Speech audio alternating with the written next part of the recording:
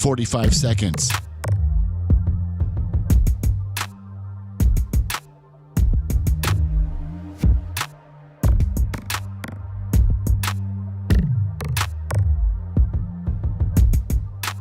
Seconds.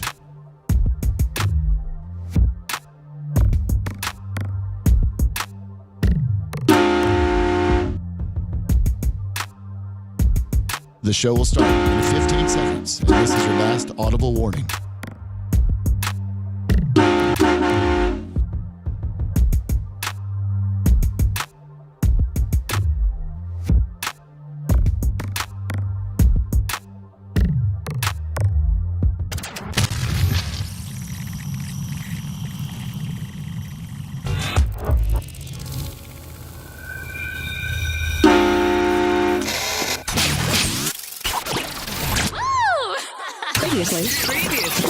Previously on the Bubba the Love Sponge Show. Straw appears bent in a glass of water. It's bad. What is the light bending called? The light bending? Yes. What is the light bending? A fold?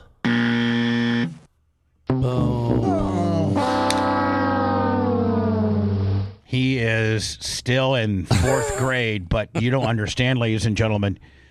He could be in third grade Friday. You're listening to the Bubba the Love Sponge Show.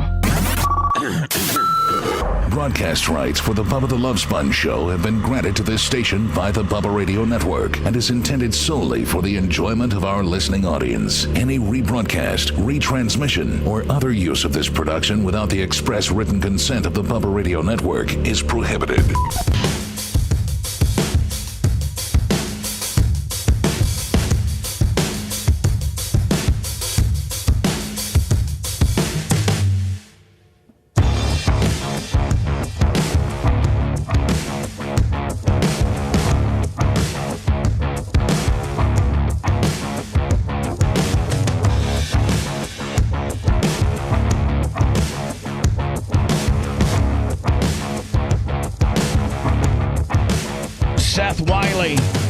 Right out of the hole today for the Babyface effect.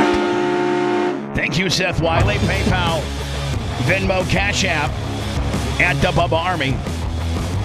Appreciate you.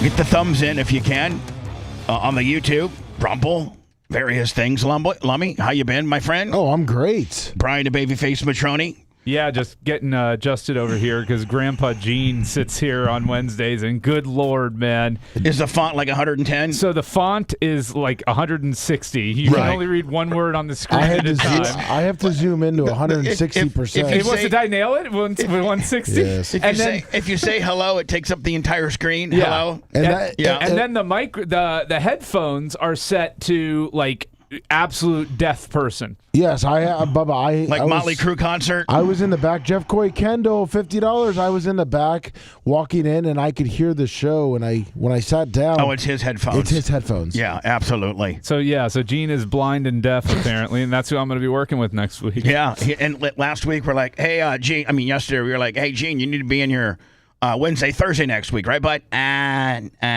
No. Wednesday, Thursday. Gene, you agreed to do 2 days in a row. We're going to take Friday off. Oh, Friday off. Yeah. Wednesday, Thursday. Now, do you want me to?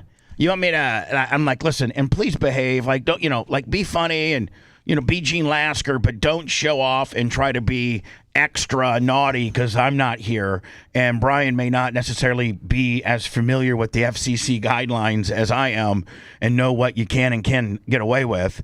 And if you say something fleeting to quickly change the topic and to scold you, I don't know if Brian knows that dynamic as well as I do, so don't push the dynamic. You want me just to sit here and shut up? Well, not really, but kind of. I mean, him sitting down and shut up, Lummy, I think is a calm, still funny Gene, but I don't need him showing out. Because, he is the kind of guy that could show out. Uncle Rucky, $20. Well, I was going to say, Babyface could just shut his mic off. Yep. But that also could make Gene just walk out.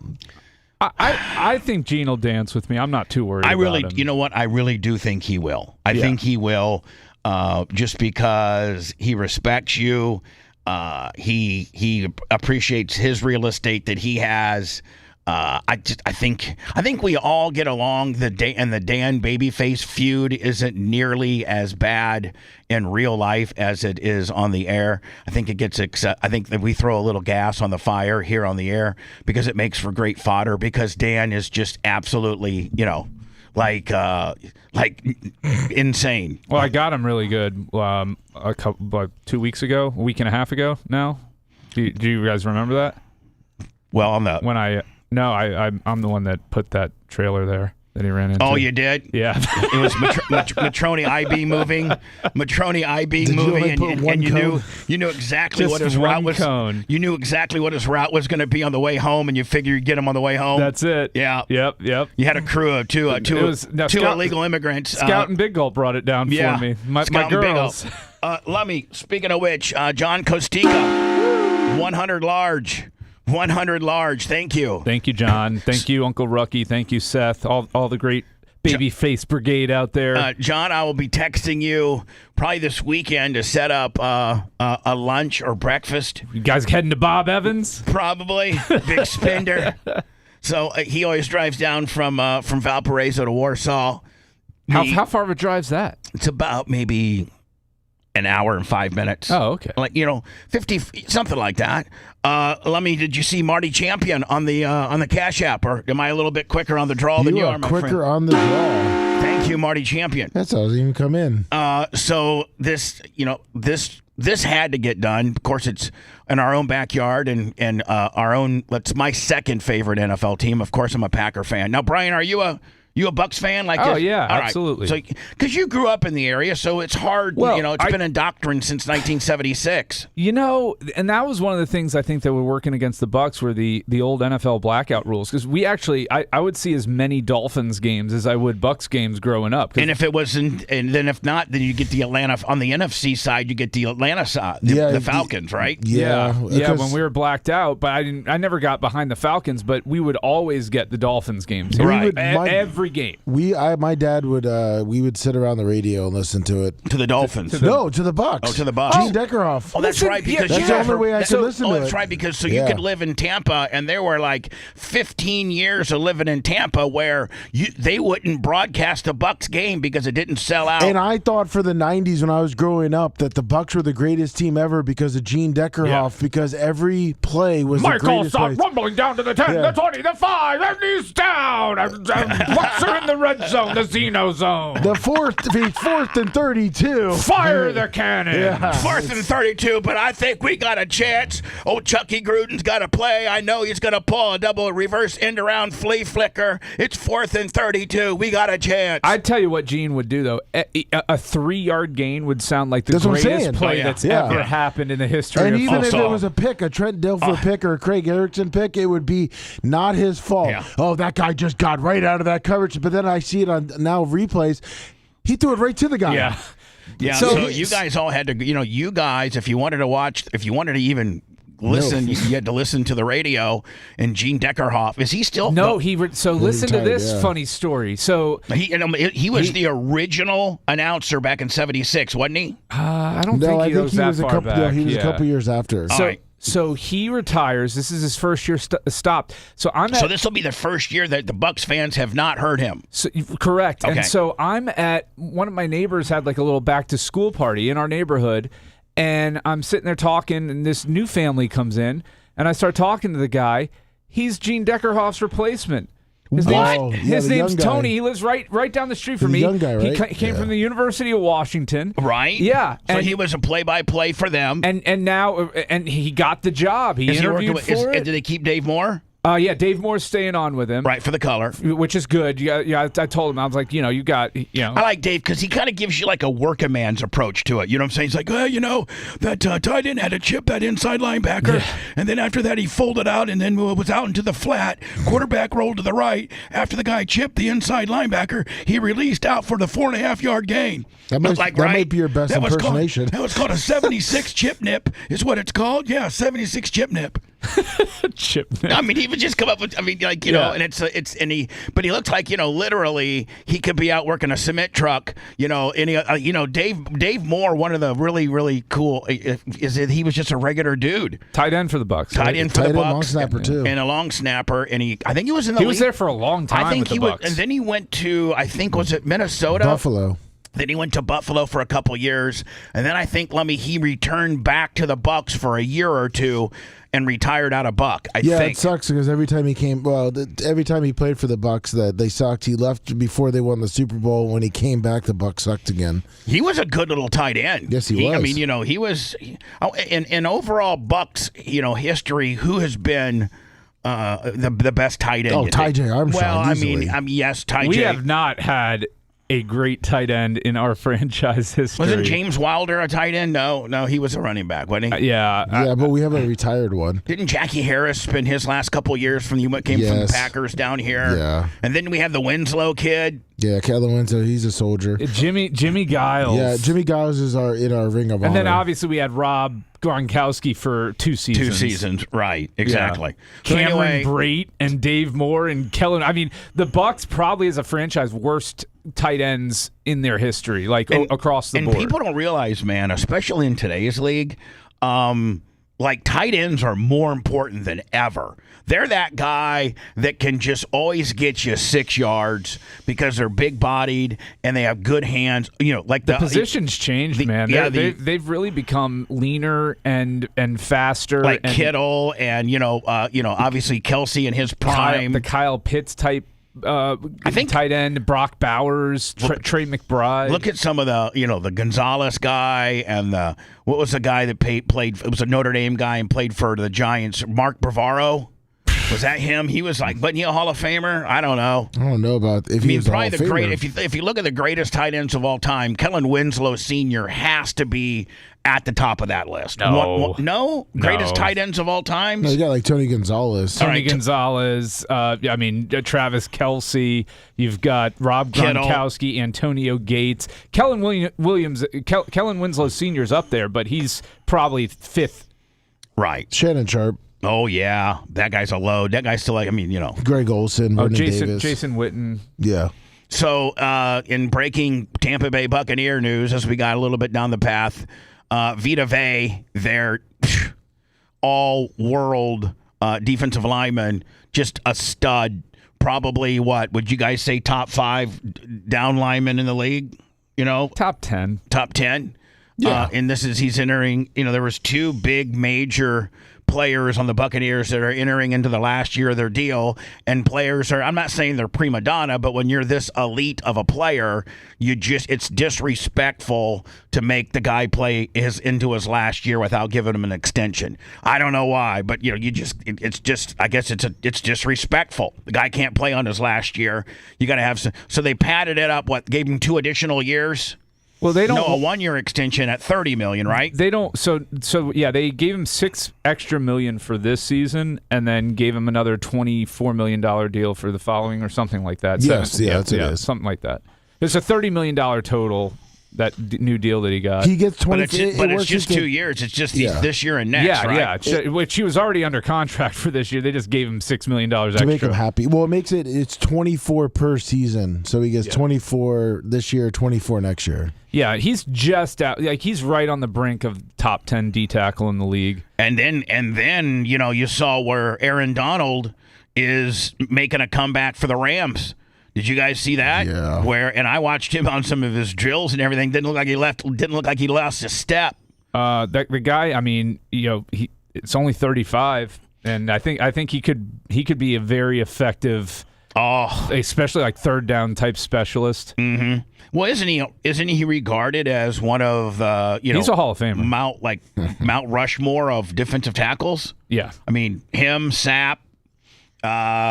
Maybe Deacon Jones, I don't know, but maybe interior linemen. It's different than the defensive ends. Defensive ends are a whole other. Reggie White. I don't know that Aaron Donald's not a DE. He's an interior lineman, right?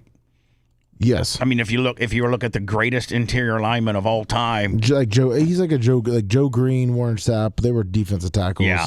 So anyway, Vita Vade gets basically a $6 million raise for this year, and then a $24 million guarantee for next. And he's done.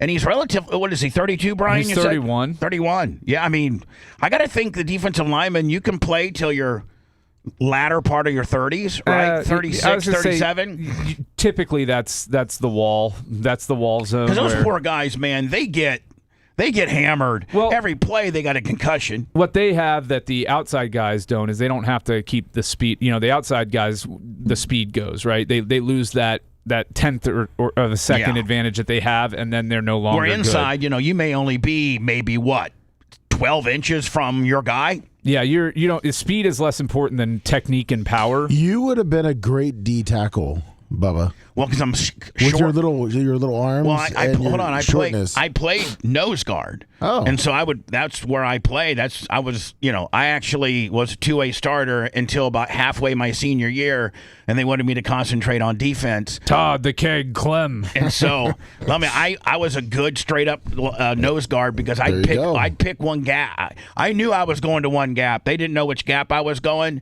and then I have, because I'm only 5'10", and I was 5'10", 235. And oh yeah, that would be perfect for the NFL. I was not an NFL specimen. I was, There's literally no position you could play in the NFL at 5'10", 235. No, not one. And so I had an opportunity to go to Indiana Central, which was Division II, and follow two or three other ball players that were from Warsaw that were a year ahead of me. And Larry Plummer had a full ride scholarship with Indiana Central, and I had half where they paid for like your tuition, and you had to pay for your housing. The Greyhound, huh? You could have been a Greyhound. I could have been a Greyhound. It's now Indy University. It's University of Indianapolis now. It was Indiana Central. It's off of Hannah. East Hannah Boulevard in south side of Indy. It's a little bit ghetto, but I had a chance to go there on a partial scholarship or be a preferred walk-on at Indiana or get a walk-on preferred tryout with Indiana State the next spring, not the fall, the next spring. So that's what I did, and I lasted a week before I blew my knee out, and I realized this is now Indiana State's Division I AA.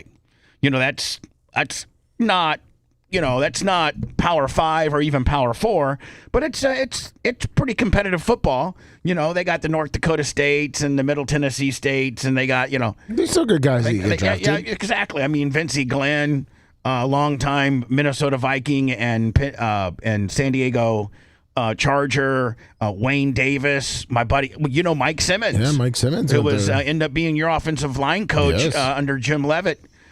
So those are the Ron Simmons' brother, right? I don't know. So I can remember I try out.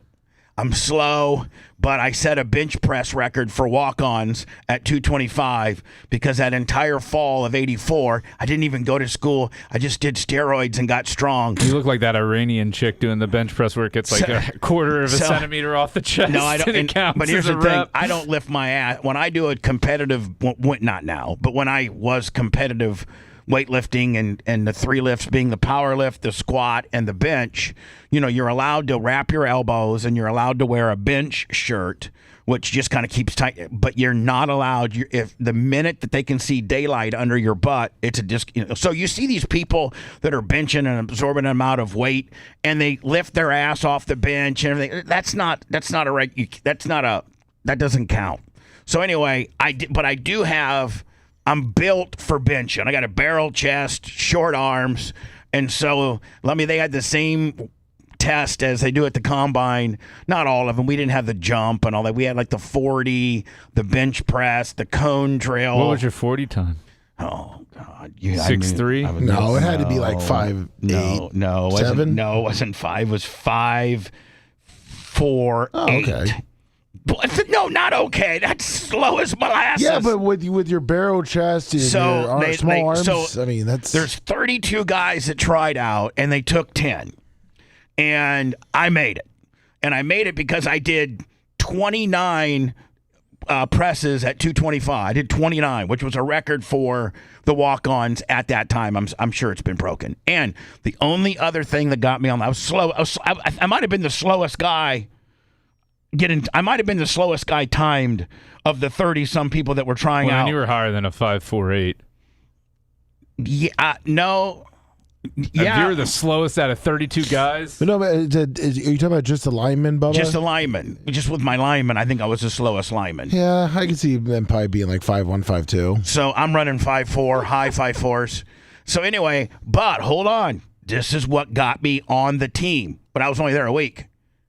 I could long snap like you wouldn't believe. That's a great skill to have. So my dad, when I was going from 6th grade, I played center in 4th, 5th, and 6th grade. Lummy, we had tackle football back then.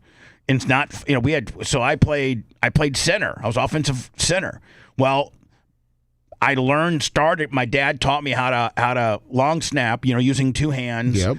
And I got to be. How did he learn how to long snap? Because he was a long snapper. Oh, really? Yeah, he was a long snapper. And so my dad goes, listen, man, you can be like not necessarily the best lineman, probably even second or third on the depth chart, but every team, especially on the lower, more rudimentary levels, everybody needs a good long snapper.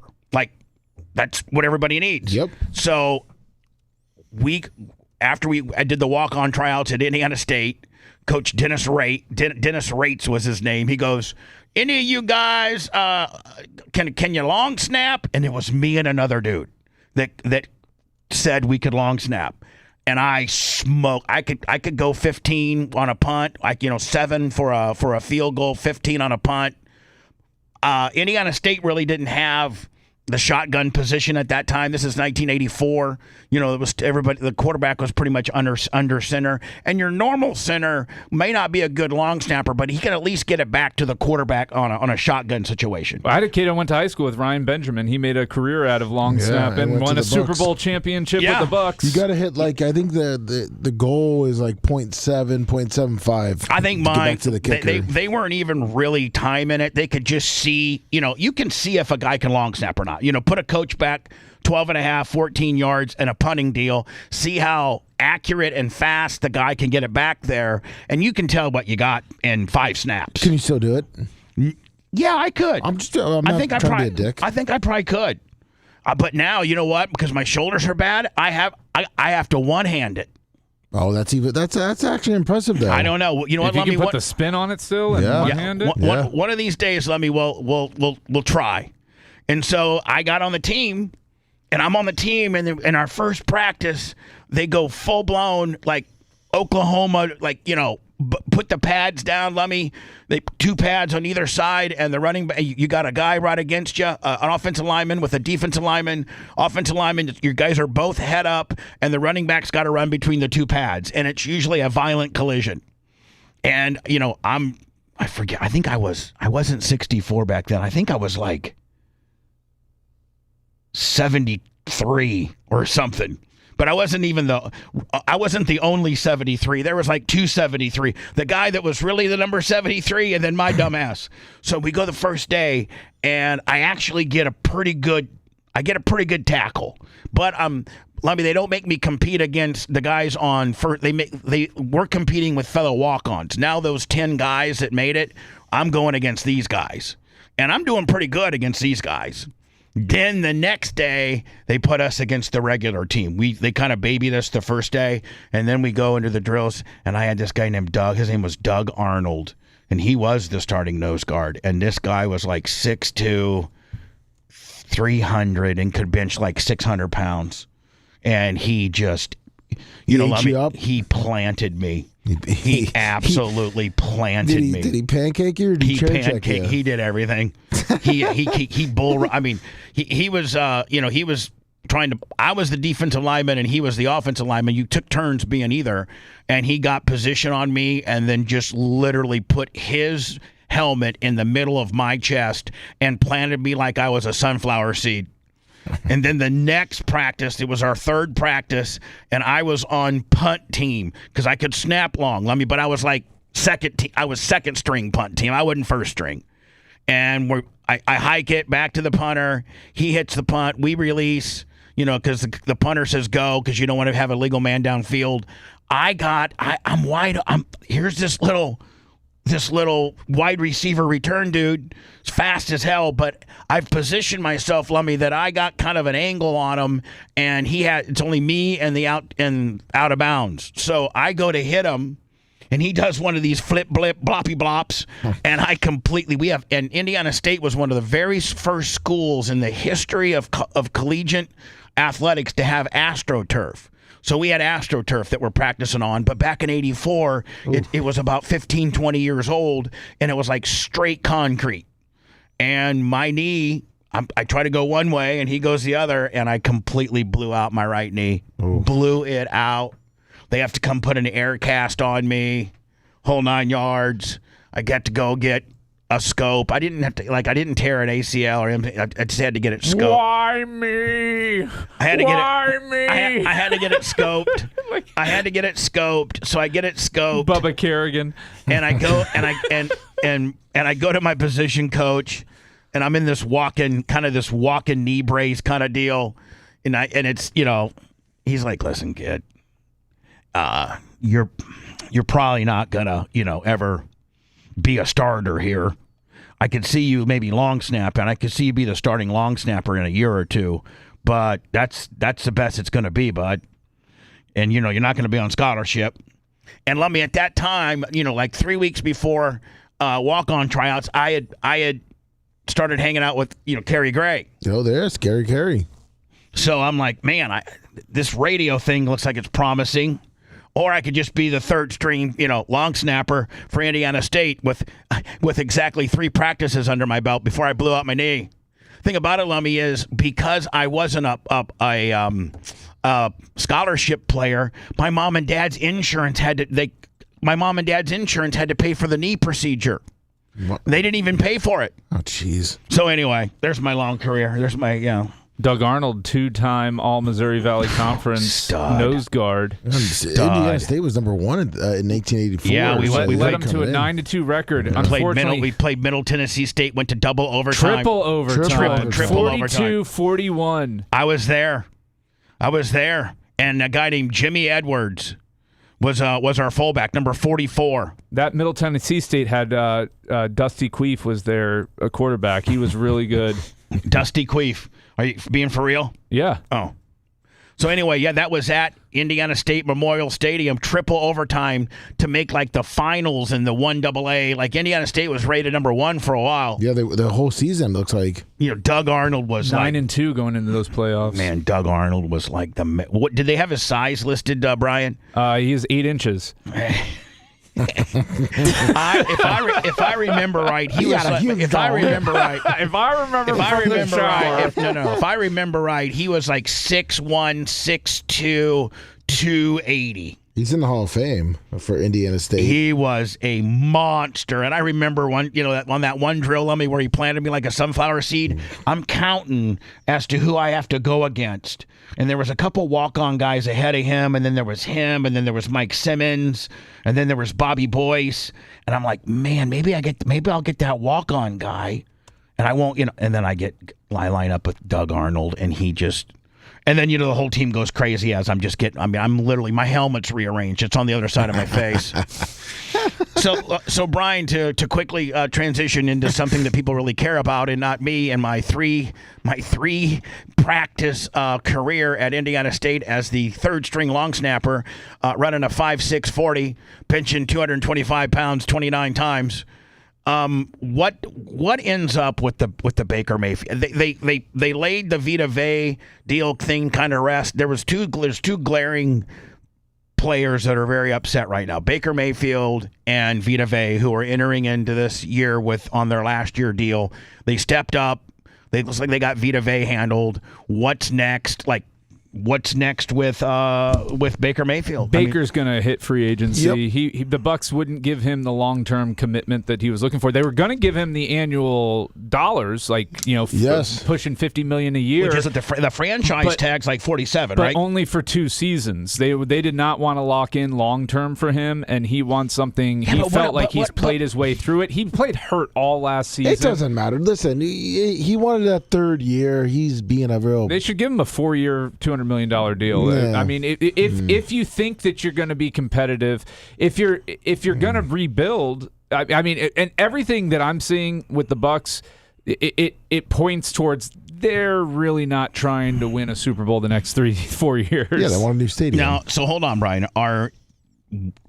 Is there anybody in college that they, who's the stud that's going to be, what's the class of quarterbacks? I mean, Arch Manning's going to be out there if he keeps performing. Is he that good though? Like it's like I see I don't know. I've not watched a lot of his games, but I feel like there's a lot of hype, a lot of he John played Mann's, really well at the end of last season. So I can't speak for what type of quarterback he's going to turn into in the NFL. He does have the pedigree.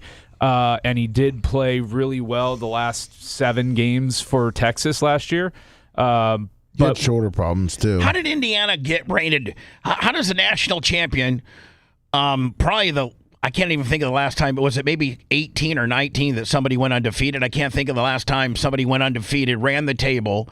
Indiana won obviously the national championship, and they're pre-ranked at 6. Well, because they lost their starting quarterback. I mean, that's everything in college football. Yes. So you lose your starting quarterback, you're going to fall down. And then I'm seeing various things where they think Notre Dame kind of got shafted. They should actually be the number 1 team, or I don't know. Join a conference then. Yeah. Yeah, listen, I grew up 51 miles from the Notre Dame campus. Huge Notre Dame fan, but I'm with you. Like, okay, the Independent was good, and made sense when you cut. Here's the deal. They don't want to share their NBC money with anybody because they get such a large amount from NBC to have the exclusive broadcast rights of Notre Dame, whereas if you're in the Big Ten, you're in SEC, ACC, I think you have to split the television revenue equally amongst however many people are in the conference. Yeah, and the rest of the league should just say, you know what, we're not going to share our pennies with you, so go play someone else, which you can do. Since they're independent, I don't know. Realistically, no college has to play Notre Dame. No. Realistically, no program is in the same conference where they have to play Big Ten people have to play Big Ten people. SEC, you got to play people within your conference. That's the rules. And 1 year, you're at their place. Next year, they're at your place. But Notre Dame is an independent, and what advantage does a program have?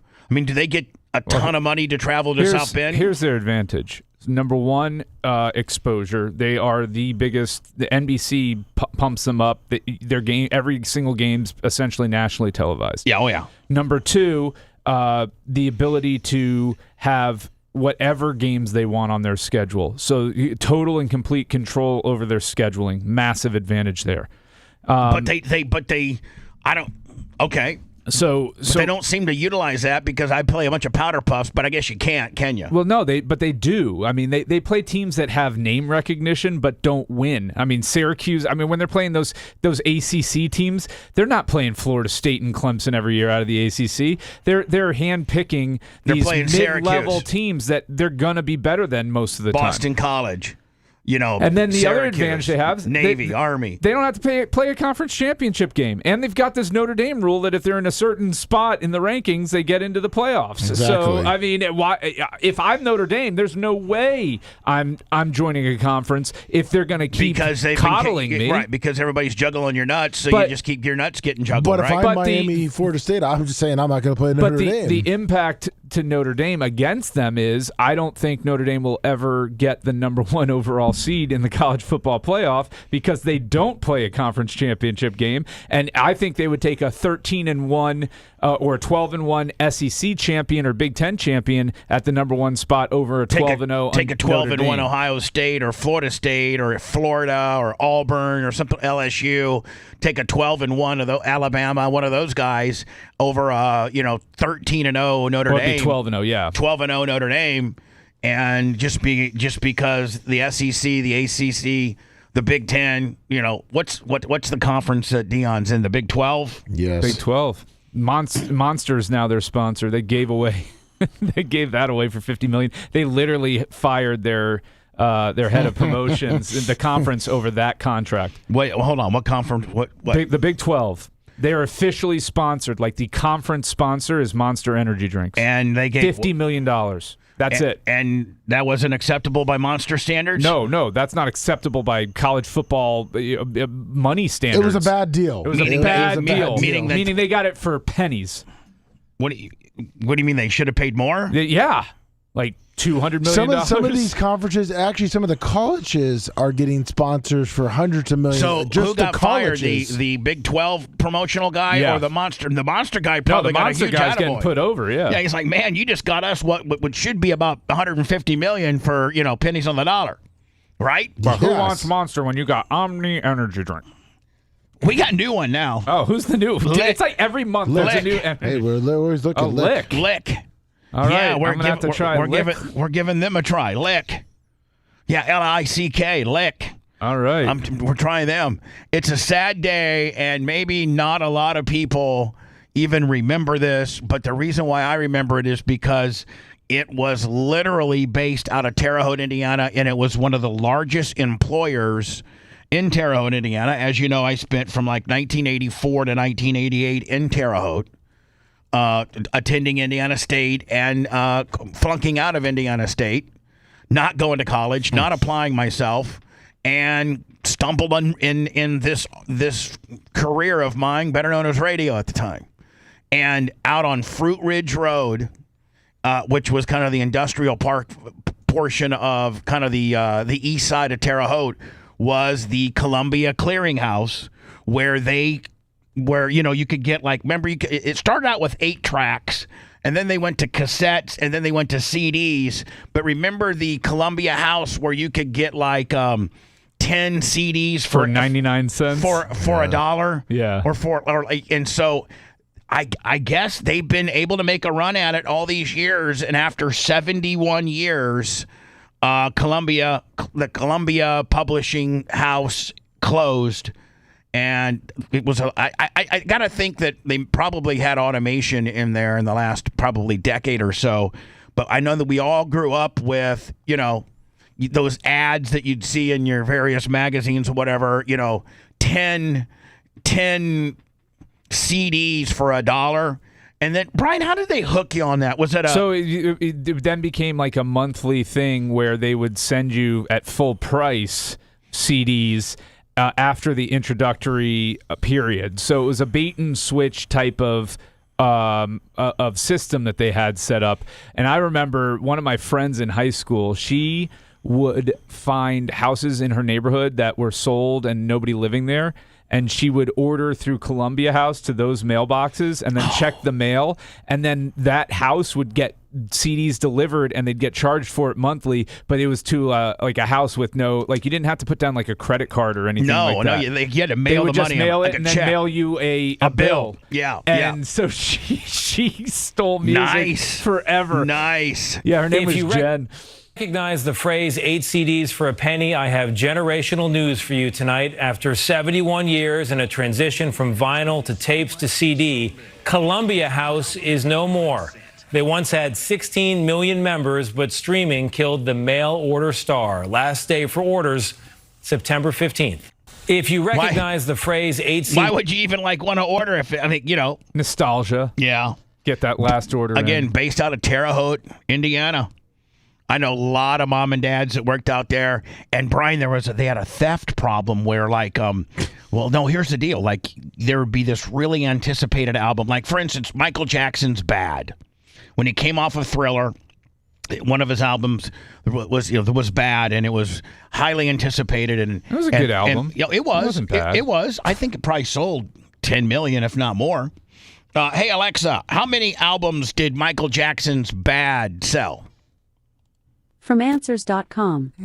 Michael Jackson's Bad has sold more than 30 million copies worldwide. Yeah. So anyway, Brian, they manufactured,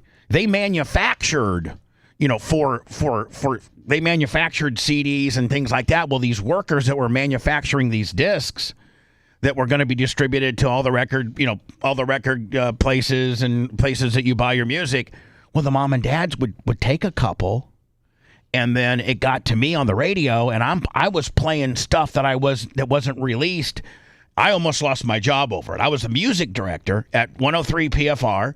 And I had a couple friends whose dad worked out at Columbia Clearing Pub, and they also not only did they fulfill people's 8 CDs for $1, but they also manufactured the discs from taking them from, I guess, whatever source they had, probably tape at the time, to CD. Well, they would sneak out, and I didn't have any album art or nothing. It'd just be a disc that said whatever the song or whatever the album was. I'd sometimes get them.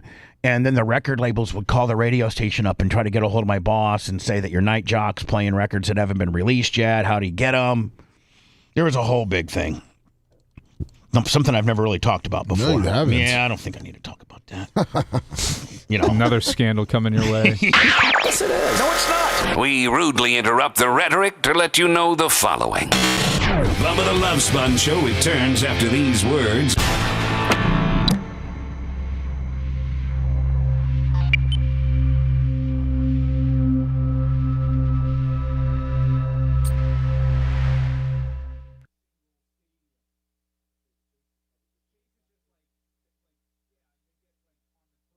Stuff, but this is built into the Big 12 logo essentially, and the patches look terrible. Because West Virginia just locked the. Look, they get. Where is it?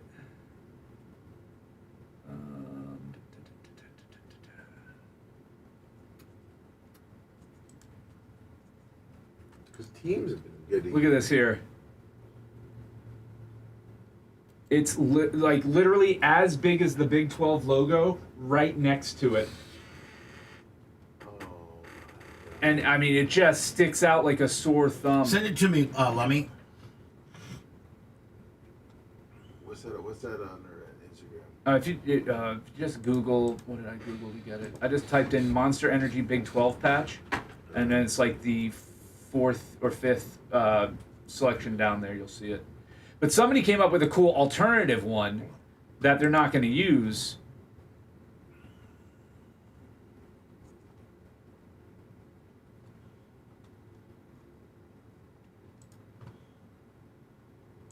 Law, not the West Virginia one. Yeah, West Virginia and Kansas. Candidate Abdul Al-Sayed was caught in Oklahoma defending Sharia law. They tried to ban Sharia law not a decade ago. This is a keynote speech at a CARE Oklahoma banquet. He spoke for 16 minutes while he gleefully spoke about how Oklahoma's old Sharia ban had been struck down. So, Abdul, if you import third world, you actually become it. Didn't know if you knew that. Okay, this is a wild one that I'm assuming most Americans have no idea. So, Oklahoma voters overwhelmingly approved the Save Our State Amendment by about 70%. It would have amended the state constitution to require courts to rely on federal and state law and to prohibit.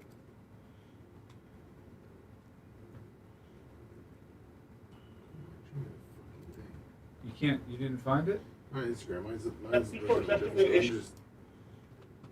I find articles. There's not.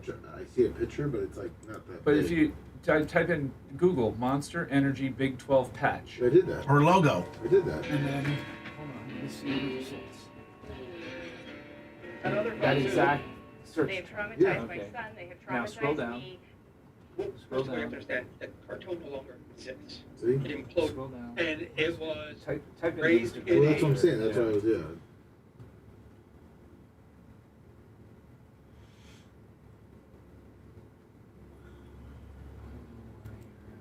Yeah, that's what. Yeah, I see yours because it has a nice big fat logo, but not a big fat picture.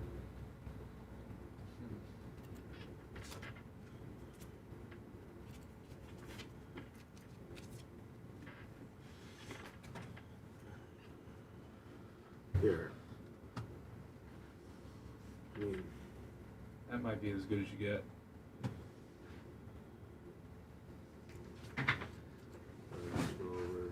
yeah, I'll just.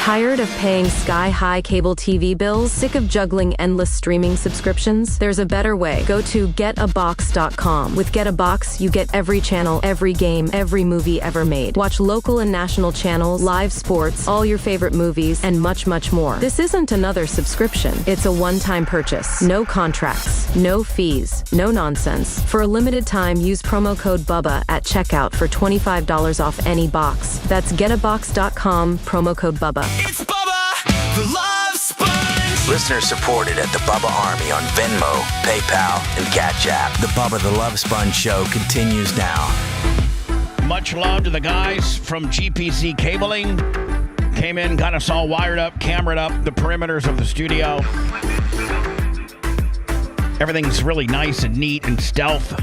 If you're looking for, anyway, from Orlando to Tampa to Jacksonville to the Keys, GPC's has the whole entire state covered. Called GPC Cabling today, 813-524-6794. Visit gpzcabling.com. Florida's premier low-voltage contractor, whether it's security cameras, whether it's your internet, whether it's, whatever. Anything to do with low-voltage wiring, surveillance, security systems, they got it. Appreciate you guys for being a huge client on the show. gpzcabling.com. Those cameras are super clear, by the way, too. Oh, yeah, we got this. Macho's, has his pants off watching those back there. Easy. Sorry. Easy. Don't tell him Macho having his pants off. Oh, yeah, I got my pants off. GPZ. Oh, yeah, I got a crystal clear surveillance 24 perimeter Willie. Man, so the Rays won last night. Whew, barely, scary one. Barely. They're 5 up on New York. I did the math this morning when I was eating my breakfast. I think they got 36. Brian will definitely chin check me on this. I think they got 34 or 36 games. 36 games left.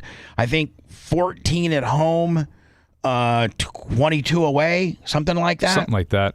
The big killer is going to be that 4-game last, I think your last series of the year, isn't it? A 4-game series in New York and Philly. Well, they've got New York, Philly, and Boston to end the season. Yeah, so I think they go New York, Boston, Philly. I think, and Boston's at Boston. Yeah. So with New York, we just have to take one of the 4, and there's a doubleheader in there. If we take one of the 4, we win the season series, which means if we finish with the same record we win as the Yankees, we win the tiebreaker. Right. So you're okay. Essentially, it's this: if the Rays play 500 baseball the rest of the way and win one of those games against the Yankees in that 500, the Yankees would have to win essentially 2 out of every 3 games from here on out in order to. I think they're on a pass 3-game us. winning streak right now. They aren't are. They are. But man, they're winning some super close games. Their offense is not very potent, and I know they're waiting on a couple guys to come back. But who do we got they're coming running back? out of time to close the gap. Do we got anybody coming back? We got Manuel Rodriguez. He's a really good high leverage relief pitcher that's going to be coming back. So we've got that to look forward to. You know, the September call up will be interesting to see who the position player is that they bring up. Do they get 1 or 2 extra They slots? get 2 slots. One can be used on a pitcher, and one can be used on a fielder. All right, so your 40-man roster goes to 42. No, it stays 40-man. Your 24-man active goes to 26. Oh, okay. Meaning guys that suit up for the game. And that means, guys that are with the big league club. Right. You can actually sitting on the bench there in Tampa. As long as or you're St. Pete. in uniform, chewing sunflower seeds, spitting them out. Yeah, but so there's a lot of guys that don't play, right? There's there's 11 guys on a team, right? On the starting positions. No, that's football. That's nine spots. Yes, right. Yeah, 9. I got it. 5 in NBA, 5 on the ice, 9 on the baseball diamond, 11 on the football field. There you go. I think that's all I need to know. Technically, you can say 10 sometimes on baseball. Well, with the designated hitter? Yes. No, come on. Nope. I guess. Well, yeah, there's 10. Right. There's 10 men that are actively playing the game. Exactly. Right? Yes. Yeah. Now, speaking of which, Lummy, I think, did you send this to me, the 16-year-old girl man, from Tennessee? Yeah. Signed I guess she's in trouble. She's been hit with juvenile charges and disorderly conduct, and she's been banned from school property. I don't know what on earth. This isn't a mom. This isn't an adult. This might be a girlfriend of maybe the opposing team. No, these are like middle schoolers, and she's 16. Oh, okay. So she's like, a sophomore or something like this. These kids are in middle school. Here's the play in question right here. I don't think there's any sound.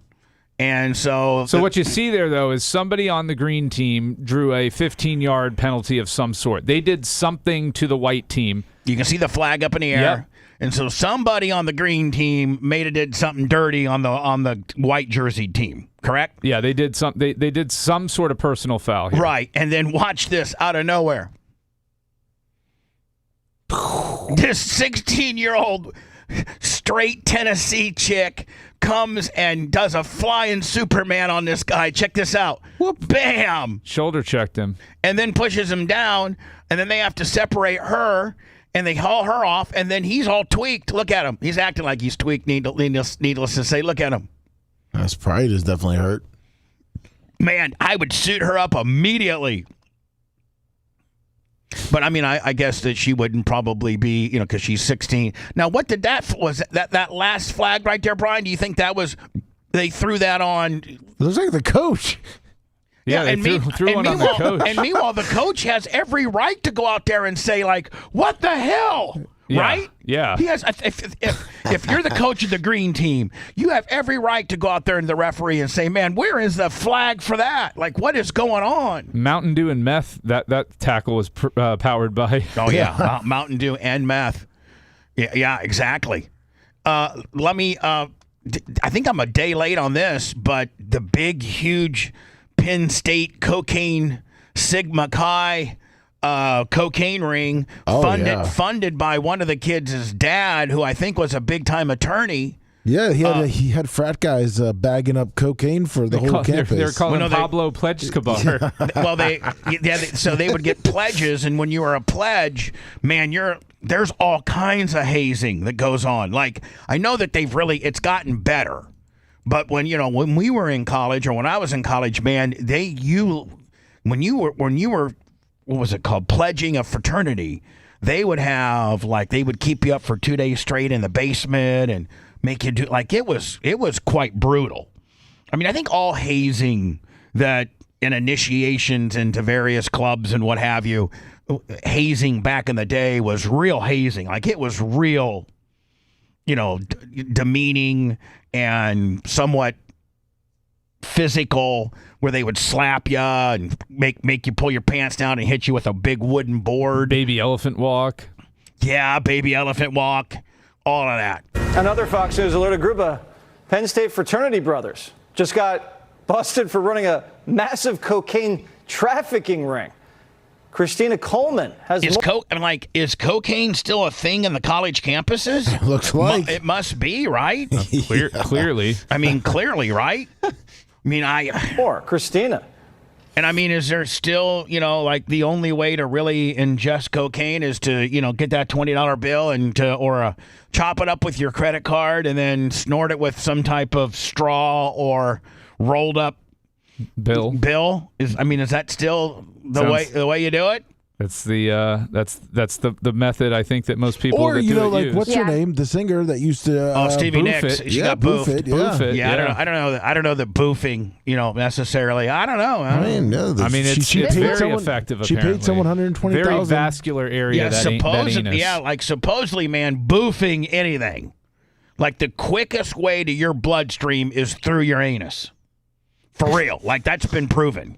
Yep. This is a massive cocaine ring. It's crazy how much money these kids were making. So apparently a group of Penn State college boys are accused of running a huge cocaine ring out of their own frat houses. Police say the group trafficked as much as... Here we go.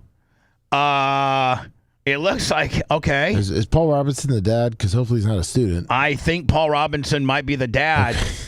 No, it's like the movie Old School here. He's a pledge. And Thomas Robinson's probably his son, and then all the other people that's very hard to pronounce probably were various heads, of distribution, right? I don't know. Yeah, they charged 14, so. A kilo of cocaine at a time onto campus, and they were apparently making some serious cash, with court docs stating... I wonder what a kilo of cocaine... They're about to tell us, I think. ...goes for. One pickup had cost about $22,000. So does that mean they paid $22,000 for the kilo? I guess. Yeah. And then they chop it up and step on it and then distribute it to others. We're going to New York State, and they had sources, and just like any other drug trafficker, they were bringing it to Penn State.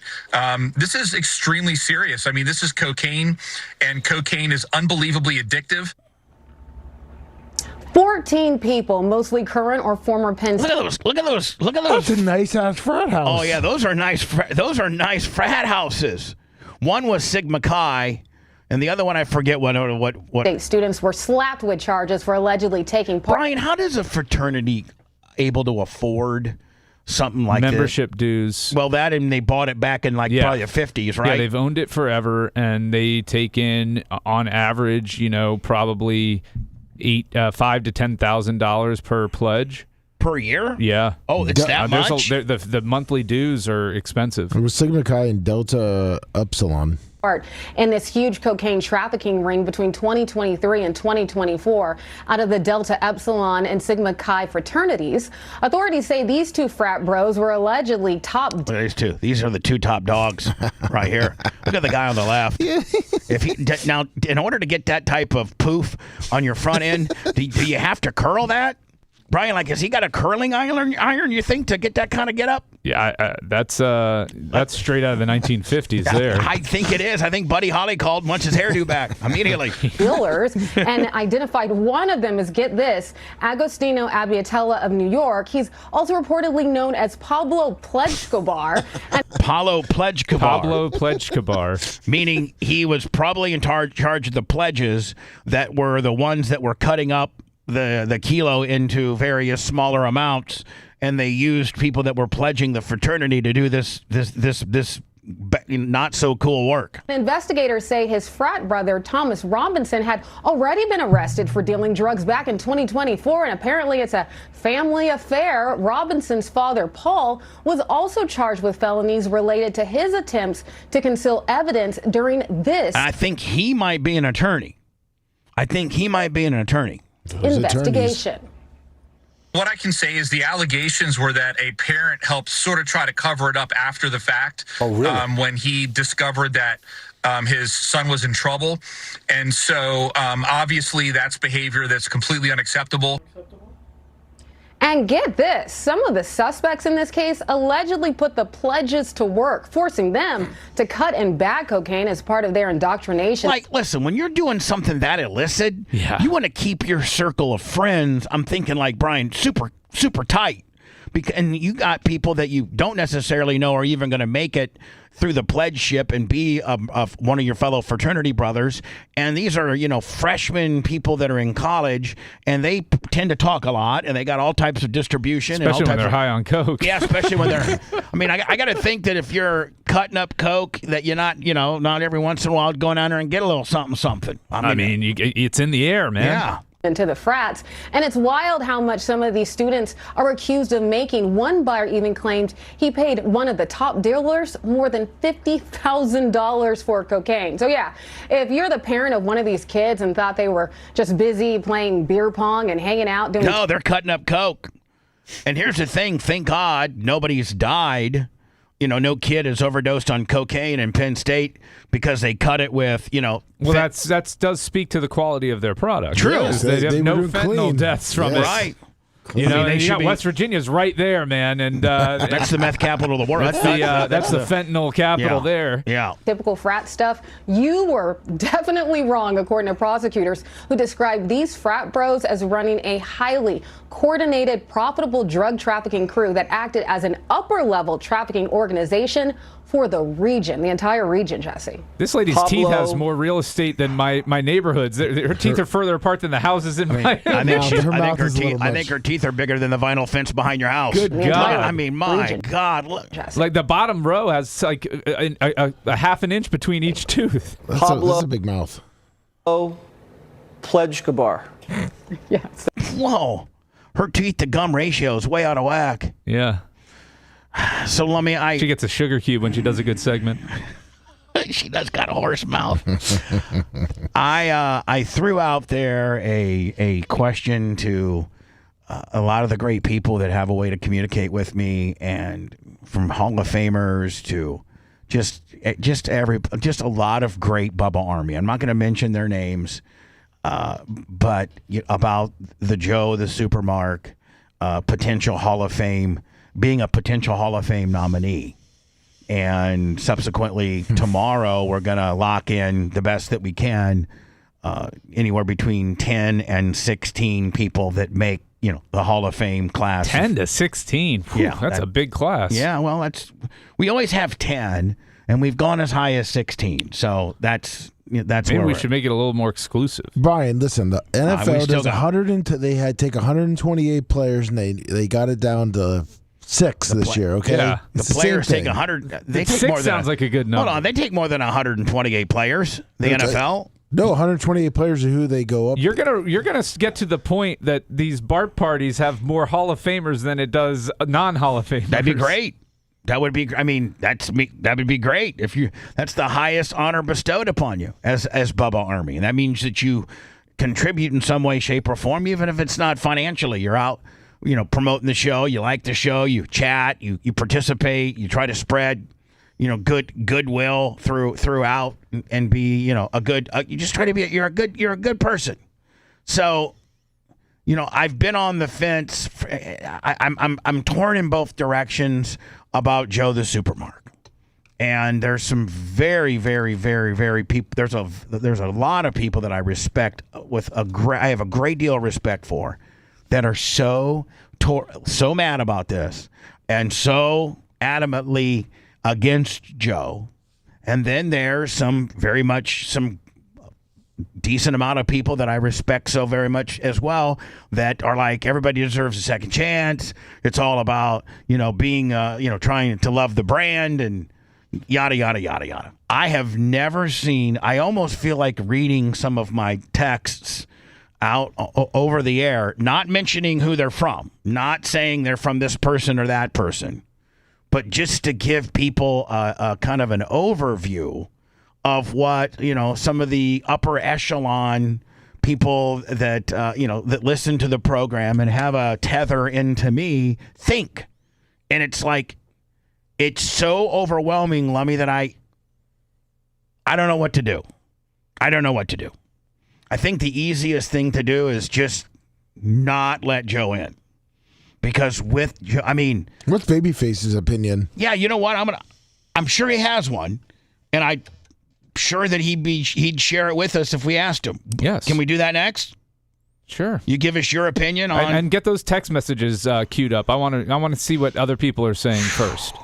Okay. All right. So so the format of how we're going to do this, the way you would prefer, would be I read the cross section of text messages of people that I respect very much, that love the show very much, that participate very much, that are probably a lot of which are current Hall of Famers, upper echelon Bubba Army people. I've probably heard from here. I can tell you how many I've heard from. I don't know if I read them all. I think you read the highlights. I think the ones that have not just don't want it, nothing boring like that. 1, 2, hold on here. 3, 4, 5, 6, 7, 8, 9, 10, 11, 12. I got about 12 of, I don't know. Do I read all 12? Probably. I mean, we got plenty of time. We do got three question Thursday today to do. In one segment, Lummy, I'm going to put Brian behind the board here and see if he can run the show a little bit. Oh, nice. As practice. Oh, nice. And I'm going to go sit where Brian sits, and Brian's going to sit where I sit. And we're going to see if we can pull this off. But that's going to be a little bit later towards the show. So, Lummy, I'm going to read my cross-section of people that have reached out to me and their opinion of Joe. And then we're going to ask Brian's opinion. Brian, you're going to do that after you've heard the rest of the texts. We'll do that next. Stand by. If you liked that segment, then you'll definitely like the new redesigned BubbaArmyHQ.com. We'll be back to the Bubba the Love Sponge show after this.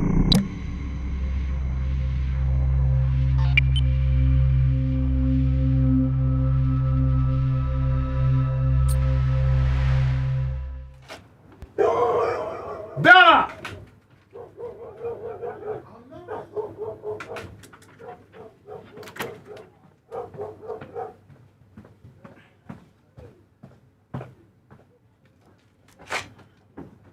Bella! Erica, why do you leave her out when we're going into breaks? We go to break.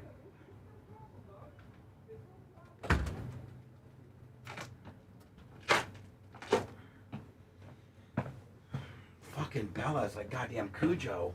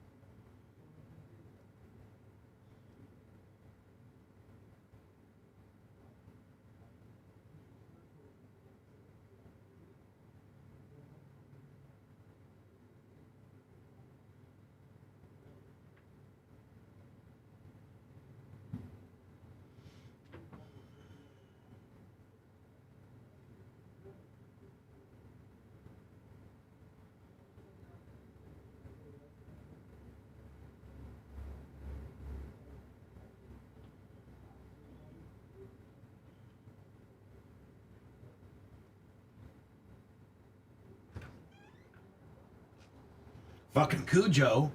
It's all good, man. She is a good. she's doing. She's a good watchdog. She's doing what you want her to do. She didn't attack me. She ended up letting me pet her. But guess who she would attack? Dan? Yep. Oh, yeah, she's got a good judging character. She for some reason, she likes you and Gene, and she doesn't like Dan. She came wagging her tail over, let me pet her, give her scritches. All right. How we doing, everybody?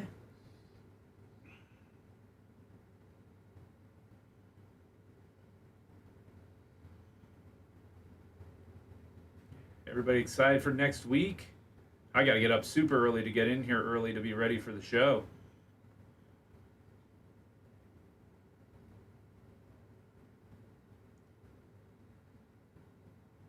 Probably should have sleep here Wednesday night. Probably should. Yeah. For real. I'll get you all set up. I'm just joking. What's up, Sicilian? You're only at 4:30 in the morning. You probably are only, what, 25 minutes from here? 30. Okay. It's a 30-minute drive. With me, you know, going a little bit over.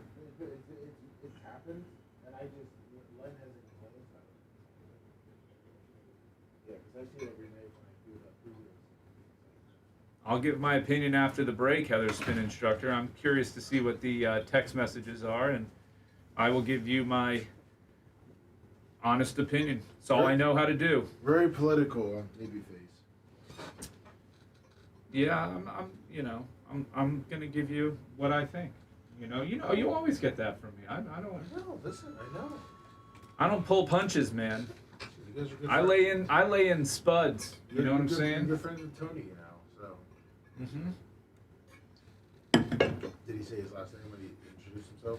No, he didn't introduce his full name. Because I'm curious on how he says his last name.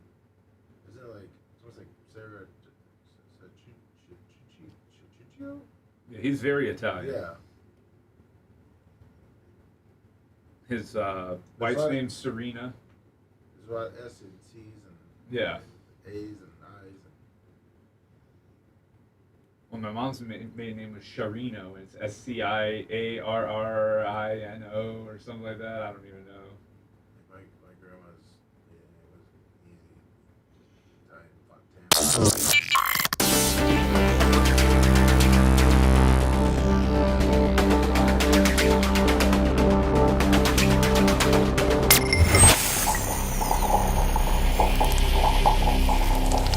Morning's most dangerous conversation continues. We are back, you ready? It's Bubba, the Love Sponge Show. The Bubba, the Love Sponge Show. Thursday, August 20th, 2026. The Bubba the Love Sponge Show. Brian Petrodi, the Babyface. And we're going to get his opinion on Joe the Supermark here right after I read the dozen or so text messages I got. I'm not going to mention who they're from. I'm just going to give you kind of a cross-section of how people are thinking.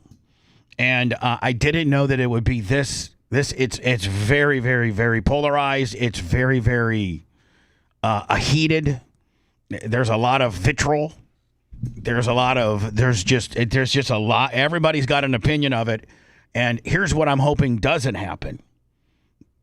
Whatever I decide, that I don't actually lose great, outstanding, very, very, very well-vested, long-term Bubba Army people that I absolutely think so highly of, that if it goes the opposite way of what of what you want or what your opinion is, that you're not upset with me. Because I'm in virtually a trick bag. I should have not even brought it up. But I was getting all this chatter. I know you do monitor chat, and chat is a hard no, isn't it?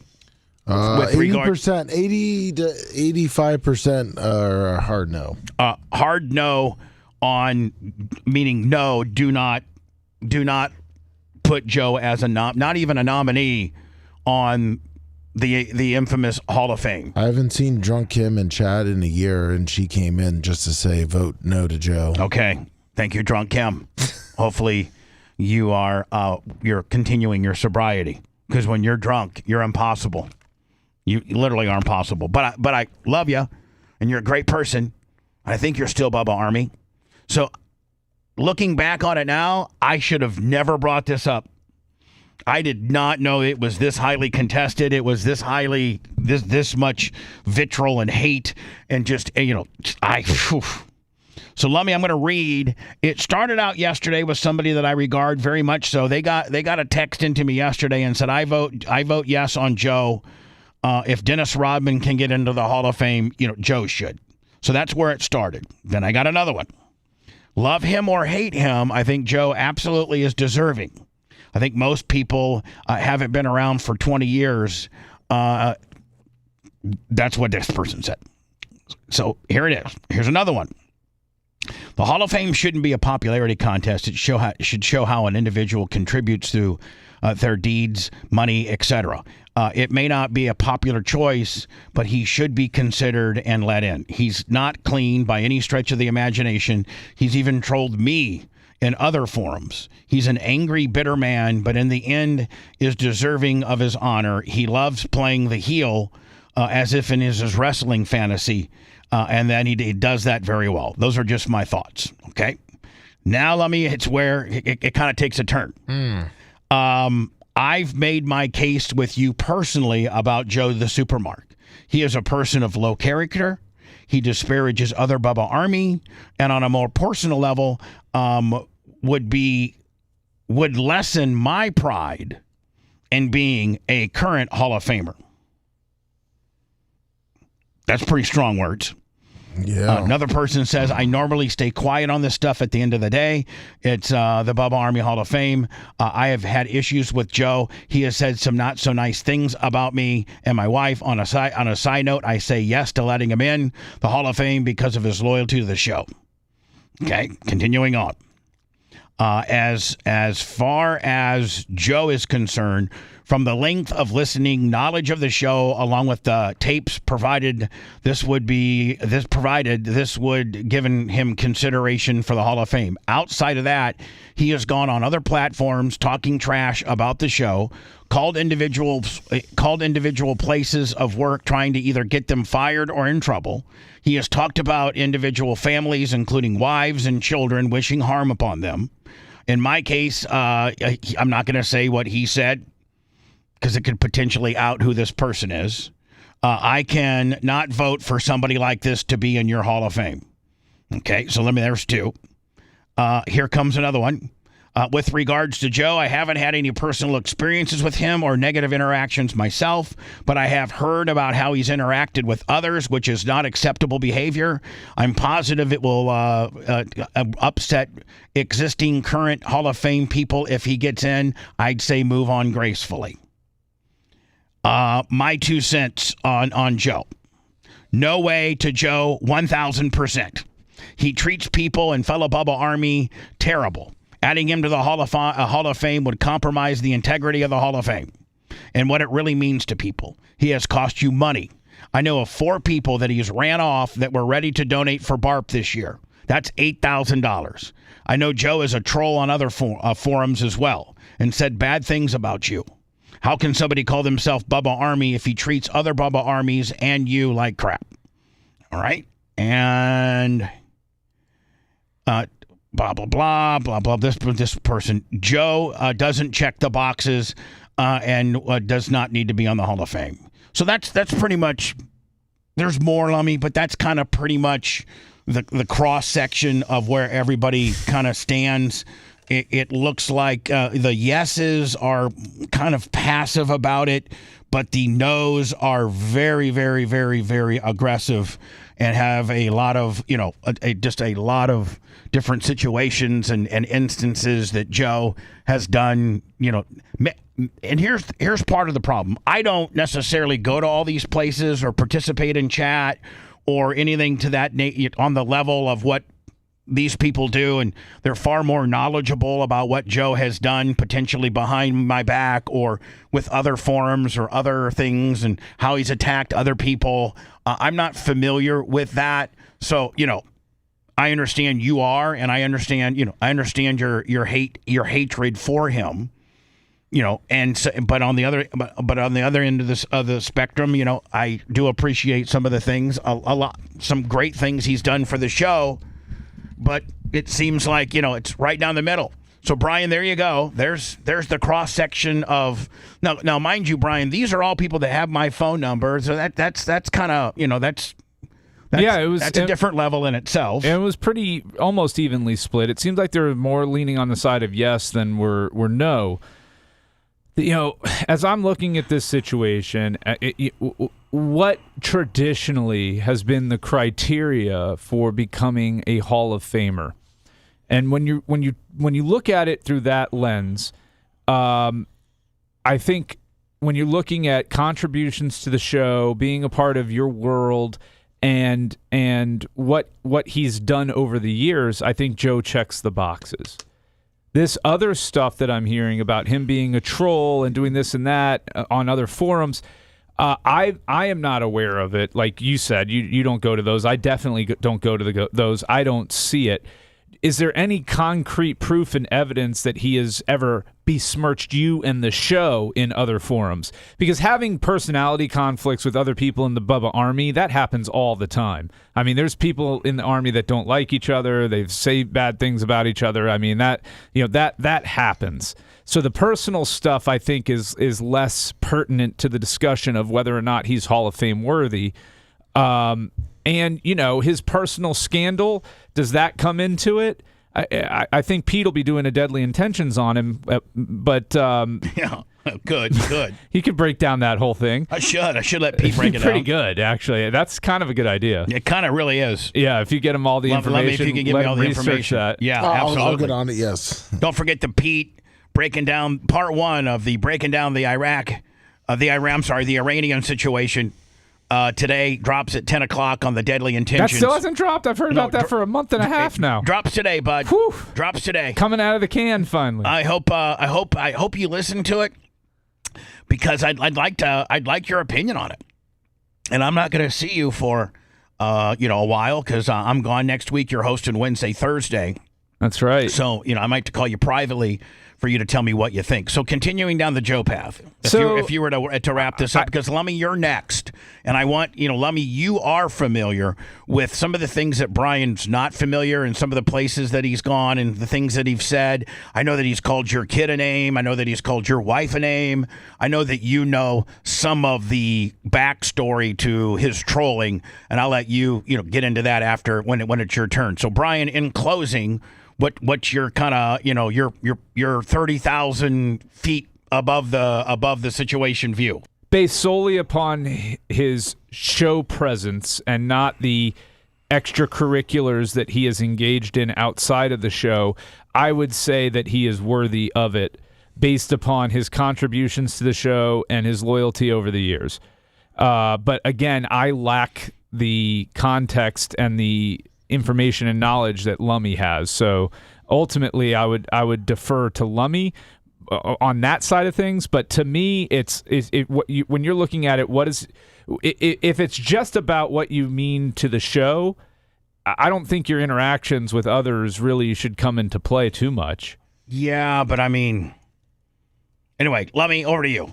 I mean, I think a better example is I got some really, really, really important people that I really care for a lot, that I put a lot of credence in what they think, and I sometimes ask them advice about the program on an unbiased opinion, and they'll tell me good or bad, even if I don't want to hear it. And those people are very adamant about him not being in it, for it besmirches the really great people that are in it that haven't done the things he's done with regards to the outside of the show behavior. But trolling in what sense? You're getting into pissy fights with people. I mean, that really, name calling. I don't know that I need that, though. I don't need that. The highest level of our fan entity, so to speak, is obviously the Bubba Army Hall of Fame. And when you got a person that's really, really been disrespectful to a lot of the females that are on chat. Almost every, except for the exception of Maria Guatemala, because I think she runs his fan club. But because he's worked her. Let's not forget, Lummy, Joe knows how to work. Like No, Joe's a good worker. Joe is a good worker. Joe thinks he knows how to work, and he's worked himself into a real modern day shoot right now. This is a shoot, and thank you, Brian, for your inside. So everybody's saying, oh, he's tried to get people fired from their jobs. Provide context. Who was it? How long ago was it? What were the circumstances behind it? What did that person do to Joe to make him try to get them? Are you sure it was Joe? Are you certain? That's what I'm saying. I hear everybody saying, yeah. See, it's just easier for me, before what Lummy says, before what Lummy. Let me just tell you what's easier for me, just to forget it. Like, Joe's not getting in. I'm tired. I can't take. I can't have something this divisive. I just can't. Why don't you give? It's not good for. It's not good for my mentals. It's not good for my business. It's not good for nothing. Why don't you leave it up to every Hall of Famer a current Hall of Famer gets one vote, and you leave it up to the Hall of Fame to decide if he gets in. And you could even set it at 60% that he's got to get in. Whatever you want to do. But then it's not on you. It's them. And if more than 60% of the Hall of Fame thinks that he belongs, or maybe make it 2/3, like impeachment, and see if he gets in.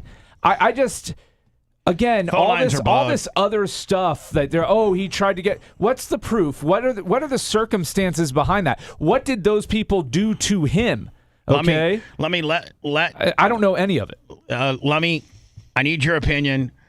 813-90-BUBBA. The phone lines are blown up. I got 3 ringing right now. I'll probably get 2 more hooked on here momentarily. 813-902-8222.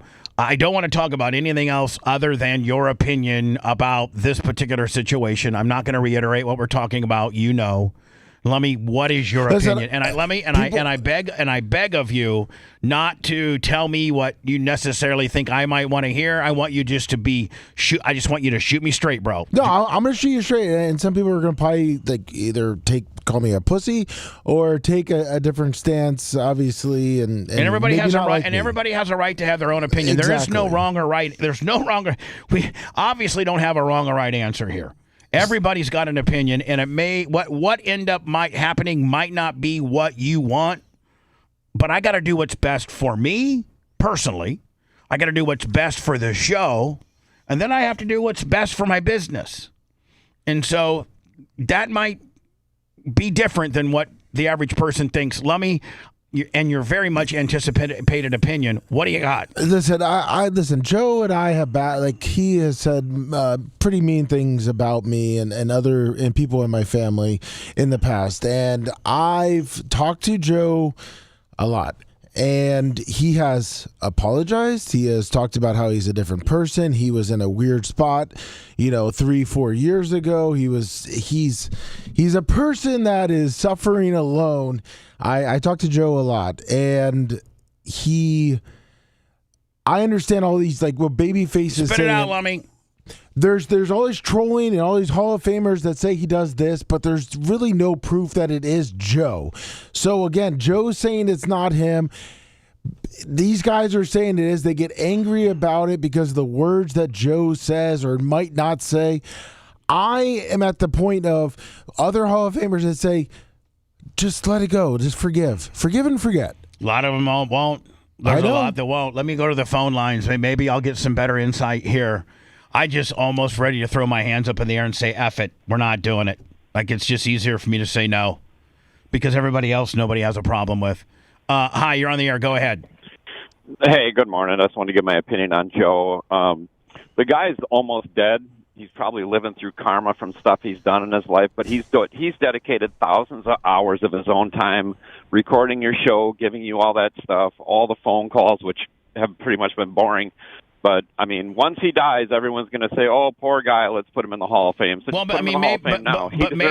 maybe that's when we put him in, is after he's died, and that's way less heat. Just like the Radio Hall of Fame. I'm never going to get in when I'm alive. Now, maybe I get in when I'm dead. Maybe they'll feel sorry for me.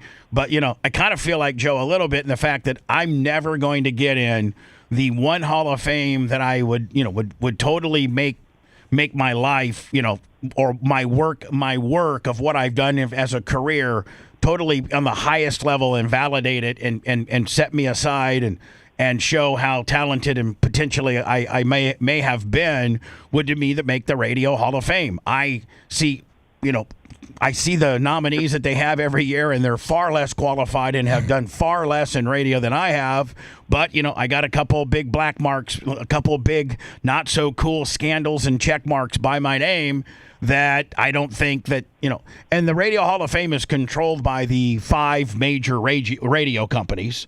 And they had so this is about me now, and why I'm not in the Radio Hall of Fame. It's not See about, how I do that? It's called a weave. It's not about me. Weaver. It's not about me, but I do understand where Joe's coming while from. We're on the subject.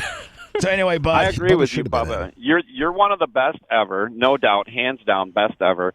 And if Joe had an opportunity to help get you in the Hall of Fame, he would do it for you. So do it for him. Why not? I appreciate your insight. Thank you, my friend. So I do see, Bubba, people on here like Kim saying it diminishes, it taints their Hall of Fame induction, and I want to know how exactly. How does, because I don't think anybody here can deny Joe's contribution and loyalty to the show over the years. I mean, that has been second to none in terms of listeners and in just daily listening, engagement in the show, all of that. So I don't think anybody can question that. But how does his inclusion somehow make other people's Hall of Fame inclusion tainted? By the way, Berto Perez, David Hernandez is in the Hall of Fame. Isn't he, Lummy? Is David Hernandez in the Hall of Fame? He is in the I thought we put his ring. No, maybe he's not. His ring is in the Hall of Fame. We should probably put him in. Him and the grader, your grader guy. Elwood, yes. And Yippee Brando. They died before Bart. Yes. But Berto, great point. But David Hernandez, I don't know. I don't even want to. God, I feel like I'm just getting it more fragmented and more fragmented. The more that I try to interact with chat. But I would love to hear, like Kim, if you can call in and explain to us, articulate to us how Joe's inclusion in the Hall of Fame somehow changes the Hall of Fame in a meaningful way, that it somehow degrades the whole institution of it. Hi, you're on the air. Go ahead. Yes, sir. I say you can let him in, because the only reason he makes fun of the women of the show is because he can't get women anymore. So just go ahead and let him in. And besides, if his head gets big enough, it'll stop the circulation through that big neck of his, and he'll be gone. All right, buddy. Thank you for your insight. Hello, you're on the air. Hey, Bubba. It's Nick the Gun Guy. Hey, Nick. I say absolutely not. He has done so much bad for the show towards you, all your hosts, your Hall of Famers. Name it. Stop speaking in generalities. I want specifics. Okay, Babyface, I got you. Here you go. Just calm down over there. He has said no more than once to myself and Grouper Lips that he should and others should rape our wives. He has talked about me doing illegal, shady gun stuff, which wasn't me. About me having drug use and being a drug addict, which I'm not, because I took bumps in the ring with wrestling friends of mine. He has come at other inner circle royalty. He has talked shit about you, Babyface, and your business. He's talked shit about everybody else's business. Nick, come on. Sorry. You just dropped two in a row. Now, meanwhile, everybody that's listening on regular radio is hearing a big chop job. You know better than that. Stop. Yes, sir. Continue on, but stop the cussing. Can I ask What, Nick, what could he real have quick on possibly Babyface? said about my business Can I ask, and me? I've never dealt with the guy. Nick, let me ask something. Did you hear it come directly from Joe the Supermark's mouth, or was it over a chat? It's been in a chat and from him, and when I cornered him last week on a show about it, he backed down and magically cut off and vanished from the show when he was put in his place. Like I said, do what you guys want, but I would say no. I mean, he's said horrible things about all of us, and what's he donated? A box of tapes? Everything he's done to himself, he's put himself in those positions, so it's all self-inflicted. I don't feel bad for the guy. I don't know why you would want to put someone like that in the Hall of Fame that's done so much to so many people. Not putting somebody. I'm just trying to get the lay of the land, and before I make a calculated decision, my friend. He's not a shoo-in, and he's certainly not. So, Nick, I look up to you. I appreciate you. The glass you provided, although it was a pain in the ass and not all your fault. looks amazing. I'm glad we went that route. You were right. I was wrong. And I really appreciate what you've done for me personally off the air. You're a great guy. And I appreciate you, my friend, and I appreciate your opinion. Go ahead. I'm sorry. The other question I would have, Nick, and I love you, Nick, but have absolutely. people done things to instigate with Joe that then get a reaction from him? Or is he just doing all of this, on his own just to be a jerk and a troll? Or is he being incited in some way? I think I can answer that question. He usually comes out swinging first. So he just randomly attacks people? Yes. I have seen that. 50-50. 50-50? Okay. Yeah, because I've seen a lot of people, once he started that, would try to do that too. I stayed cool until I started hearing the things about the R word and other stuff. And like you said, when it affects like really, really good Bubba Army, like that's just kind of a no for me, and especially the women of the Bubba Army, because that's just not cool, man. Like, and everyone knows, we don't need to say it on air what was said or supposedly said or typed, but when you check IP addresses and it comes from that area in Massachusetts, I'm pretty sure that there's not a lot of people that would want to make a fake account of him and be associated with him. So, like I said, there's receipts. He's said it on other podcasts. It is what it is. You'll do what's best for you, Bubba, and that's fine. But I would say no. There's just not enough there to add him to the Hall of Fame to cause strife and stuff between the Bubba Army. Thank you, Nick. I appreciate you, bud. Thanks. I'm getting texts from people now about it. Hello. Seriously. Pro Wrestler 91 here. I'm still fighting the fight and wanted to let you guys know that I love Babyface's idea about let the Hall of Famers decide, but I think you should also add on you guys that actually work, that work for you, Bubba. Like Lummy and Babyface and Dr. Dan, like all you guys together along with the Hall of Famers should be the ones that decide. At the end of the day, I'm going to be the one that decides, and that's just the way it's going to be. It's going to be a logistical nightmare to get a hold of all 61. I mean, if we had a way to get a hold of all 61 Hall of Famers, I think just give them a deadline to vote. You reach out to them however you can. You give them a deadline to vote, and the votes that you get in, it's two-thirds of those votes. All right, man, appreciate it. I mean, if we had a way to do that, do we have? I mean, I'm assuming we probably have the email. We have a way to get a hold of all 61. Most of them, yeah. Yeah. Well, let's do that then. Majority, so. And two-thirds. I think it's two-thirds for him. And it's not 50.1%. No, two-thirds of the vote. He's got to get 2 out of every 3 of the people that respond. He's got to get 66% of the vote. Yep. So we'll take how many people we'll do it fairly, but that's what we're gonna do because I'm completely torn. Hello. Hey, it's Kim. Hey, Kim. Brian, you asked for Kim to call. Yeah. So I want to know specifically, like everybody's saying, these things, he said this, he did this. But I think context matters in these situations. If it's completely unsolicited and him just being a jerk and going after people. But my understanding of it is that there's, a lot of people that go after him and then he comes back at them too.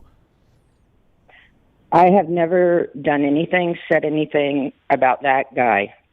When Rainbow Rick and I started doing Bubba's merch back in 2017 when you started on Twitch, we reached out, started doing cups for you at the Bubba tailgates and stuff like that. Never asked for anything in return from him.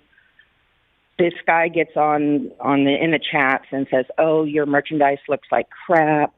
I can't believe you're making that." We're like, "What are you talking about? Bubba is not going to let something go by that looks like crap. Bubba approves everything." Never did anything to that guy. I've given way more, and Rainbow Rick has given way more than this guy. So what? He's listened long enough. A lot of people have listened long. Bubba's cut off people for a lot less. So your one thing is he said he didn't like something that you made and said it looked like crap? Like that's your beef with him? Bubba's merch overall, his merchandise overall that we started making for him when Bubba in the beginning when he started doing Twitch. I'm just saying, and just the way overall how he talks about people. I love you, lawyer talk. But again, it's not lawyer talk. I'm asking specific questions. Well, that was it. Well, what's the value? What's the value of all the tapes that he provided to Bubba? What do you think the financial value of that is? I don't know. Yeah, I don't know either. That's more of a question for Bubba, I guess. But what's that worth? Bubba has all his own things on tape as well.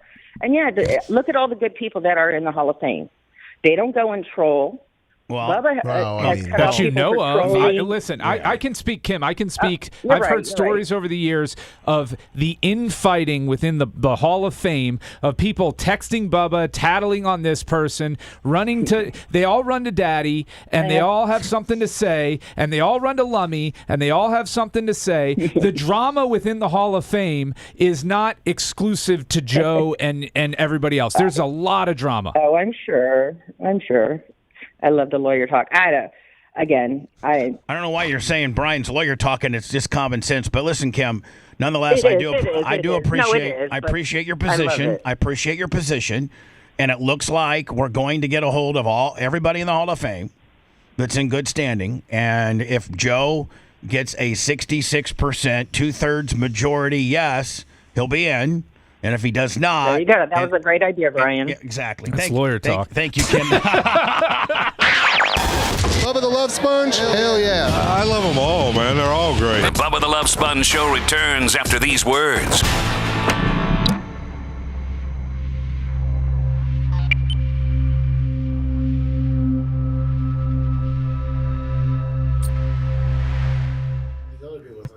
You never say anything about your wife. Yeah, I mean, look, please, everybody, don't think I actually care about this. It was a good segment for the radio. I was trying to make it entertaining. I don't give a shit. Makes no difference in my life. I've got no dog in this fight. If Bubba thinks he should be in, he's in. If Bubba doesn't, No, it's not Bubba. I know. It's the Hall of Fame. Let's get that straight. Oh, people don't know about the tattling and the running. They keep it off the air, Dark Match, but there's plenty of it going on in the Bubba Army. In the inner circle, if you will. And I don't know if it's died down. I just remember hearing stories back in the day. So I can't speak to it. So I'm not in the inner circle.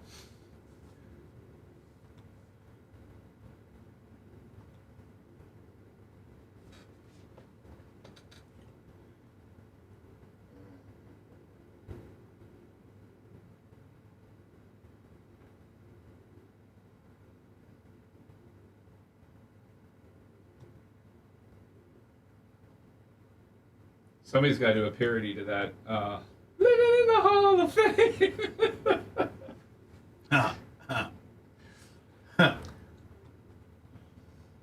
He deserves to be in the Hall of Shame.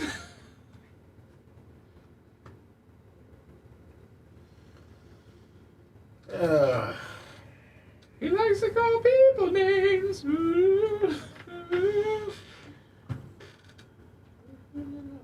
What's up, LM Close? How you doing? What's up, LM? I know. I haven't seen LM in chat in a while. I haven't either. Oh, he's in there every day. Oh, really? Yeah. Maybe he's just kind of chill in there. Yeah, he just says hi to everyone. Iggy McGillicuddy, $20. What's up, Iggy? Iggy's saying it should be 62% of the vote.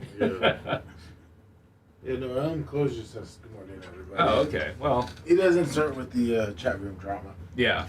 I have somebody. One of my really closest says, I'm ditto on Babyface's opinion, and I love listening to lawyer talk. How is Sir Bubba fan? That's a great point too. Are we counting? Are things that you do outside of the show potentially keep you out?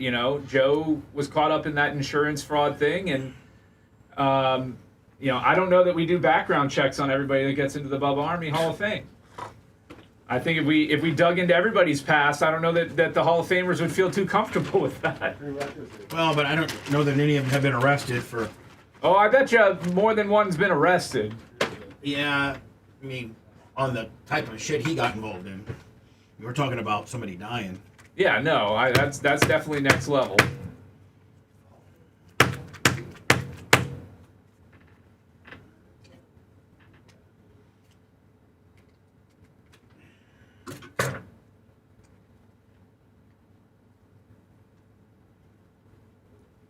All right, Florida Stan. I don't know what that means, but I can appreciate you. I hope you like everybody on the show. I do. Even Dan. Yes, that's what he was specifically referencing, that he likes me and Dan. Yeah. You and Dan are like the coyote and the road runner. You know what I'm saying? Yeah. I think you're the coyote and he's the road runner. No. You're the road runner and he's the coyote. You're like, beep, and then he goes fucking crazy on trying to find, and he has all this money to buy all the Acme shit, and then he can't still catch you. And then you just beep, and you're behind him. You know, Roadrunner and Coyote are coming up with their new movie coming out about it. It's the Acme thing or whatever it is. Yeah, I saw the preview. It looked pretty good. Paul Bird, I'm hosting Wednesday and Thursday next week, so you'll probably have a different opinion on that. Have you seen Spider-Man? I did not go see Spider-Man. Does it make me look like a pussy that I did? No, I mean going to the movies and getting out and living life doesn't make you a pussy. The dinner theater, nonetheless, too. I even had a little fucking pizza and some fucking. Yeah, I heard that. Like, that's how long it's been for you that you weren't aware that was the thing. Yeah, pretty much. Yeah, appreciate it. It's pretty cool. Mm-hmm. Yeah.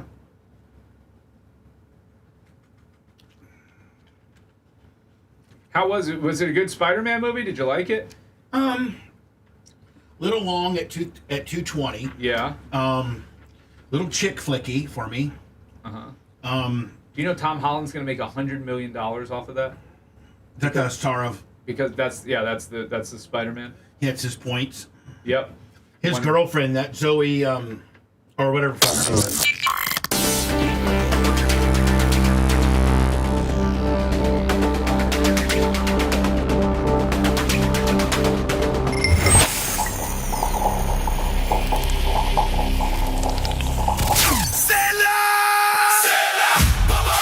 Central Florida and all across the great state of Florida. Listen up. When your business or home needs serious wiring done right, there's only one crew I trust, GPZ Cabling. They're Florida's premier low-voltage contractor, handling data cabling, fiber optics, Wi-Fi access points, audio and video systems, access control, and security cameras that actually work when you need them. From Orlando to Tampa, Jacksonville to the Keys, GPZ's got the whole state covered. And make sure you tell them Bubba sent you. You're going to get 20% off your install. Call GPZ Cabling today at 813-524-6794 or visit gpzcabling.com. GPZ Cabling, Florida's premier low-voltage contractor. Don't get wired up wrong, get wired up right. GPZ Cabling.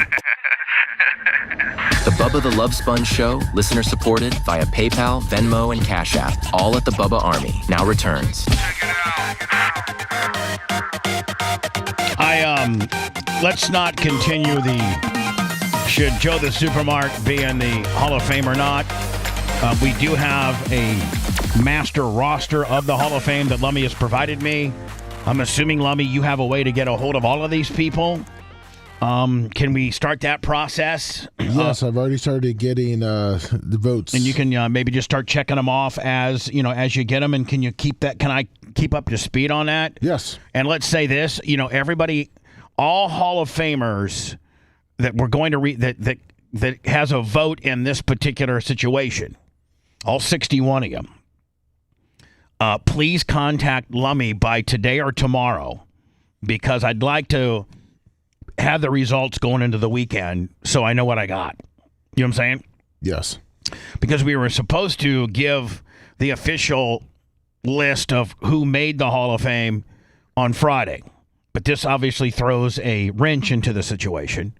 Now, here's the thing. This isn't even like if Joe's going to make the Hall of Fame. This is just for him to be a nominee, right? Yes. No, I think it was more getting in. It's getting in. So for the 61 people that are currently in good standing with the Hall of Fame, the Bubba Army Hall of Fame, get a hold of Lummy and don't make it long-winded. You don't even have to explain why. Just say yes, meaning yes, he gets in, or no, which means no, he doesn't get in. So if everybody voted, he would need 41 votes to get in. So let me know, we'll see how many people.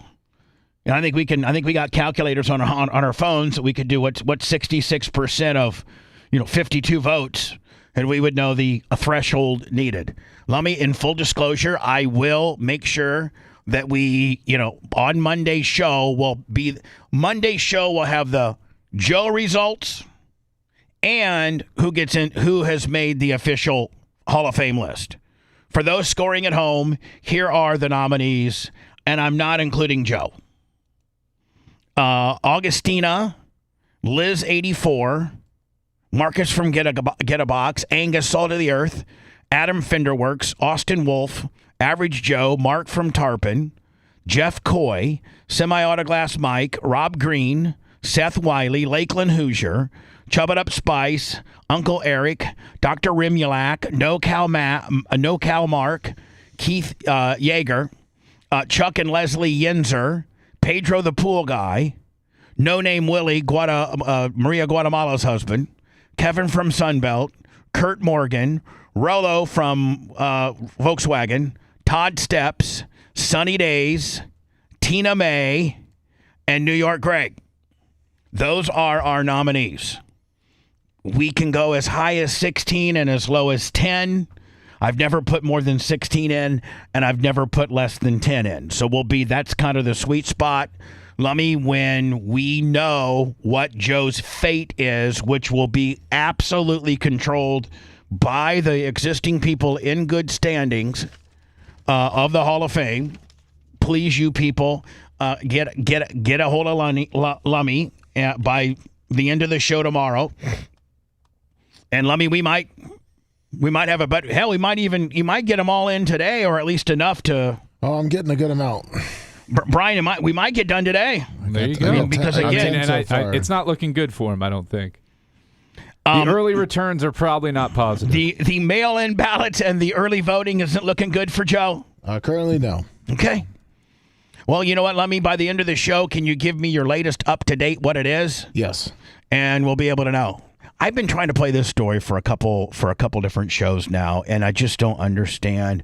I think fundamentally across the board, regardless of what you politically identify yourself or align yourself with, I think we could potentially all maybe agree that we do have a judicial issue with regards to a lot of these judges letting out people they shouldn't. I mean, I'm talking about whether you're a legal citizen of the United States or an illegal immigrant. Some judges are letting out, people out of jail 10, 15, 12 times.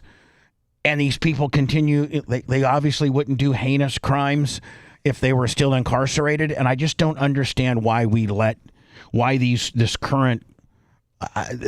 current group of judges that, within the judicial, whether it be federal or just state, why they're so lenient on putting people in jail or letting them out. Here's a story of a guy.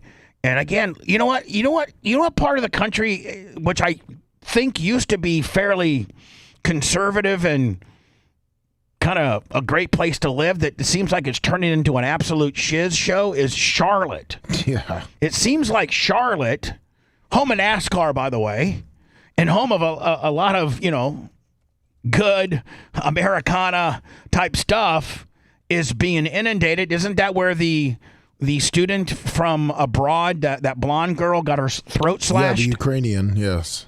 And there's just been all types of crimes that happen in Charlotte.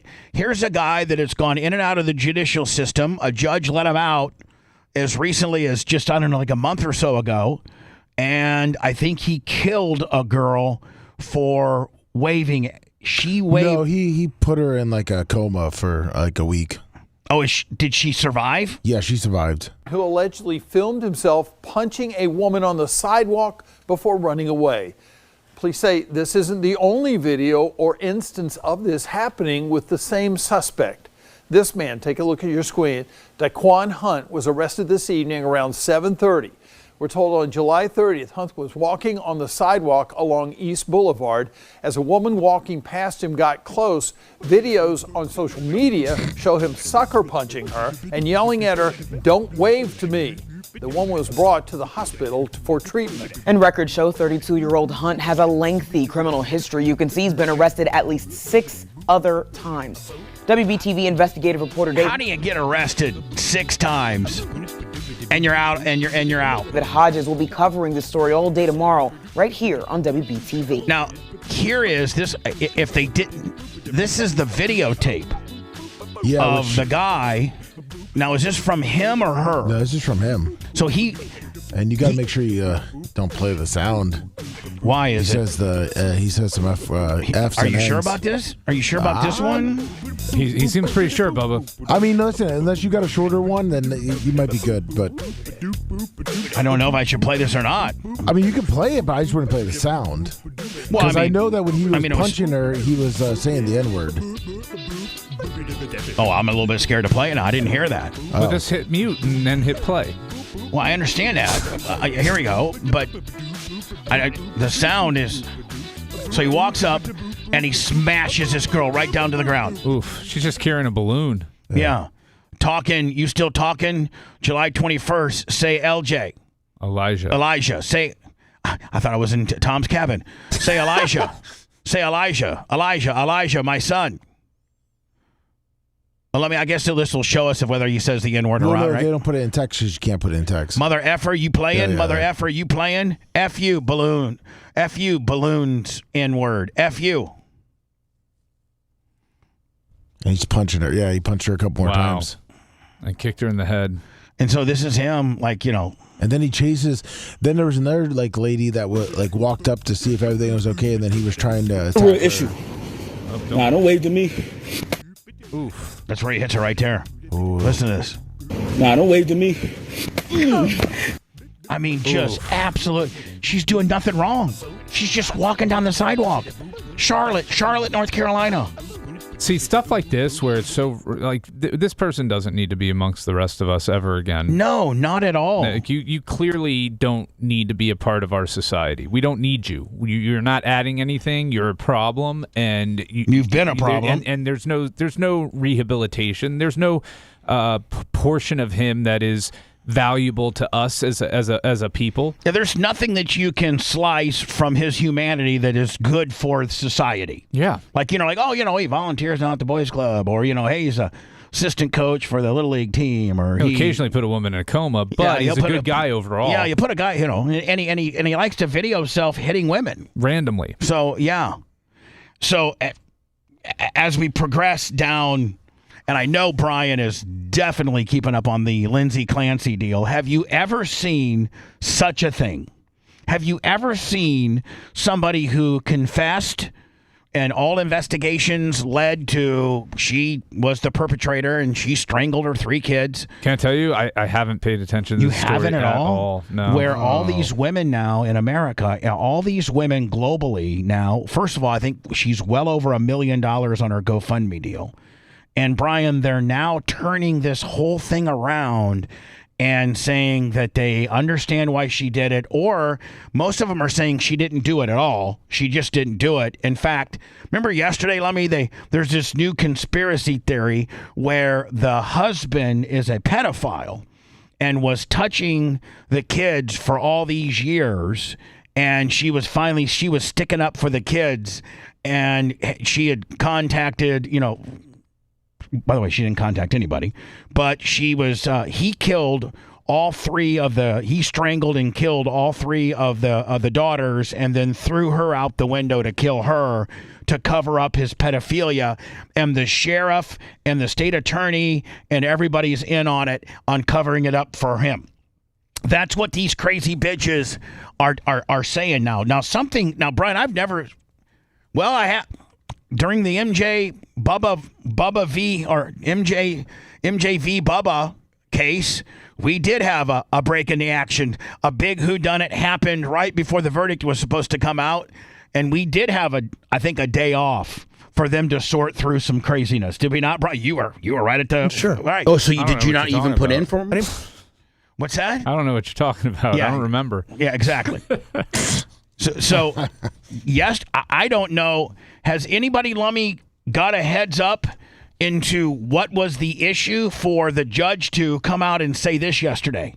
So I think either after the lunch break or before they recessed for lunch, something came down that he excused the jury for and said that they needed to work out. Due to an unforeseen circumstance, we're going to... Looks like Judge Arnold up there.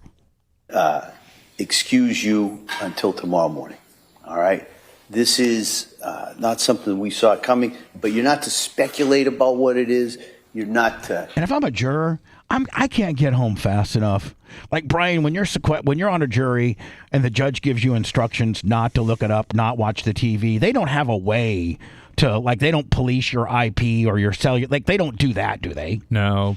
So I'm saying, like, you know, they don't. It's the honor system, right? Yeah. It's supposed to be. But they don't have a way to say, well, you know, we got his internet router here, and he looked up what happened in the Lindsay Clancy case to send the jury home. Hold it against either side. It's just something that we have to deal with. All right. And so I'm going to excuse you till tomorrow morning. I'm going to remind you, as I have every night for the last number of weeks, don't do any research about this case. Don't talk about it. Don't read anything. Don't watch anything about this case or similar cases. And with that, we'll bring you back. Are you looking up what may have happened? Yeah, it looks like there's just, they're almost looking at the Let me play the rest of this. Here we will deal what we have to deal with, and we'll get right back on track. We are still well within the timeline that I gave you regarding this case. I mean, you look at her and you don't think that she'd ever have it in her to strangle out her 3 kids. And for a woman to get that up and close and personal and killing your own child, you have a screw. Like, yeah, indeed, you are insane. They're saying it's just a witness scheduling issue. The guy's making a really big deal about it, though, isn't he? Yeah. I mean, some people are saying it's just something we can't control. So I'm going to excuse you till tomorrow with my thanks for your patience. Brian, on a witness scheduling deal, wouldn't you just say, okay, let's skip the next guy and bring that person in when they can? Sometimes you can, sometimes you can't. It just depends. But, you know, as I'm reading up on this now, it seems like women are siding with her because they believe she was dealing with extreme postpartum depression. Yes, which I agree she was. But here's the thing, there's this stigma. There isn't. There is. I've never. Lummy, have you ever heard anybody being teased, bullied, or made fun of for getting medical treatment because they were suffering from postpartum depression? No, you'd have to be a real asshole. Never heard of it in my life.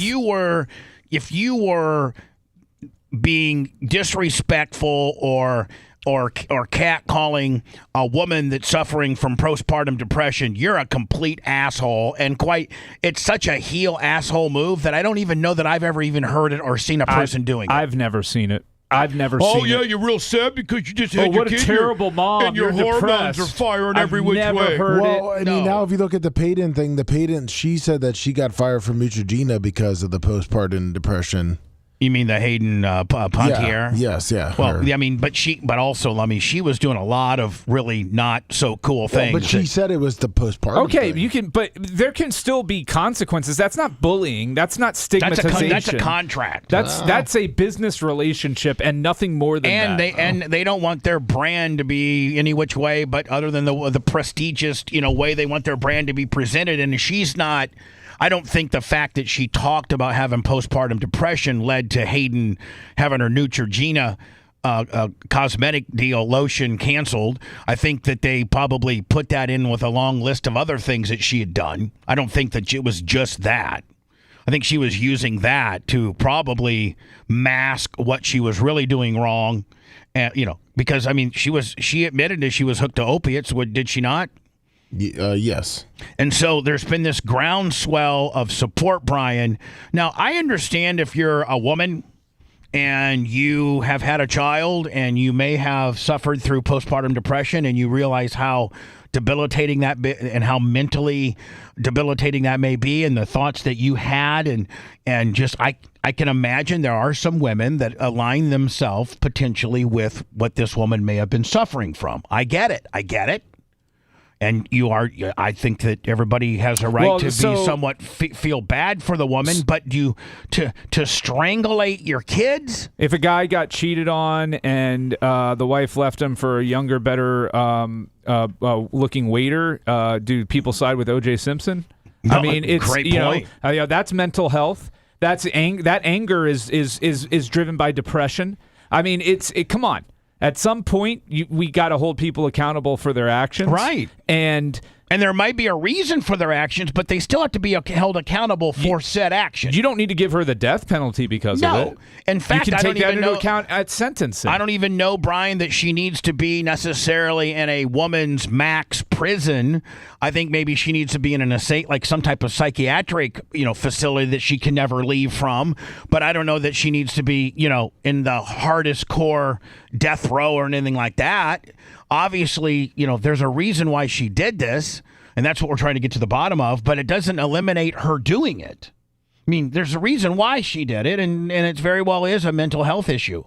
But everybody who kills has that's my point is everybody who kills has a mental health issue. Yeah. Like in people who murder, you're not right. There's something going on, right? Like, so to say that, it's I get it. That is, maybe it's out of character, not guilty by the reason of insanity. Okay, it's a defense, but I think most killers could say, I'm crazy. That's all. It's not me. It's my chemistry. For this unbelievable groundswell of these women who now have given over $1 million, and they haven't, listen, if they were like, listen, she did it, but she's very sick.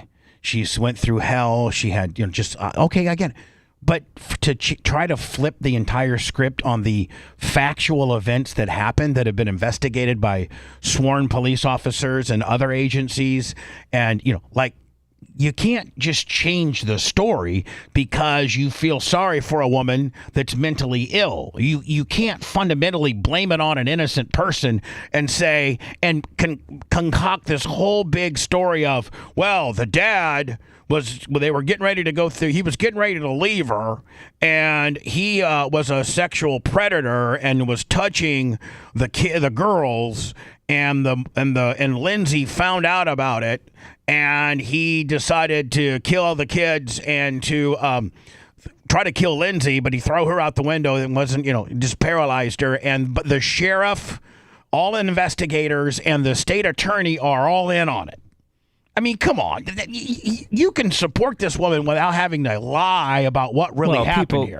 But that's just the social media symptom of people be able to get easy attention online by coming up with crazy bat-ass theories, and then it gets traction, it gets clicks, they get their dopamine hit, they get their money from monetization. That's something, unfortunately, that's not going to go away. But having the discussion on her mental health, look, you can support her in what she went through, but not dismiss her actions. Yeah, absolutely. Hold on. This AI slop. The medical system failed us. Deserve better. Okay, well, how did the medical system fail you? Because they kept prescribing her drugs. Okay. More and more drugs. Okay. And so that takes away everything she did completely out of the equation, and we need to justice for Lindsay Clancy. Are they going to form a heart? So like all you women that are gathering in this big support circle for Lindsay Clancy, do you have kids? So I'm assuming you do. Because I think women that have kids can more identify with what she potentially might be going through with the postpartum depression deal. So I'm assuming you do. And could you in any way, shape, or form ever fathom you not only killing your children, but they say that strangulation is like a whole nother level of killing because you have to actually touch. Shooting a guy from 15 feet's one thing. Going and strangling, not just a stranger or somebody that has wronged you, but your children, your most as a parent, and if you take it even a step further, as the mother who carried that child and gave that child life. Yes, us guys, we're parents just like, but a mom's got a whole nother connection to a child that us men can't comprehend, and that's the fact that they carried that baby for 9 months. That baby, was part of their internal ecosystem. They incubated that baby. They built that baby. They gave that baby life. That's something that Brian, myself, Lummy, anybody who's got a kid, we can't even really fathom what that necessarily is. But we love our kids. And can any of us imagine the amount of rage and mental illness required for you to choke out all 3 of your kids. Isn't that what Chris Benoit did? Yeah, he did just his child and his wife. With the medical, the band, well, right? Yes, cables from his exercise gym. But it was only, and I'm not trying to downplay what had happened, it was his wife and his son. And in Chris's defense, he did let the dog out and it barked at one of his friends. It did. So, and I'm not defending Chris Benoit at all, but his head, when they did it CTE, he had suffered so. Now, I'm not saying this is the reason to do this, but he had suffered, like his brain was not mush, but it was so damaged. It's the same argument. It's the same defense that they're trying to pull for this woman. I mean, the system failed Chris Benoit. You know, he was forced to self-medicate with drugs. Chick with all her stuff messed up her brain and her system. Yeah, I mean, there's no real difference between those two comparisons when you're comparing them. Was Chris Benoit a murderer that was going around murdering people all the time? No. Did he murder his family? He snapped. Yeah, he snapped. Yeah, and you know what? You didn't see a circle of men gathered around Chris Benoit and saying, well, you know, I've suffered concussions, and when you suffer concussion, you didn't see the pro wrestling community. And you know, they distance themselves. No, they're like, no, listen. If you get CTE, you got to learn how to deal with it. And one of the reasons to deal is not choking out your kid or your wife. So for every woman depicted in this make-believe circle of women, how many of you would strangle 3 of your children? None. Not a one of you. Not a one of you. Not a damn one of you. Would have a couple months ago if I could get away with it. We stand with you. We stand with you. What? You stand with her because you now are okay with what she did? Well, no, you just don't understand postpartum depression. Oh, okay. You're right. I do not. Man. I do not. Come on. But I do don't need understand to sit here the law. And mansplain it to me. But I do. Mansplaining postpartum depression. But I know. Like you know what it is. I know I tell you one thing. I know the law, and regardless of what you're suffering from on any level, from a bee sting to postpartum and everything in between, you can't choke out your kids. You can't kill your kids. Regardless of what you got going on in your little peanut head, you can't kill your kids in any capacity and then try to get your supporters to blame it on your innocent husband and turn him into a chomo.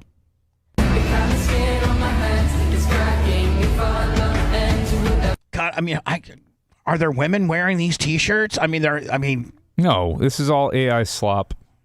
I don't know what this is. I think this is just another support video, potentially. Here we go. I'm completely overwhelmed trying to take care of the kids. I'm drowning every day. Oh, they're calling it Same Lindsay.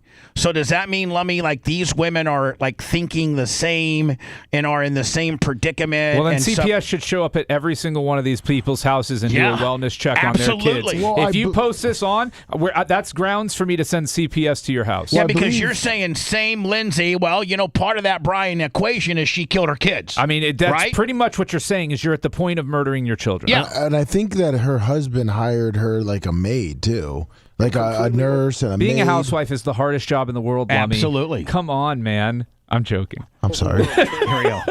I'd rather go to work every day than deal with kids. Here we go.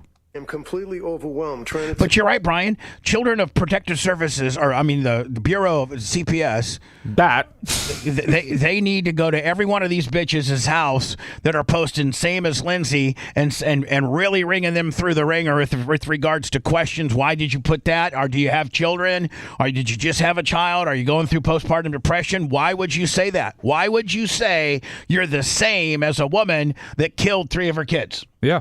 Take care of the kids. I'm drowning. Fake crying. I feel guilty that I'm spending my family's money and not making any. I feel like I spend way too much. She wrote that, right? Correct. I'm terrified of Callan getting sick. He's a sick baby. A sick baby is miserable. He's sick now with a double ear infection. Clearly has a bellyache. It's miserable. I mean, Brian, it seems like it's just this one woman. I think, is it multiple women? Yeah, it is. No, this is all the same. The same woman. Same woman. What is it? Bridget Haas. Bridget Hess? Or Hess. Bridget Hess. I feel like the other kids are going to get him sick all winter long. She wrote that, right? Correct. I always feel strongly against sleep training. I feel like it's abusive to let the baby cry. and not respond. But I made the decision. I did it with Cal. It is way too much crying. It's incredibly stressful. She wrote that, right? Correct. He's okay. He will be okay. It's not harmful in any way. The doctor said it was okay. Plenty of people sleep train their kids at that age. It's necessary as a third child, is what she wrote, right? Correct. I feel incredibly sad. And then this Bridget Hess, like this is on the borderline of being creepy. Well, it's just why are you sharing yourself crying on social media? Is that her nursing? Is that that's her nursing? That's a nursing. Yeah, like why would you? Does she have a husband? Because she wants attention. Guilty. She needs social media attention. That was the one thing I could do to help his immune system, and I can tell he really doesn't like the formula. I'm very sad about this. I know at this time it's what I needed to do for my... Can you imagine if you're Bridget Hess' husband or family, and she's posting all this stuff on Instagram, like this, she's the same as Lindsay, same Lindsay, and then you're posting testimony from the Lindsay Clancy trial that looks like to me, maybe they're interviewing either the husband, or they're interviewing a psychiatrist or an investigator as to the various things this woman may have said. Mental health, she wrote that, right?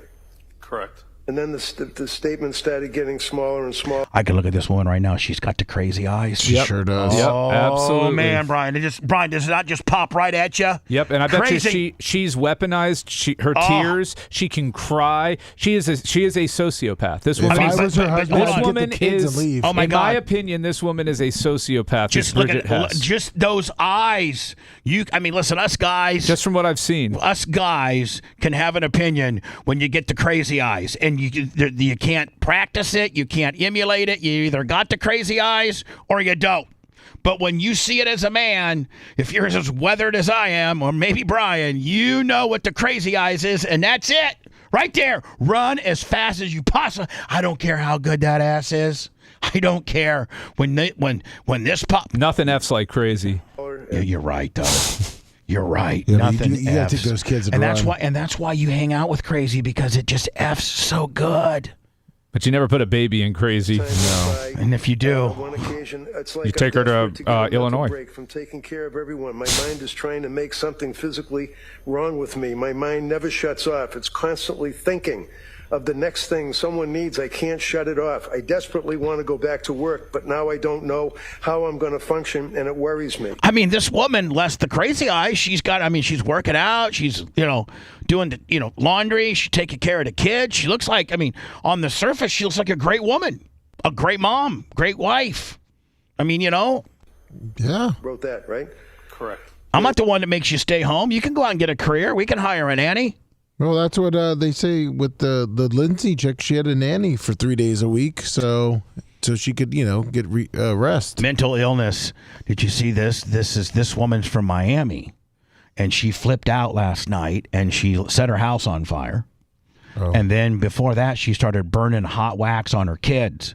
She took hot wax. But it was postpartum. It was just very late. Sure.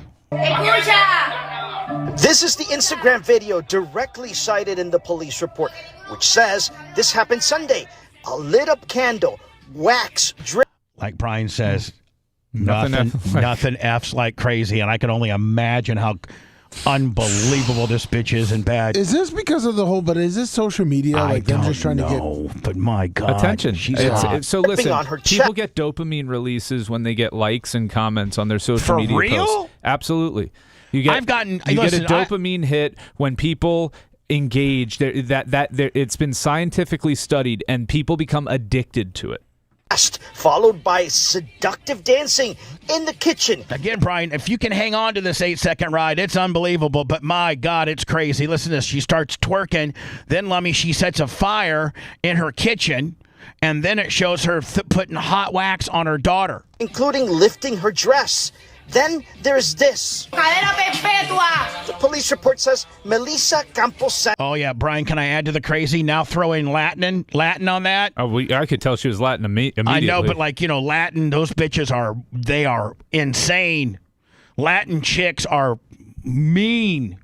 Sanchez, the mother of two, used a red wand lighter to ignite the fluid sprayed from a bottle. You can see the flame right on the kitchen floor. Now, how do you know if it doesn't burn the house down and you are able to control it, do you know the mess that you probably ruined the tile? Right, let me does starting a fire on tile ruin the tile? Yeah, it does. Yeah, well, it takes off the glaze, but the ceramic itself should be fine. Yeah. The glaze by the way, she just broke glass. She just threw a coffee cup onto it. She's then seen throwing a glass coffee mug into the flames. I thought this was one of Britney Spears' both her videos. little girls. I thought this was Britney. Britney, did you grow your hair out and make, We're watching it all. By the way, her little girls were watching it all. Inside their Southwest Miami-Dade home. Hey, what's Mom do? Mom's got hot wax on her chest. She's got some kind of eyes wide shut mask on. She's letting the kitchen on fire, and she's letting us watch, and she's going to drip hot wax on us here. No puede ser el miedo. Right here, look. So she's got a candle. And there's a second piece of video cited in the police report as well. This one is even more disturbing. On Instagram, Campos Sanchez is seen pouring wax on her youngest. Looks like she's on Xanax. Looks like she's about ready to go to sleep there. His daughter. The girls police say are 3 and 6 years old. Where's her husband at? When we return, can we do 3 question Thursday next? Yeah. And then we got to get into the Derek Chauvin stuff. He's like, hey, man, I got wrongfully convicted here. Can we move on from him? He's trying to get out, He's trying to get out, Brian. We're not trying to get him out. You just said you didn't want killers on the street. I don't. Well, I don't. Did he kill him, though? Did he kill him, though? Brian? Did he kill him? Yes. Take your liberal cap off. He did kill him. But isn't there a little bit behind that with regards to the medical examiner saying he had deadly amounts of fentanyl in his body? And listen, I don't agree with what Derek Chauvin did at all. If he had done his job right and hadn't did what he did, he wouldn't be in trouble. I agree. Had he not put the guy on the ground and peacocked, in an outlawed move that he's not by his own training not supposed to be doing. Agreed. And not put his knee on the back of his neck and peacocked around like he was all that. Had he just taken George Floyd and put him in the back of a squad car or secured him on the curb, we wouldn't be having this conversation. But he peacocked, and he kind of did it to himself. He did. I mean, regardless if he wants out or not, because technically he didn't kill him, but he kind of did. He kind of did it to himself, and I think he's only facing 17, isn't he? Well, he's been stabbed, I think, like 19 times in prison. Maybe he should be in like some protective wing. Yeah.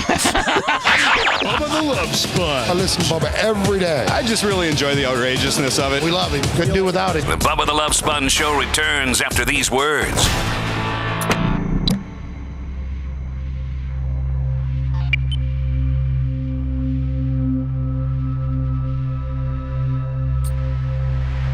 Where you're at, but I don't.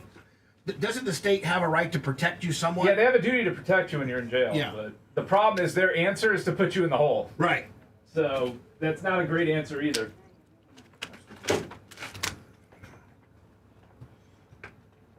Oh, we have a special guest.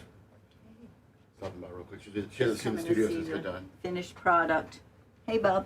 Hey, what's up, Susan? How you doing? Good. Last there. Yeah, it looks great. How you been? Good, good. Coming to borrow some stuff, some moving dollies. Grab whatever you need. This one went out. Got all the boys moving us this weekend. Bubba, I sent you a link for something we got to replace on here in your email. Did you? Oh, email? Yeah. One of the LED bars went out.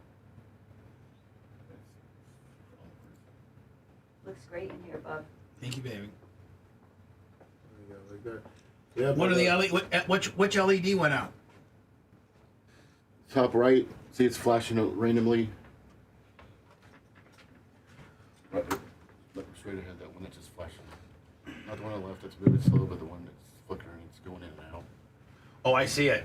So I sent you the link for the exact same one. Swap it out. I tried to power it off and power it on. It didn't fix it. The one that's right there. Of the compeller. See the compeller? Not the clock. For one to the right, straight up. Halfway down. That no, the one up. The one, yeah, it's just steady on. Oh yeah. Yeah, it took a fritz. I don't know what. Why? Is it fucked up? Yeah. All right. Remember that yesterday that people like that Hayden Penn whatever the fuck her last name is. I'll see you at $199, guys. Facebook 303 already, 303,000 on one of the shorts. Oh really? Yeah. Oh, from yesterday. I thought my sending it over to the engine room break was funny. Oh, it was. Did you think it was funny? Yeah. I just sent you like the little stat just from this one yesterday. It's actually performing well. This Where'd you send it to me at? Your messenger. This bitch is fucking just people love. Who? What? The Hayden chick. Oh yeah, we gotta get into that. I just showed you like the little short from yesterday. What it's doing on Facebook. Nice. I like when that's all Gary, man. Fucking Gary throws that shit together. I like when that line just goes straight up. Hey, let me see if Macho can put 3 question Thursday coming out of I'll get it. Out of the stop.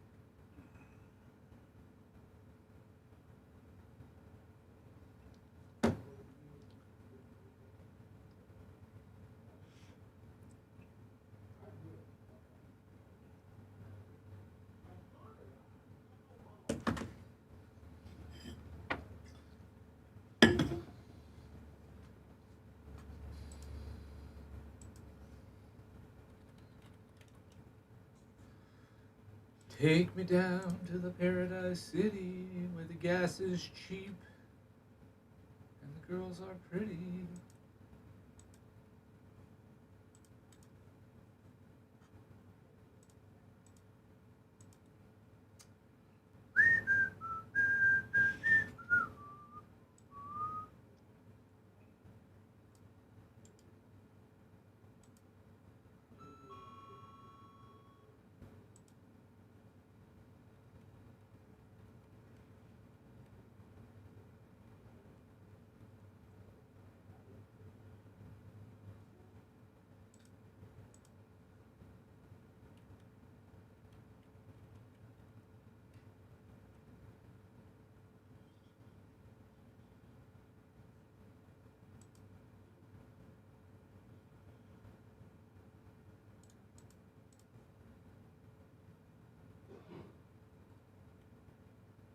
What's up, KDZ, OGG?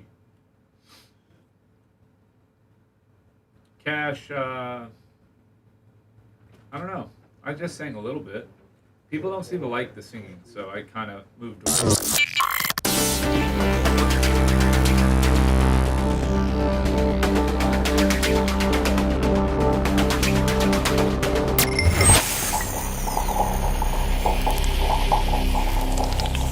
So the lawyers are nervous, and that's a good sign. Back to Bubba. It's the Bubba the Love Sponge Show.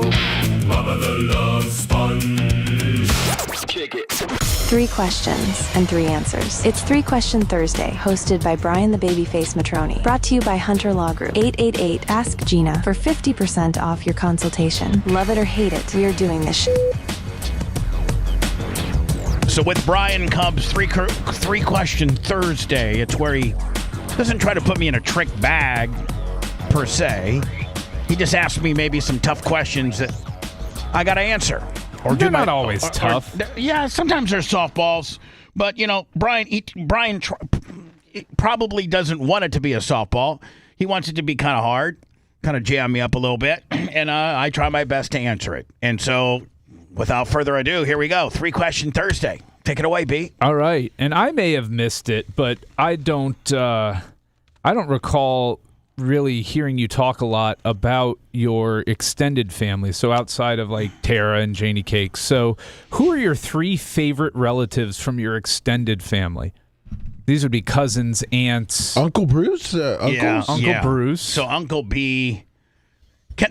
And so I don't burn up 2, can I put Uncle B and his wife like as one, like Uncle B? Yeah, because they're married. Yeah. So Uncle B and Georgiana, my aunt Georgiana. So Uncle B. And is that Janie's brother? No, that's my dad. Oh, that's Doug's brother. That's my dad, Doug's brother. One bad dude. And he's lived in Clearwater since he graduated from Clearwater. Well, here's the story, Brian. He was kind of when my dad and Uncle Bruce and my grandma Madge moved from Baraboo, Wisconsin. She was there was a business up north called Petrolane, and it was all LP gas. And, so people back in the day had more, the more municipalities and city didn't offer gas. So if you had anything that ran off of LP gas, you had to have the, Petrolane big truck come out and fill up your big container. Everybody had 500 to 1,000 gallon containers, these big tanks, if you will. And so before municipalities and cities and things like that started offering gas, from them, you had to get it, through a tank and through a place called Petrolane. Well, Doug and Bruce, my dad and his brother, Uncle B, they lived in my grandma Madge. She never was with their dad, Gordon, who's my grandpa, who I never met. But he left about when I think Bruce was maybe 4 or something. He split. So it was my grandma Madge raising these 2 kids. My dad and Uncle B, they're originally from California. My dad was born in New Orleans, but they were just traveling. And Gordon, he would until he left Grandma Madge. Gordon remember back in the day how big a deal to get school pictures were, and people don't realize that's a racket. The school pictures deal, way back when we were going around, remember they'd tell you what day it is, Brian, and your mom and dad put your best clothes on you and did your hair up. Yeah. And then this guy, you would go to the gymnasium and they'd have this little stand set up, and it was old school photography where they had to go develop the pictures, and then you'd get there was different packets your mom and dads could buy and stuff like that. Well, Gordon did nothing but him and Grandma Madge would travel around the country taking school pictures for, schools. And then Gordon would develop them and then sell them it's a whole big racket in itself. And they were traveling, doing school pictures. They were from Los Angeles, or outside of Los Angeles. And that's where they lived. Well, it just happened to be Madge was pregnant with my dad, and they were in New Orleans when she gave birth to my dad. Then they stayed together till Uncle B. I think my dad and Uncle Bruce are 2 years apart. And then they had Bruce, and then once Bruce was 4 or 5, Gordon split, and Madge had to take care of these 2. I think my dad was maybe 8, and Bruce was 5 or something, 6, and Gordon split, and Grandma Madge was working for this company called Petrolane, and there was she was just a regular salesperson or an accountant or something in California, but she had the chance to run her own Petrolane branch in Baraboo, Wisconsin. So at the age of 10, my dad and Uncle B and Grandma Madge moved to Baraboo, Wisconsin, and my dad, spent the majority of his middle school and high school years in Baraboo until my dad's a sophomore or a junior. She then gets a chance to run the Warsaw, Indiana plant, even another promotion. So they moved to Warsaw, Indiana. When my dad's a sophomore or a junior, he meets my mom, gets her pregnant, and here I am. So at that point, Grandma Madge moved out of Warsaw and went to Illinois. And here's Bruce, who's a sophomore in high school, but he was a hellion. He was Grandma Madge was a strict, she was strict. She gave ass whippings to grown men. She would whip your ass. So Grandma Madge didn't want to take Bruce to Illinois and have him go through the high school system there. So Uncle Bruce lived with my mom and dad because it was a shotgun wedding. Got him back then. When you got a woman pregnant, you had to marry her immediately. So let me just do the math. They were married in November, and I was born in April. What does that tell you? Just do the math, ladies and gentlemen. My mom was pregnant when she was getting married. Were you a preemie? I was where I needed to be. So in 1967, 68, Grandma Madge's brother, John, lived in Clearwater. And let me, there was a Standard Oil Amoco gas station at the corner of Gulf to Bay and Belcher. And it just recently, it's been a gas station for years. He owned that.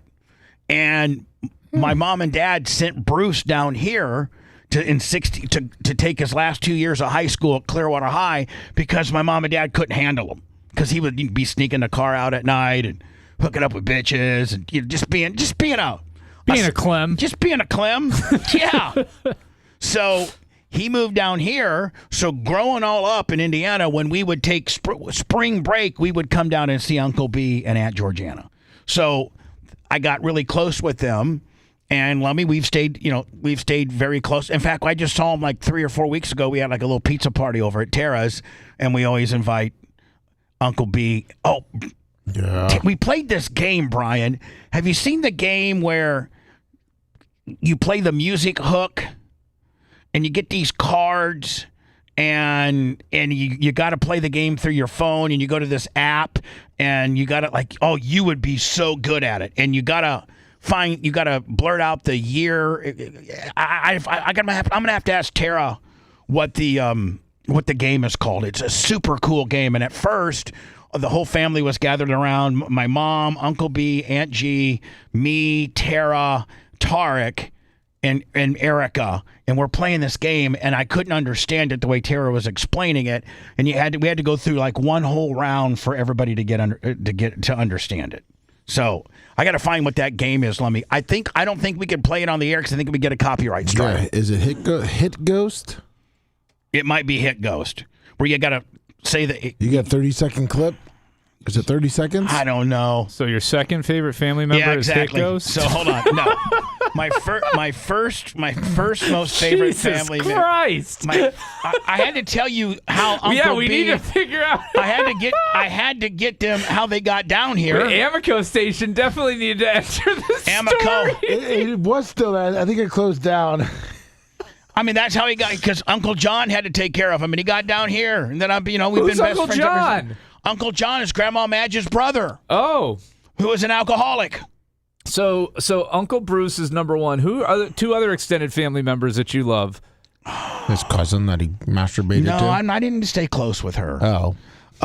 She never gave me the time of day. Would Tarek be too immediate? No, that's too immediate. That's too immediate. You got extended family. It means outside of your brothers, sisters, moms, dad. You have no cousins or anything? Yeah, come on, man. Probably my cousin Brandon. And where's he at? What's his story? He's in Warsaw. Well, see, really, with Brandon, though, you got to go back to Uncle Billy. No, Uncle Jerry.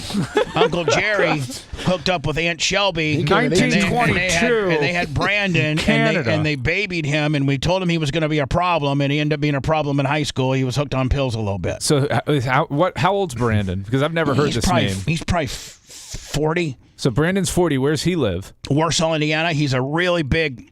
He's the head of IT for the local hospital. Makes like $1. Oh, so he's not a screw up anymore. No, he makes like $150. Nice. Like in $150 and $150,000 in Warsaw, you're killing it. Is he friends with Larry? That's like making $50,000 a year in the Dominican Republic. Sure, whatever. Is he friends with Larry Plummer? They know each other. I mean, Larry does. They don't travel. Are you going to go see Brandon when you go up there? Gonna try. Okay. Gonna try. You Yeah. invite him to Bob Evans with Johnny K. Maybe. All right, and then number 3. I don't know, Brian. I really don't know. That is crazy that you don't have 3 family members that you can name that you like extended family members. How about Erica's son? No, that's still close. That's 1 degree of separation. No, because he'd be my favorite. I love that kid. His name's Vicente. He's a architect. He got his master's in art. What's it called when you say get your master's in architect? What's it called? An architectural is he like engineer? Is he an engineer? I don't know.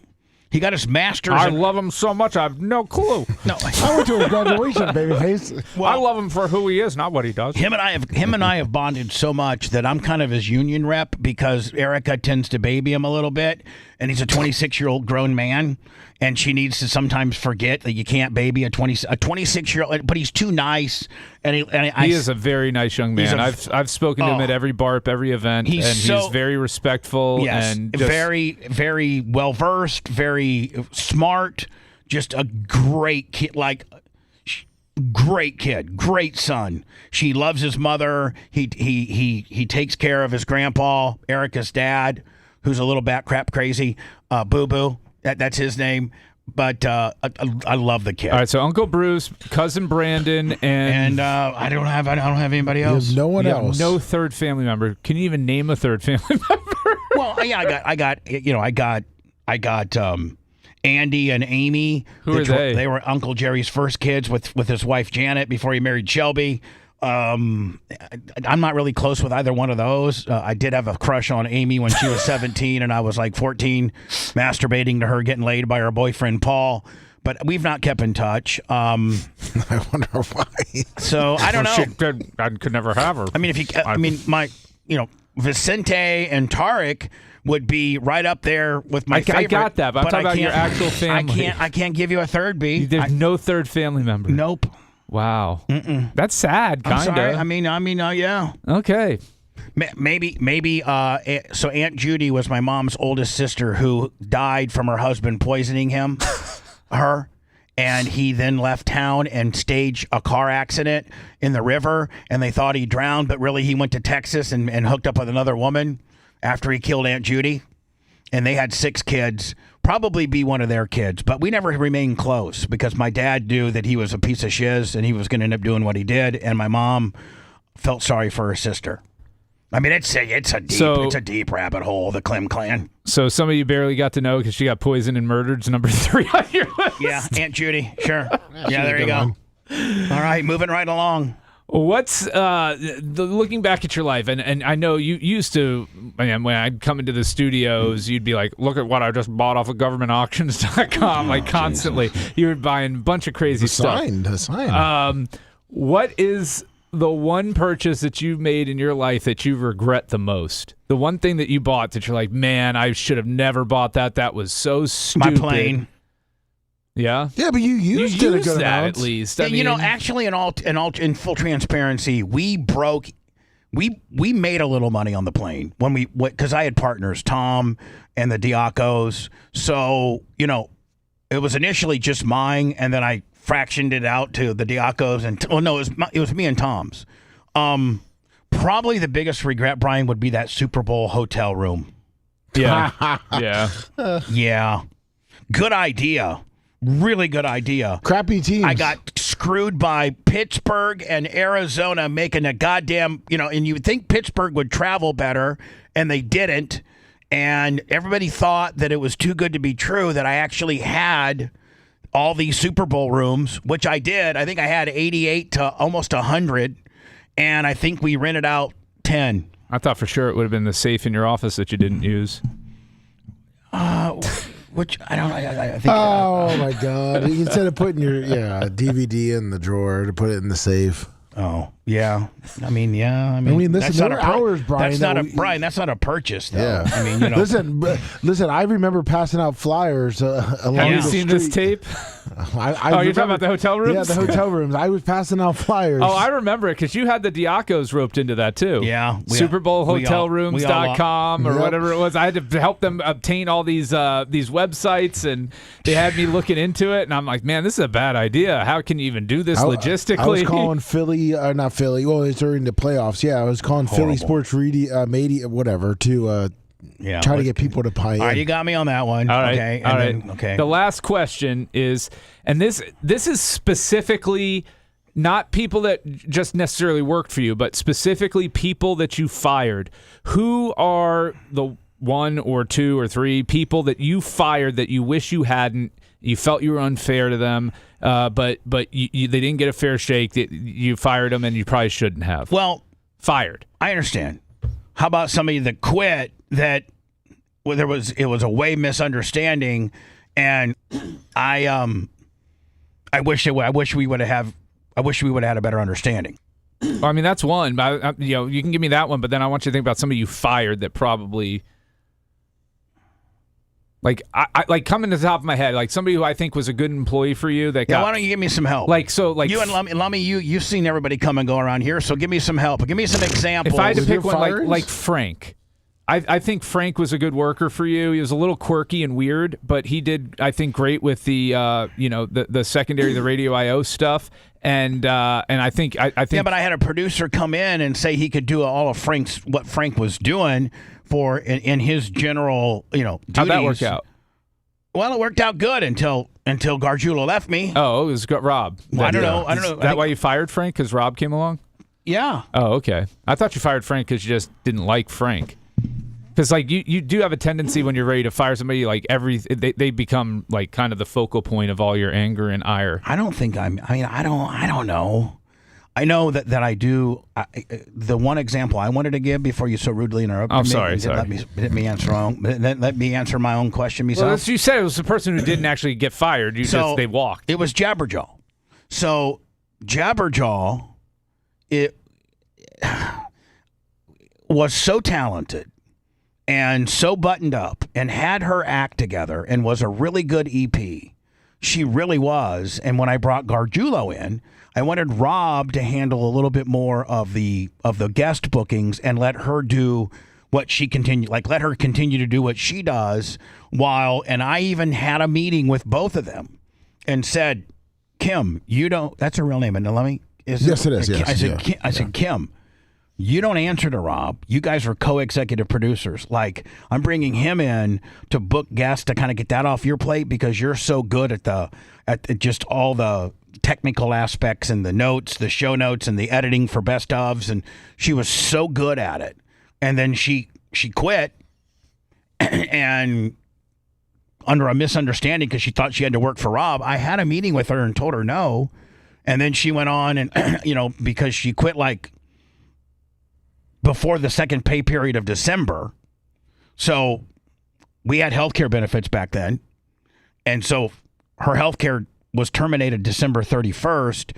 And I guess she went in for like some type of prescription or something. And she thought she still had healthcare. This was the middle of January and she didn't. And she really, really let me up. Went on social media, joined various hate groups that hate me, said a lot of bad things about me, but I really wish that relationship would have been better because she was so talented and so good. Big Packers fan, too. Yeah, she was. Yeah. Big Packer fan.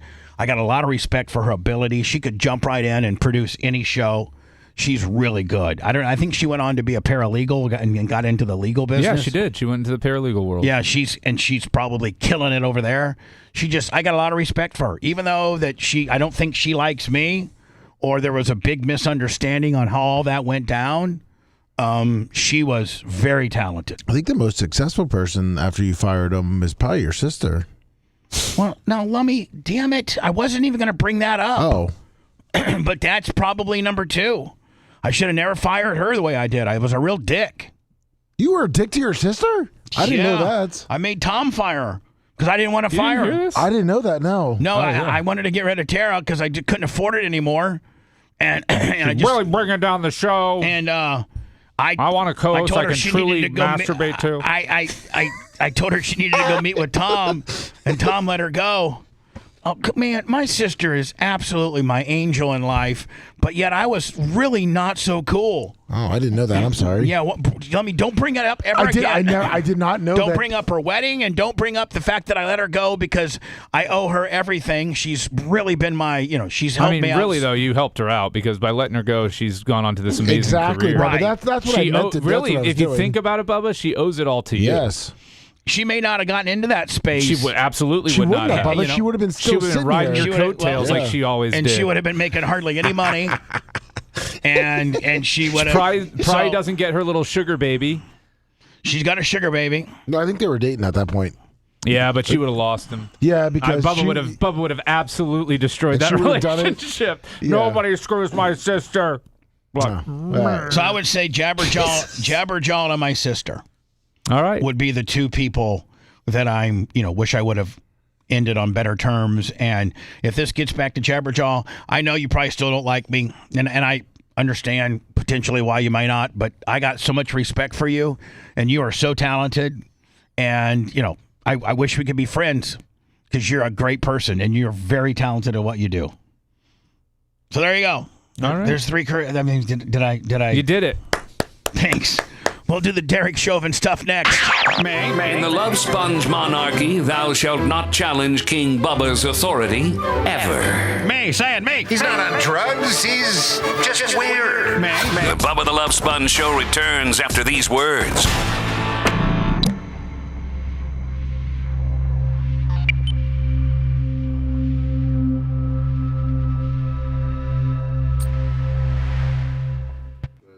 The chick on CBS. Oh. On Channel 10? Channel 10, yeah. How's she Careful, going Bubba, viral? there's a door there. What is she going viral on? Oh, they just... It's kind of died down now. And how hot she is? Yeah. Yeah. Should be plucked. I never knew who owned that Amico on the corner of Fandom. Fucking A, man. So, really, I gotta tell you, so my dad was born in New Orleans. I'm like, the fuck are we going with this? I asked who your favorite family members were, and we're at your dad's birth in New Orleans in some fucking petrol station in Boo-Hoo, Wisconsin. Uncle Bruce had to come down here. Oh, my God. You know, actually, that question made me start thinking, and I'm like, fuck, man. I grew up knowing a lot of my family, but I don't stay close to any of them. I know. I feel like I need to change that bad boy. I don't have one cousin I talk to, really. Yeah, I mean, my cousin Amy, I'd be closest with her. And then my sister-in-law and brother-in-law and their nieces. And then, but really, that's my wife's, that's kind of the same family, but, and then I guess it would be my Uncle Tony. Steph's aunts and uncles we get along with pretty well. I took to 0.0 Of your family? Yeah. Like no extended family whatsoever? I used to, but it just right off. Did Brian ever get any Bubba playing cards? Yes, I do have a deck. Okay. It's great. Thank you. What's up, sunny days? So when am I doing the practice on the board deal gimmick? Next break. Okay. So come here real fast. So just to show you, like, is there anything how you I jump? do when So you this come is back? this is how you jump back on the air. So what will happen is when you see like the minute will chime. It gives you a 1 minute chime. Yeah. And so like at 20 seconds or something, I just put my headphones on. However, and then so when they come on, so you always gotta have 1 and 2 up. Always gotta have them up. When you say up, the levels. Yeah, because it's going through it. It's going through now. It's on bank 2, right? Which is just a position. It's just a placeholder. And that's the countdown there. Yep. Yeah. So you make sure these are up, and then it'll go through its sequence, and then it does it all for you. And so, like when you're not getting ready to go to spots, you can have this stuff down. Yeah. But when you're in spots, you got to have them up, so it'll go. But I can just have it up without any problem all the time. Yeah. But you don't want to hit it, because if you hit it accidentally, you kind of want them down. Because you just hit red air. No, it went to itself. It does it itself. Oh, okay. So watch. So look at this. So see, it's a 30-second placeholder. See up top says 16. So just watch. This is just holding time because it's synced up with that clock over there. Right. So watch here. 6, 5, 4, 3, 2, 1. Now watch it go here.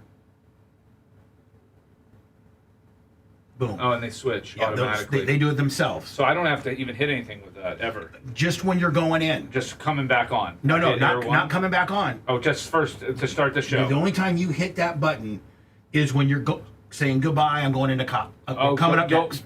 Okay. Okay. Going into break, you hit that red. You hit the number 1 red. And you make sure 2's up. Yep. And then it'll just alternate. All to itself. So I want you to actually stay here. Okay. So if you just, I'm actually going to have you watch me get in, and then you can just scoot over there when we get in. Yeah. So now we're a minute out, and you can see it's still holding places. Yep. And then what I'll do is I know that I got an internet story coming up. So you pop that up. I got that in case I need it, yeah. And then, I don't need Zoom. That's Jay. That's Macho. I always keep Macho up. Just in case. And he'll chime in if he needs to.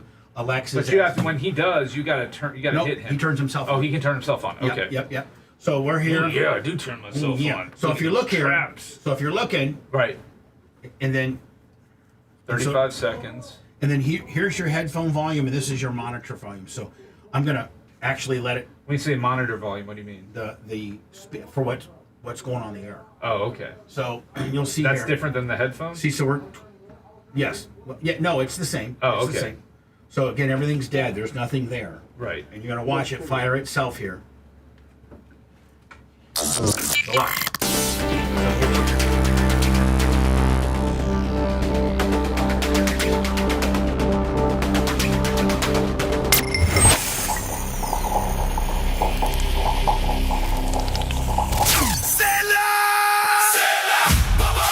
There is a version of you that was sharper, stronger, and more present. You remember him. Low testosterone doesn't announce itself. It just quietly takes things from you. Your energy, your focus, your drive. Until one day you notice they're gone. Game Day Men's Health and Destin gets it. Real medical professionals who take men's health seriously. Treat the whole picture. Low ET, ED, weight, hormones, sleep, and get results. They'll have you running hard, clean, and without apology. With the throttle back in your hands where it belongs. Go to GameDayMen'sHealth.com/Destin. Legends don't tap out. They get back on the bike.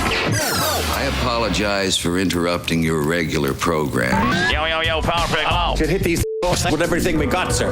Living vicariously through his bizarre world. Imagine how much protein's in my body. This is the Bubba the Love Sponge Show.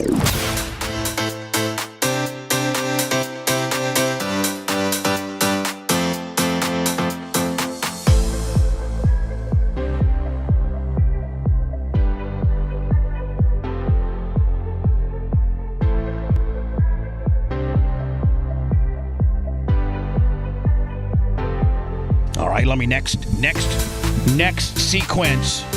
We're on break. When we go into break 6, coming out of break 6, Brian the Babyface Matroni is going to be where I'm at. All right. I think he can do it. Oh, yeah, of course he can. I'm going to try my darndest. I think Dan learned it, didn't he? Yeah, kind of. Well, of course, Dan can do everything better than me, so it doesn't matter what it is. No. If you analyze what I said just now, no, I know. I'm joking. I said, didn't Dan learn it? I didn't say Dan was better than you. I just said I think he has learned it. I was joking somewhat. with Dan because whenever he hears that I can do something, he can obviously do it better. Well, Dan's already bought a board, a microphone, and everything for he practices at his house. No, he doesn't. Does he really? Yes. For he practices everything. No. New tonight, the former police officer. So, Brian, right now my internet pot's up. You know where it says internet, it's up. And I'm hitting this. New tonight, the former police officer. Now, is that the news lady? Is that the actual news lady? Yeah, it's when Minnesota. did Minnesota turn into little Somalia? I mean, it's been that way for decades. Has it really? Yeah, you go back to like the Sammy Al-Arian thing at USF, and after 9/11, it was very heavy. Brent Hatley was the first guy to call the Sammy Al-Arian out. There's a charity or a church in Minnesota that was bringing in they were sponsoring all the Somalians to come in. Yeah, paying. I think they imported like 200,000. Wait, weren't they paying them? Yeah, they were giving them a place to stay. New tonight, the former police officer convicted of murdering George Floyd is trying to get his state charges dismissed again. Derek Chauvin filed an appeal today claiming the court and state broke the law while handling his case. Chauvin's attorneys say Governor Tim Wells did not have the authority to assign the case to Attorney General Keith Ellison. The appeal also claims Hennepin County. Why wouldn't the governor have the standing to assign your case to a state attorney? Why wouldn't you? This wasn't a federal. This was completely state, wasn't it? Yeah, I don't know. Maybe it's an appellate issue thing. I don't know. He should have called for a grand jury to weigh in before charging Chauvin. So, Brian, what determines whether a state attorney or the federal government, what determines whether they just step up and charge you yourself or they put it in front of a grand? Is it to insulate themselves? I honestly, on the criminal side of things, I don't know. And it may vary by jurisdiction. Because it doesn't really make any rhyme to reason. Sometimes they get a grand jury to indict you, and other times they just indict you on their own. I wonder, Florida requires it for capital crimes only. Okay, so that may be the issue in Minnesota. Minnesota does not have. It says the governor does not have authority to block the attorney general. Today we are here to enlist. Damn it. Or becoming because he's a constitutional officer. Do you need me to help you there, Bubba? No. You sure? His duties are independent of the government's control. See, what you did there was you hit the wrong button there. No, I know what I did. Thank you for trying to think what I did, but I know what I did. So let me. The state of Minnesota, what now? The governor cannot because the AG is an independent from the governor because of the political control. So the hold AG, on. That's what it says. The attorney general is at the end of the day, I think everybody works under the governor. Well, it says according to Minnesota, its duties are independent of the governor's political control. All right, so then that means that the governor doesn't have any say-so over their statewide attorney general of their state. Correct, Which, Brian, it's my understanding that's usually. Well, it's an elected position. No, it's right. So I guess you are. I think most states that the governor is separate from the attorney general because the attorney general is actually a voted-in political position, not an appointee under the governor. So, did the governor get involved in the Derek Chauvin deal? And they're saying that under their Minnesota law and most state laws that the attorney general is separate from the governor and the governor can't dabble in that? Yeah, that's what it's saying, yes. I think what they're maybe arguing is that he should have been charged by a grand jury. However, that's only in Minnesota required for crimes punishable by mandatory life imprisonment, such as first-degree premeditated murder. Offenses carrying lesser maximum sentences, including second-degree unintentional murder and manslaughter, which are the charges Chauvin faced, prosecutors can legally charge a defendant directly via public criminal complaint without a grand jury. All right, so where are they saying that? Who went awry here? Like, what's the problem? They're saying he's, I think, arguing that he should have had. There are several due process issues in his case, including potentially that he should have had a grand jury. But I don't think that one was required in his instance. Right, because I just it wasn't first-degree capital. Right. It was second-degree. It was second-degree manslaughter. unintentional. Right, yes. Which probably at that point the state attorney has every right to be able to wield that power on that charge. Yeah, so that's one of the grounds upon which they're filing this appeal. He's going to lose that. He's going to lose that. Absolutely. And jury to weigh in before charging Chauvin. I mean, if that's all he's got, he's done. Chauvin is currently serving a 22-year sentence for the 2020 murder. He has appealed multiple times, and several courts have upheld. Former Minneapolis police officer Derek Chauvin was convicted of killing George Floyd, has again filed a petition to vacate his state murder conviction. On Tuesday, attorneys representing Chauvin filed a motion requesting the Minnesota Court of Appeals to stay as current. Like, you're not going to, as sensitive as this issue is, as much of a potential real crap show this could be, I don't think you're ever going to get any judge to side with you, even if you were legally wronged. I think there's a certain amount of looking the other wayness on this deal. It's like, man, I don't want to deal with that hot potato. I do not want to open up those can of worms. I think you're right. Yeah, I mean, I think even if he had a strong argument, which I don't think he does in this instance, it could be political. It could be political suicide for that judge, right? I mean, you could start riots. I mean, it's a whole thing. Yeah. Now, not that should weigh in on it, but I think unfortunately, psychologically, it does. I think unfortunately, that is considered more times than people would think in the judicial process. You know, like it shouldn't. But there's no judge in Minnesota that's going to take on this case to champion Derek Chauvin's cause. You're just not. You're like, listen, man. Even if I think the guy got railroaded, and even if George Floyd had copious amounts of fentanyl that he would have died anyway, no matter where he was. I'm like, I am not getting involved in this. I am not getting involved in this at all. So anyway, I think that he's going to do his 22. He probably gets some game time. You said he's been stabbed. Oh, he's been stabbed. I got to look up at how many times, but he's been stabbed many times. Yeah, many a times. Yes, almost to death. Couple times in the shower. Hayden Panettiere, and Babyface, you probably were familiar with this woman's work. I think that you might 22 times. He's been stabbed 22 times? Yes. See,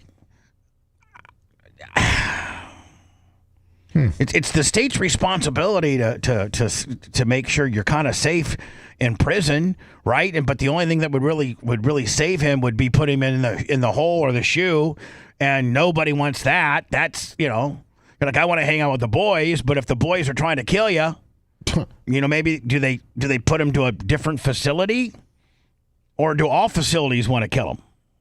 I mean, he's a cop in jail. It's a tough in prison. It's a tough road for them. So, Brian, were you a fan, or were you familiar with this Hayden Panettiere? I mean, I was aware of her. I know she was in the show Heroes. I didn't watch it really, but I mean, I was aware of her. There's information now coming out that the apartment complex that she lived in, or the condo that she lived in L.A., that her and her on-again, off-again ex, Brian Hickerson, that they had gotten into such volatile situations that there was actually a flyer posted in her community that said, if you see this guy, to call 911. Like a warning to all residents and guests of the Hancock condominiums. This individual has been seen trespassing in the common hallways at something they blurted out. Please do not grant him access to the building. If he is seen anywhere on the property, please call 911 immediately. So, I mean, Brian, in order to get a condo association to put a flyer up about you being an asshole and for them to call 911, you have to have really been an asshole. Yeah. I mean, really? Otherwise, they're not getting involved in that. No, they're not. Like, listen, you guys handle it. But when the cops have been called, I don't know how many different times, then they put that flyer. I don't know what. Hayden Panettiere was very public about her volatile relationship with her on-again, off-again boyfriend who was with her when she died. Now, a woman who lived next door to Hayden is coming forward saying, until we get the toxology reports, we're not going to know what they illicitly took. I mean, I think everybody has agreed that it's an overdose deal, because 3 cans of Narcan were used. Oof. And, they went through all of her prescriptions that she's on. No, that was the prescription list was from the Clancy bitch, right? I don't think one that you saw was Clancy. The boyfriend or the brother handed over the bag of pills that the party bag. Yes. The party bag. We're going to get the video of them coming and his reaction to law enforcement. Apparently, he didn't start crying and wasn't super panicked until she was pronounced dead. And isn't that something, though, Brian? Here's the thing. Let's say that your significant other dies. Mm-hmm. All of our, let's say Ashley, Erica, your wife. Well, yes, we would be hysterical. But as we are trying to gain our composure for our child that could potentially still be in the home, or just for whatever reason, and we're just not absolutely beside ourselves hysterical, that is used against you. That means a lot of people will have a predetermined motion about how upset you are or are not over, this particular scenario, and that's kind of judgy, isn't it? I think it's judgy when the person may not be a suspect in the other person's death. But in this case, with their on-again, off-again and their prior issues and him being present when she died, I think it factors in. Maybe even provided the stepped-on narcs. Because I think that's what happened. I think that she has admitted she had an opiate addiction at one time. I think she got off the wagon. And listen, if you have opiates from CVS or your local, recognized pharmacy that's government regulated, you're going to get a real, Vicodin or a real Percocet or a real it's going to be real. You could still overdose on them by instead of taking 2, you took 20, then of course, but one pill isn't going to kill you. Sunny Days, $200. Thank you, Sunny Days. I appreciate it, my friend. Thank you. She is a back to back. She is a nominee for this year's Hall of Fame. Lummi, are you getting people reaching out to you at an alarming rate? Yes. Okay, fantastic. So, Brian, I mean, like 1 perk, 2 perks aren't going to kill a guy. Real ones. Real ones. You might get all buzzed and get all messed up on them and get all loopy, and it does what it's supposed to, and that is dull the pain, whatever potentially might be hurting you. or you're so addicted to them that 2 or 3 won't even scratch the surface, so you got to take more. But the ones that you're taking are real. You got them at the, legitimate pharmacy. This is Bubba pill math here. So the doctor prescribed me 1. Okay. That means I can take 3. I can take 2. Normal person could take 2 and be okay. So I can do, but I'm not a normal person. I'm Bubba Clem, so I can do 3. Oh, I do that. You don't understand. I feel like you're in my head. I know the way you think about this. Like, listen, I'm not supposed to mix these 2, but that's the average guy. I'm industrial strength. I can take them both. Well, I mean, if Erica can take 1, I can take 3. Oh, she can't take near what I take. I know. That's what I'm saying. It looks like the DEA is getting involved, and also a director has come out and said that her team discussed having an intervention right before her death. So she was on pills. Yeah. And here's what they're going to do. They're going to find out who got those pills where. And it's going to be like a Matthew Perry gimmick because it's high profile. And they're going to find who provided those stepped-on perks, or those, I should probably say, stepped-on opiates, who provided that. And they'll start working backwards. And at the end of the day, I bet you, much like the Matthew Perry, was it the ketamine queen or somebody like that in L.A.? I think 2 people went down for Matthew Perry. No, there's like 8. Oh, really? Yeah, they've gotten everybody in the chain of custody. Death. Yeah. And so that's what I think has to be determined with regards to Brian. Not Brian, the Babyface Matroni, Brian Hickinson. Is that his name? Yes. Brian Hickerson, which was Hayden's on again, off again boyfriend, who she was visiting in Greenville, South Carolina with was it his brother? Yes. And she flies clear across the country to be with Brian Hickerson. Brian had I don't know if she had the party bag, or his brother had the party bag, or he had the party bag, but they had a bag full of all these pills. And it was in some type of bag. Do you think they're playing pill roulette? Maybe. I'll give you 2 perks. No. You just pull one out. Whatever you pull, you take. No, I bet you can't play that game. Well, maybe they did. No. Real men play that. No, not me. I'm joking. I'm not playing that game. I am so scared of this whole world. I am not taking anything that's not prescribed to me, my friend.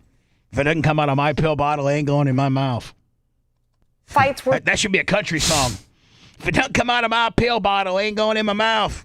So loud, she could hear them.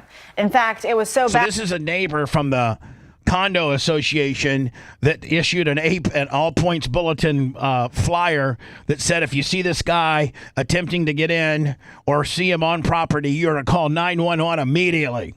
That's the volatile relationship that Hayden Panettiere and her boyfriend, on again, off again boyfriend, Brian Hickerson, who they're also saying now wasn't sad enough when they went to go investigate this thing. They're saying that he wasn't sad enough, and that now makes you a suspect because you're not bawling your eyes out. Well, she also had a prior restraining order against him. He apparently was on probation for 4 years for injuring a spouse or girlfriend.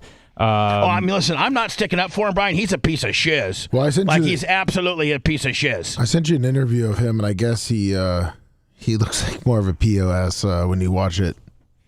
All right, here we go. Was very public about her volatile relationship with her on-again, off-again boyfriend who was with her when she died. Now a woman who lived next door to Hayden is coming forward saying the fights were so loud she could hear them. In fact, it was so bad their apartment complex posted a sign warning the boyfriend to stay away.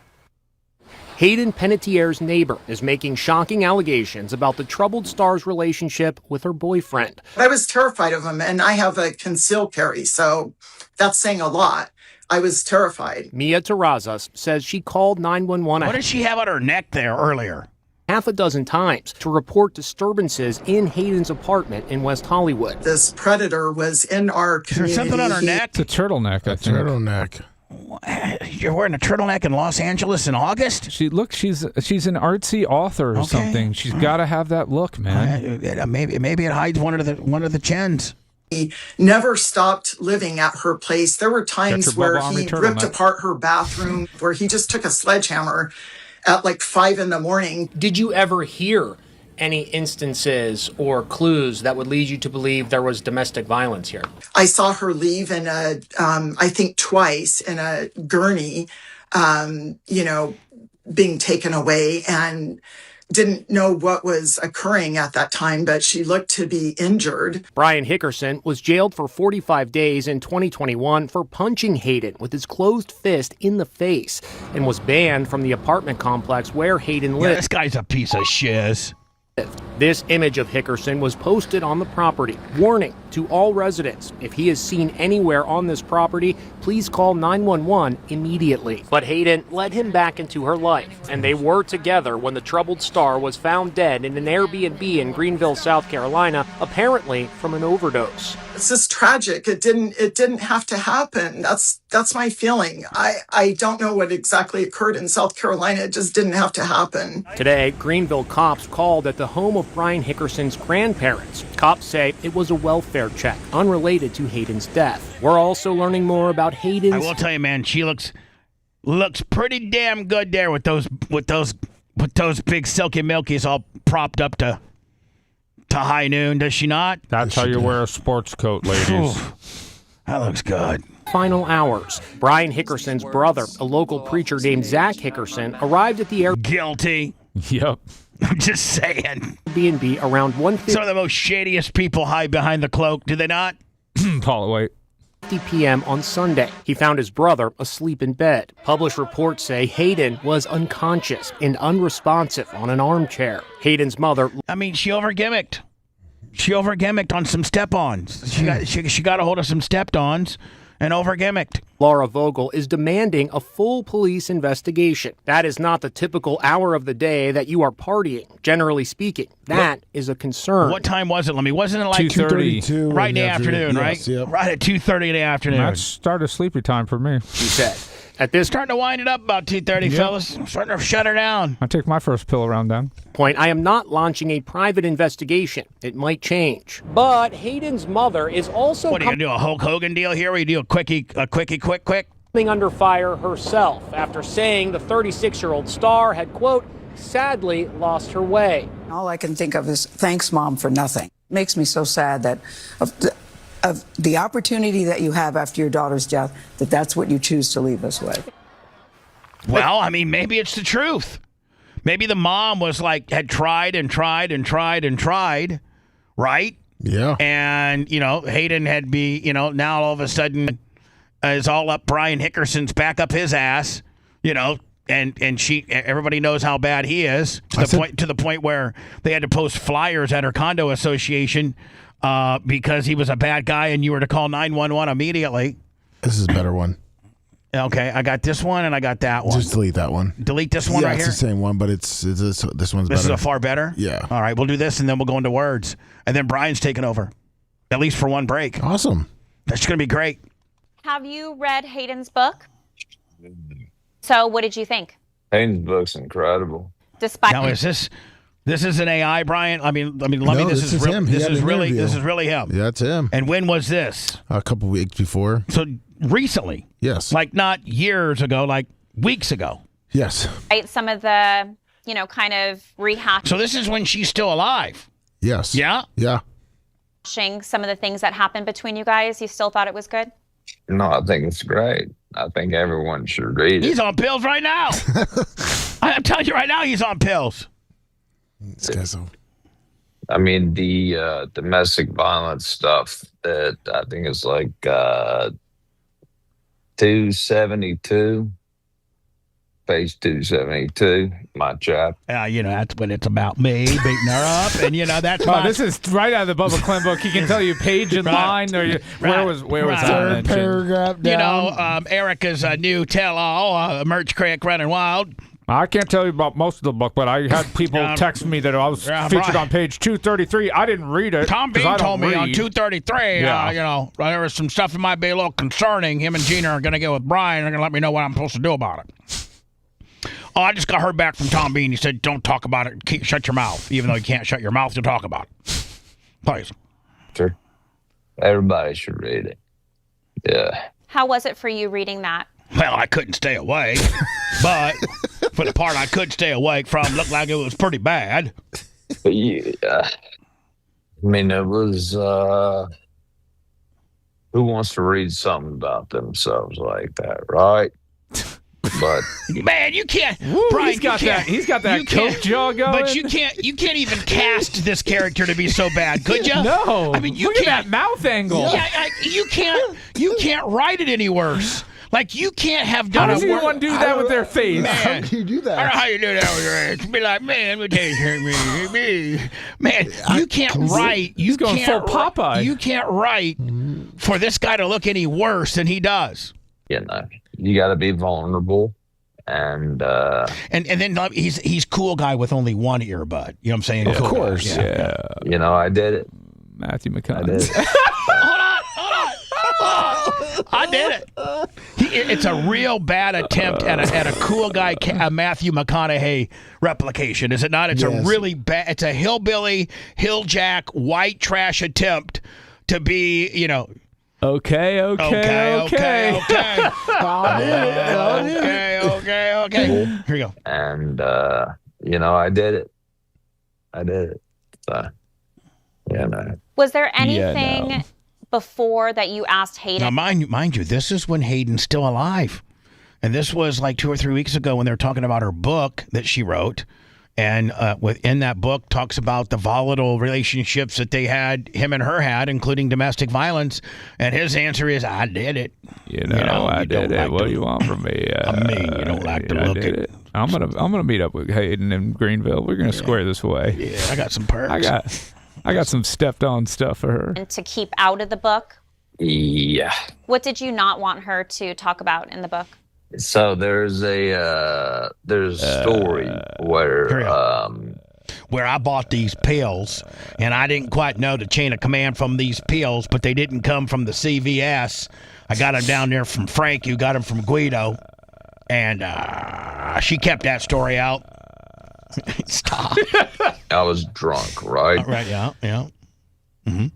Hayden was standing across the room, and I had a Brian, you can't write this. This guy might be a new star. Looking for that asshole that's just too cool for the room? Right here, man. phone in my hand, and I said, Hayden, I said, I'll give you 10 seconds to run as fast as you can before I throw it at you. Whoa! What game you playing with your girl? I only give them 5 seconds. 1, 2, 5. 1, 2, 5. Listen, my T-Rex blown rotator cuff. I couldn't throw 140 miles an hour, please. Yeah, that would be very tough to. Listen, Hayden, you need to start running now. I'm gonna count to 10, and I'm gonna chuck this rock timer when I first started vocal frying, Hayden, and you're at 8 seconds already. Yeah, you haven't really moved as fast as I was liking. You're gonna take one right in the grape. Read about yourself, but also would be a horrific situation to be in as well. Of course. Do you think this is an important chapter for not just survivors to read, but also for people that are abusers? Do you think it's important for both? Oh, I'm an expert at that. How can you do that side? That honestly, with no crease on the other side of the face. That is amazing. I mean, it's got to be Botox somehow, but I don't know. That's Both sides amazing. to be reading something like this. I think it's more important for abusers. My biggest thing about domestic violence is I don't think it is taught early enough in life. Never in my life did I ever get taught what domestic violence was, right? Maybe if I did at an early age, maybe I wouldn't have done what I did. Yeah, if you told me not to beat up my girlfriend. Man, I can't. I don't think you can be domestic violence. I don't think you can be any more of a dick than that. That guy doesn't look good. All right, we're going to return, Lummy. Brian can pick out the story that he wants to talk about because he's in charge next. Nobody talk to me for the next 5.5 minutes. I'm trying to juggle a bunch of balls and spin plates back here. You know what? You never hear that from me now, do you? No, you never do. No. Never. Brian, I tell you what we're going to do here. We're going to have you run. I got this rock here. I think I'm going to incorporate vocal fry into my radio persona. Hey, it's Brian, the Babyface Matrone. Side smile Matrone. I'm talking out of the left side of my mouth right now. Let me get me all the anti-Trump stories you can. Yeah. Make it as liberal as you possibly can find it, okay? My computer's down. I think we should probably get into the WNBA stuff next. Brian will probably like that. Oh, yeah. These dumb bitches cannot get out of their own way. Like, do they really know what they really want? Do they can you just make a simple decision as to what a woman is? That's all you got to do is what is a woman. Otherwise, you're going to have some ex-NBA guys that infiltrate your league. I think the commissioner's gone. Like, is there any way she saves her job? No, there's no way they're going to renew her contract. The NBA is going to... They're going to have to. I got 3 stories lined up. Brian will help us navigate them for those 3. Brian is going to be in my seat, rejoining the network, and doing the next segment. If you want a deep dive into the Bubba the Love Sponge show from the past, go to BubbaArmyHQ.com. We'll be back after these words.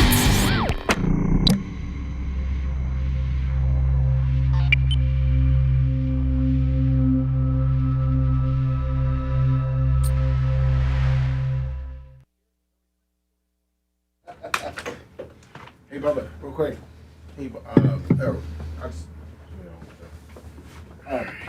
see here.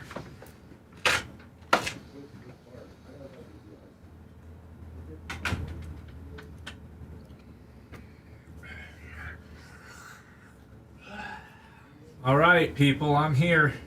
Let's see what we got going over here. All right. Got this. That's internet. He's got that potted all the way up. The hotel, especially the hotel. Be background. Should I Just having to time out when you. should I shut this off real quick? You can, as long as you don't play anything, it's not going to go down. But yeah, okay, I get what you're saying. I would, when I run the board, I do it. Yeah, I want that off until I'm going to it, and then I'm going to hit it and then hit it. Okay. All the videos of different volumes is going to be low with that fader. Yeah. I mean, everybody already knows what the fuck this place is. All right, get your money in right now. I've never been over here. I know, it's very awkward. Oh, man, I've never been over here before. Yeah, now you get to feel what greatness feels like. I'm going to put this by your desk, by the way. Sure. To read.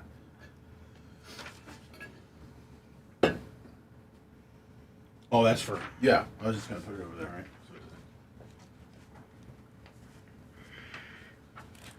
Are you putting the big donkey behind Babyface? No. You putting a picture of Hillary Clinton behind her? I can go get one, though. AOC?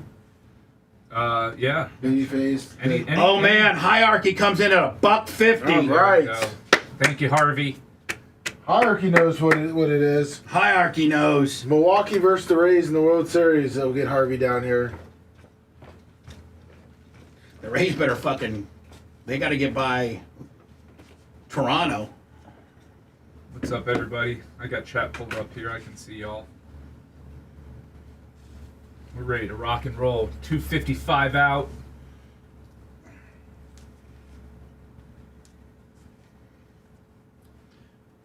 And we usually take this to about 40. 48? No. We got one more before that. 40, 41, 42. Okay. And to go out, I just hit that red air 1 button. Yeah, I pot it up and hit air 1. Yep, perfect. And then make sure 2's potted up because it'll fire itself. Just make sure 2's potted up too. Yep. But yeah, you're good then. Turn everything down. Always turn your mics off first. Before break? No. Like as you hit the break, then you start shutting stuff down. Yeah. Yeah. 1, 2, 3, 4, 5, 6. So it's a 6 to 11 vote currently. 6 yays, 11 nays. 6 yes, 11. Yeah, he's fucked. Yeah, he's fucked. He's fucked. Like, because Brian needs to be and for him to have a chance, he'd have to be the other way. Yeah, exactly. And even then he would be. He'd be 1 short. Yeah, he'd be 1 point short. Yep. You got a fucking cracker over there? No, sir, it's way over there. I'll get it for you. Where's it at over there? It's way over there. I think I can hit it. If you don't hit it, I'll. Oh, there, I can't hit it. I have to fucking Patrick Ewing.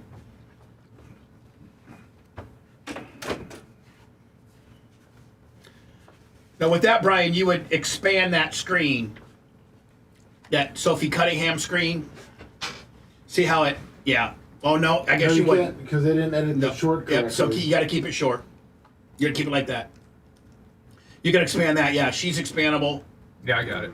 I'm testing it all out. And she is too, yeah. And I think the volumes are all turned up on those already, if you want to look. Internet's up, replay's up. I'm on it.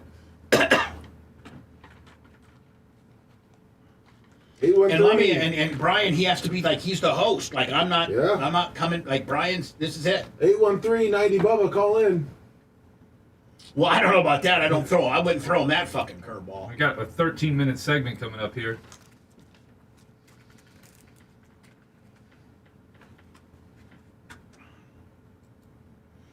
Thank you, Sunny Days. Sunny Days.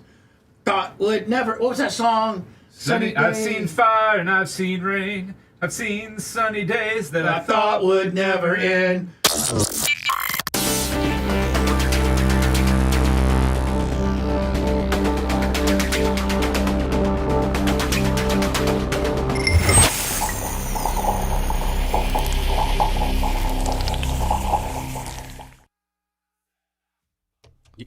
I went to fade it out, and no, you gotta have two on.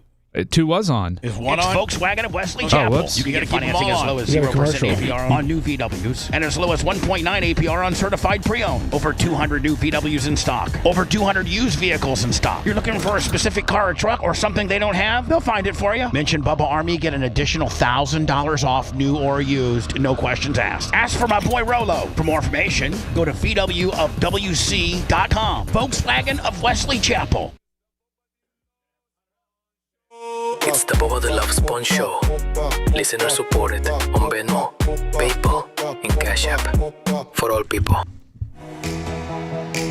See, you're learning. You got to have it all potted up. Yeah, I didn't quite follow the instructions there on the fade out. Yeah, you just keep it all potted up until you know it's a rejoin. Then you can start potting it down and getting into what you want to get into. You're a little hot. I had to bring your level down. Yeah, you bring me down a little bit. I work the mic a little differently than you do. You do. Yeah. You're vicious on the mic and the turntables. Mm-hmm. I rock a mic like a vandal. Speaking of somebody who's going to be out of a job soon, Sophie Cunningham here talking about the WNBA needing bold leadership as the players are growing tired of the rudderless. How about hierarchy? How about your boy Hierarchy from Wisconsin at $150? Strictly because Babyface is in control right now. Thank you, Harvey. I appreciate you, my friend. Lakeland Hoosier, $100. Oh, my God. Lakeland Hoosier. Here we go. It's going to be an incessant amount of money coming out because Bride Babyface Fraternity is officially in control. I kind of like this dynamic where I could just like Baby B here. You know, I don't. Just show up? I don't. But what about maybe trying to Gene tries the board tomorrow. No way. He cannot. Brian Gene could handle it. No, he couldn't. No, he could not. He says he could. No, he couldn't. I screwed it up 3 ways over. Yeah, but you know what? You won't make that. I won't now. Yeah, that's what I'm saying is you needed to make that mistake so that you don't make it again, and now you know. But you showed him. He showed you how to drive a race car. No, he didn't. Oh, he said that he taught you how to win. Well, he probably had a lot to do with that, but I mean, I had the skill set to be able to refine it. I don't think he's got the skill. I mean, like Brian said, he comes to this computer and it's 180 font. I mean, like, I don't know. I mean, like if you look at my computer, and I don't think Gene could handle that many balls in the air. Oh, this many tabs would have him. He'd be like, where I hit next? Brian is going to be like, if I could let Brian do 1 or 2 segments. Well, I got to close it out because it's a little bit tricky to close out. But Brian he'll be great. I mean, it's not that hard.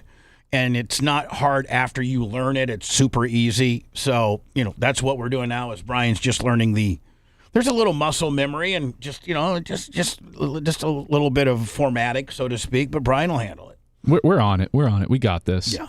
Speaking of, you're saying Sophie Cunningham. I don't think Sophie Cunningham loses her job. I think the commissioner loses her that's job. what I was saying. Speaking as the WNBA commissioner, let's see what Sophie Cunningham says about the bold leadership they need. The same what she...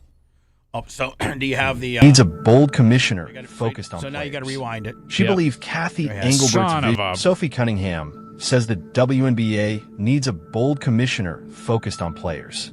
She believes Kathy Engelbert's vision doesn't align with the league's direction. Cunningham made these comments in a profile published by USA Today. Engelbert's contract runs until after the 2026 season. Cunningham feels Engelbert's uncertain future stems from recent handling of issues.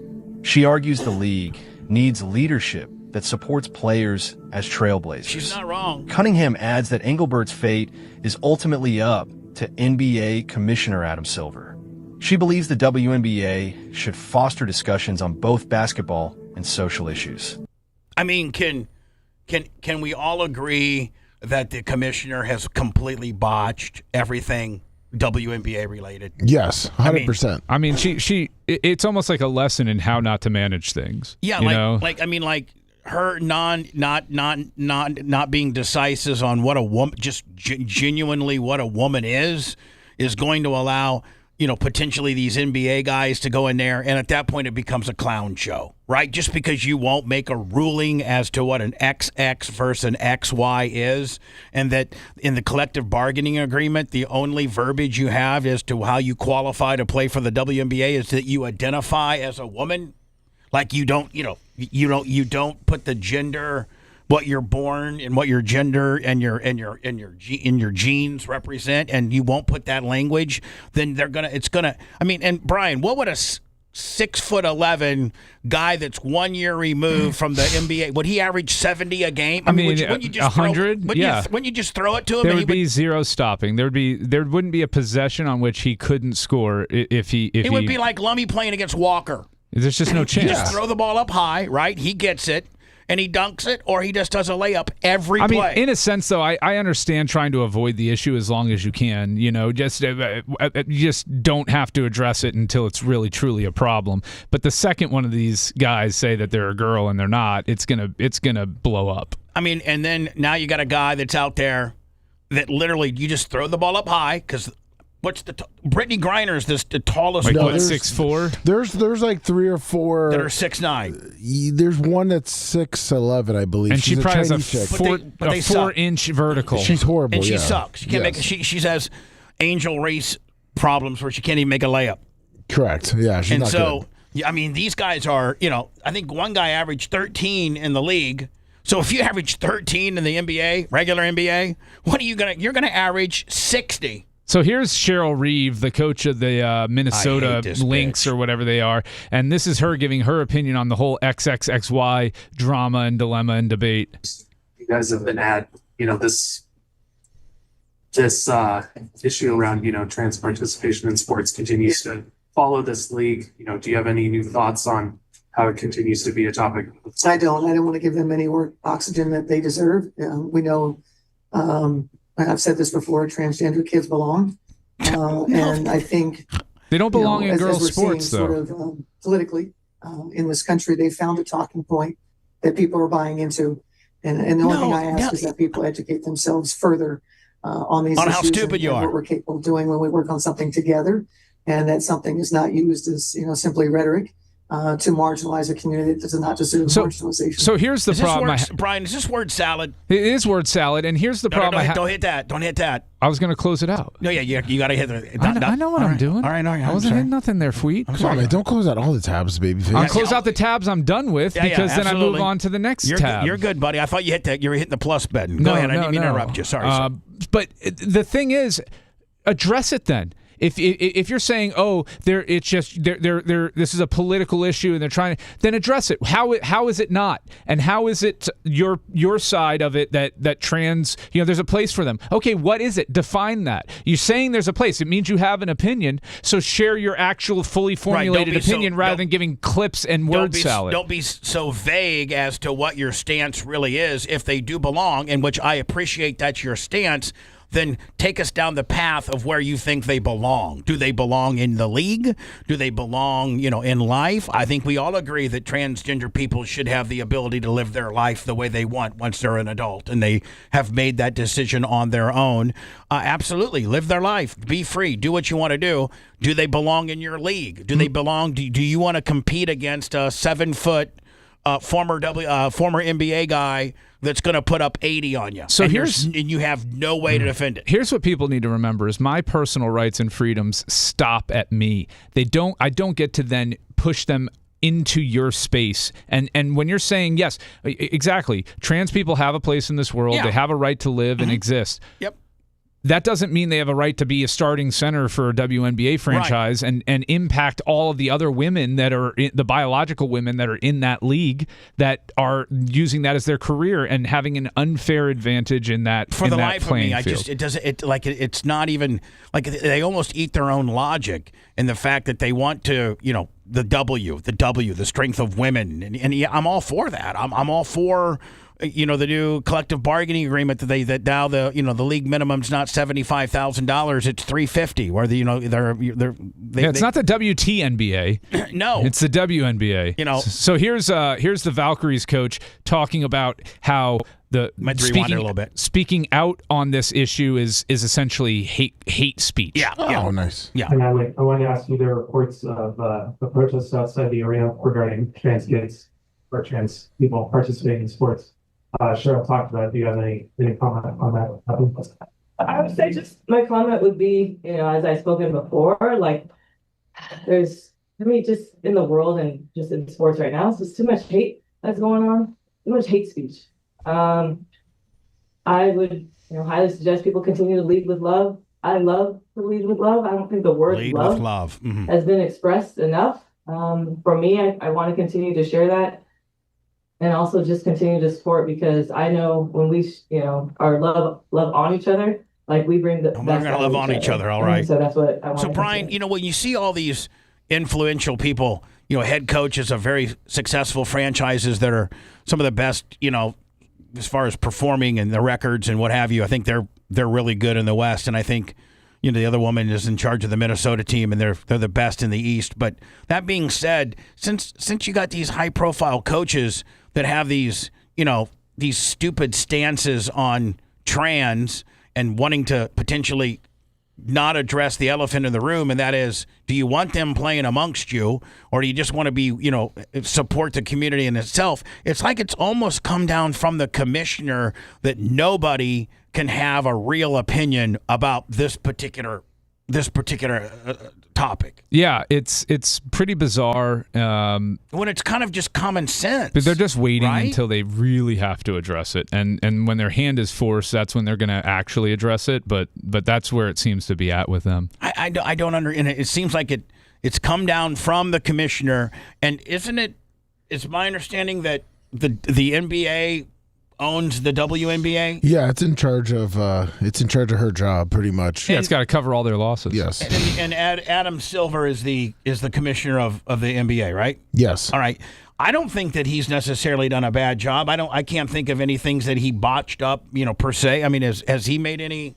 I mean, I don't know. They've dealt with some controversy with China and things like that, but it's been pretty minor. And the he runs a pretty good ship, right? The game is growing globally so much. It's probably the most popular American sport internationally. It's not probably, it is. Growth-wise. No, just pure viewership numbers. It's more popular than the NFL abroad. All right, so if you're Adam Silver and you've navigated through promoting your league to the globally, far better than any other U.S. sanctioning body. You're healthy. I think you would say that the NBA is a healthy league. You got the Lakers that just sold. You got a team in your sanctioning body that just sold for $12.5 billion. Was that the most paid for, or some of those soccer franchises sell for more? Soccer has the highest ones. Okay. NorCal Mark, $50. But I mean, I thought I missed a Johnny Costica, but I think that was from earlier. That was earlier. So, by all accounts, the NBA's healthy. Completely healthy. It's got great the healthiest it's ever been. Right. Now. It's got great leadership. It's got stars across the board on multiple teams in major markets on both sides of the East and West Coast. Which is so if Adam Silver and his governing bodies of people that help him make decisions, there's no way that they can keep this commissioner in. She is completely. You couldn't handle it any worse. You really couldn't. And it's just you've taken a good thing. I mean, like, and what they've done to Caitlin Clark and Sophie Cunningham and just the racial divide that they have. It's all about race, and it's all about, it's probably the most racially divided pro sport that I can think of. Honestly, though, if we weren't talking about this, we wouldn't be talking about the WNBA. We really you're wouldn't probably be. right. Like, this is this. They need this. But we would be talking about, how good this team is. No, we wouldn't. We wouldn't. No, we wouldn't. I mean, we wouldn't be taking it. We wouldn't talking about Caitlin Clark and Sophie Cunningham. Okay, who's the number one team in the WNBA, Bubba? I think the Minnesota team. And then who's number 2? I think the Valkyries. Let me ask you this: what star rookie just went down for the season? I don't know, but I can tell you. Hold on. I answered. You're going to give me some. You're going to give me some. I don't credit? know. I haven't checked it yet. Okay, well, I don't because I don't freaking know. Let me spit some game at you, and then you're going to go ahead and tell me. Okay, I'm sorry for trying to make it look stupid. One, the best team in the league, I think, is the Minnesota Lynx. Yeah, and it's not even close. Number 2, I think, is the Golden State team. Yep. And Indiana's like 4th or 5th. No, they're 3rd. Okay, Indiana's 3rd. So they're on a 5-game win streak. So there you go. I mean, you got to admit, No, you do. You know ball. I know a little bit about that. You know ball, baby. I know that Angel Reese is completely oblivious to what her skill set is. Well, listen, buddy, I know you want to keep talking about the WNBA, but, man, we're up against it. We're just jam-packed today. We've got to hit a break here.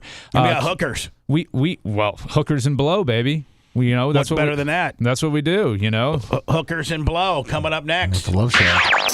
Let's all take a moment. Remember, this show is about words, not actions. Okay, there is a God. More of the Bubba the Love Sponge show after this.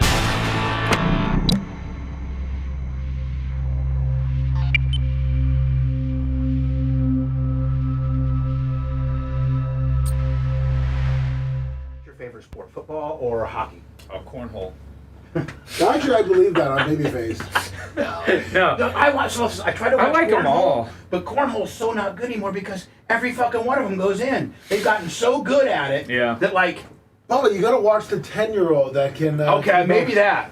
But in the other ones, it's like if Here's the more rule. go in than go out. If it's a game that a 10-year-old can be one of the best in the world at, it ain't. So what's your favorite game? What's your favorite game? I would say what I follow the most would be football, baseball, and hockey. So can you imagine that sport pissing you off so bad that you couldn't even tell me who the best teams are or who plays who? Like, I don't even know when NASCAR's racing this weekend, who's in charge of the points. I don't know nothing. I think NASCAR's in Daytona this weekend. Oh, they are? Yeah, I unfortunately watch NASCAR every Sunday, and I couldn't tell you who. Why? I wouldn't go today. I was listening to this being a local track. NASCAR 10 years ago, Brian, started this grassroots local track deal where they come in and they give you tickets, the Florida-based tracks. So we got like 10 pair of tickets to this race over in Daytona. It's in this sweet area. Nice. It's my track with me and Tom wouldn't be any more less interested. Oh, I'd go for the suite. I mean, it's a party. No, I'm there for the party. Danny Hamlin. And there's still hot chicks at NASCAR, right? Or no? Are they all pigs getting last? Danny They've all timed out. They're all 50. Denny Hamlin's number 1. Riney Black. That 35-year-old's now 50, Brian, and that doesn't, Ty Gibbs, Tyler Reddick, and Chase Briscoe. Has a playoff started yet? Not yet. But the top 10, I mean, you got Kyle Larson's up in there. Ty Gibbs, Chase Elliott. Silver's up today. All right. Gold's down. Oh, no. Oh, thank you. Stop and go, Steve. Sorry, they're in New Hampshire this weekend. What's that? The Dover Demon.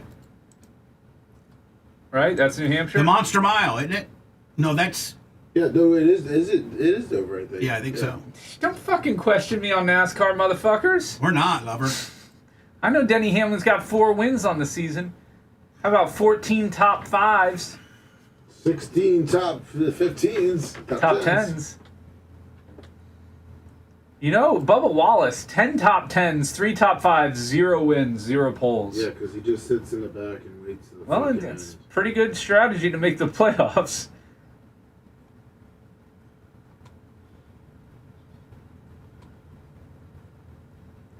What do you think of Connor Zilish, Lummy? Go Ty Gibbs, huh? Connor Zilish, you think he's going to eventually be the next big thing? Why not? You? Yeah. Why? Because he was dominating dirt track as a kid, and the road courses he's amazing on. He's not a specialist; he can do it all. I did not know that he could do it all. I thought he was just the road course guy. No, he can do it all. I mean, did you see what he did in the fucking the minor system, the O'Reilly league? I mean, he dominated at 18 years old. He dominated it. I didn't see that. The second half of the season, he won like 5 of the 8 races. Ended up winning the O'Reilly points. They were the thing I was listening. I was watching it. They were saying about how he's such a road course. He's really good at road courses, but he's an overall good racer. But that's what I heard. What, the GSP guy? No, Connor Zilish. But that's what I heard, Babyface, when I listened to it. They were talking about how good he was on the road courses, so I thought he was just a road course specialist. No, he's pretty good all the way around. They've got him running too much, though. He's done some truck this year. He's done the O'Reilly every week, pretty much, and he's doing the NASCAR. Like he did a triple header in Bama or wherever it was. Kyle Larson helicoptered into Knoxville last week and won. Now that guy is doing a lot. He helicoptered in because it was under rain delay. He didn't think he was going to make it. Won where? Knoxville, Iowa, the sprint car capital of the world. Oh, he won sprint car racing. Yeah, 410 Nationals, which is the biggest race. Yeah, you don't need to tell me about that. And 410 Nationals are huge. Mm-hmm. Knoxville, where? Knoxville, Kentucky. Iowa. Come on, how do you not know? It's where the Hall of Fame is. The dirt track Hall of Fame? Bubba's car's in that. Oh, yeah? Yeah. For what? Bubba what? jeans Why is it there? are in the Hall of Fame. Why? Because they're awesome. Who? Why is your car at the dirt track Hall of Fame? I didn't even know it is.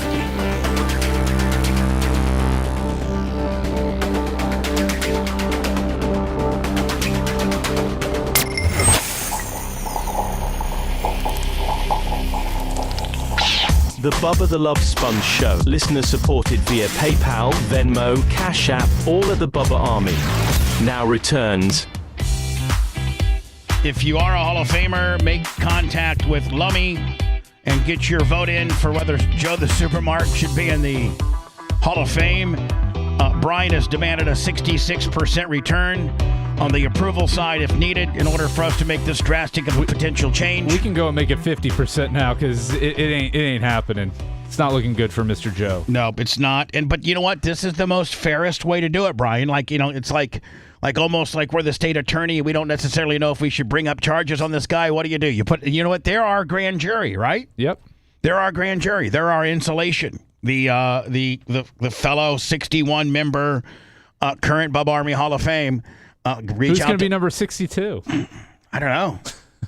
It's a big number. It's a big number. Well, have you seen this Angie Nixon girl? And she's the Democrat nominee for the U.S. Senate in Florida. In the Orlando area. And she's been endorsed by what? The Democratic Socialist? Well, she won the primary for the Democrats. She beats, I guess she didn't even raise... she didn't even raise $1 million, and the other guy had like 16 million, and she beat him. Really? Yeah. Well, this was her in the Florida Congress chambers.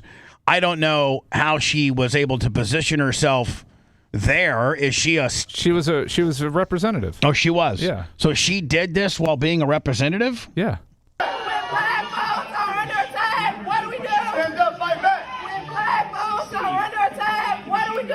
When black votes are under attack, what do we do? Well, this is, I believe, about the redistricting, which did kind of, take away their representation.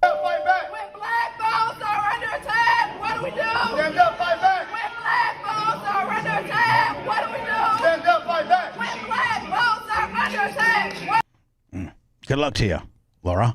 Who's she running against? Ashley Moody. Oh, she's gonna get her ass kicked. Yeah. It's gonna be.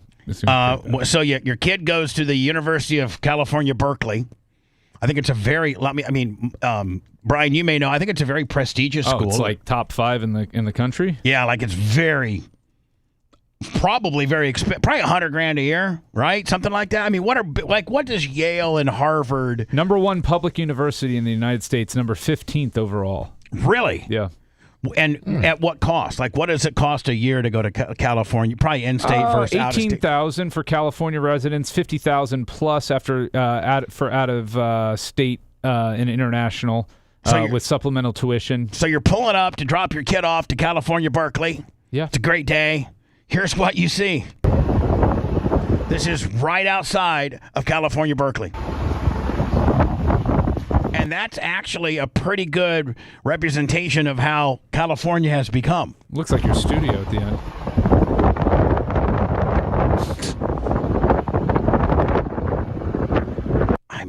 Well, how close is this to Berkeley? I see like a post office or a prison there. I'm not sure what that is with the. Let's see if they indeed pull up to the if this is just a portion of California that we're not, that's not close to the university. It says that it is. Like, is that the university on the other side of that fence? Or? And here's the deal. There it is. I think there's the university right there. See the little blue flag on the post. Like that's so literally the block next to. Are you sure that that's the university? It says it's within a few blocks of UC Berkeley's main campus. That's a very liberal statement to give. Within a few blocks. It is 0.4 miles away from the housing complexes. If you're is the Karen Bass chick gonna win re-election? Well, did you hear the new law they passed in California? No. Well, whatever the donations that you give. Yeah. So if you donate $5, the taxpayers of California match 5 times it. Yes. So even if you don't want her to go, you still are donating to her. Yeah, like the taxpayers. I thought I had the article, but I may have gotten rid of it. Where if you I did see this one. I don't think you could be a white person and make the same statement. About me, 2 things for certain. I love making white people uncomfortable. And by that, I mean, I love showing up in a space where white people are and they think it belongs to them. And I show up authentically myself, big and bold, ready to be seen. I'm not going to dim my light for no one. Tell me how I'm in nature. White boys sitting there, it's for everybody to enjoy. I pull up with my music, but when white people see me, they see me with my music. All they can think is ghetto and disturbing. And I'm here to make the place ghetto and disturbing. Yes, I'm putting up my hammock and I'm going to enjoy this bitch just as much as you are. You're going to leave.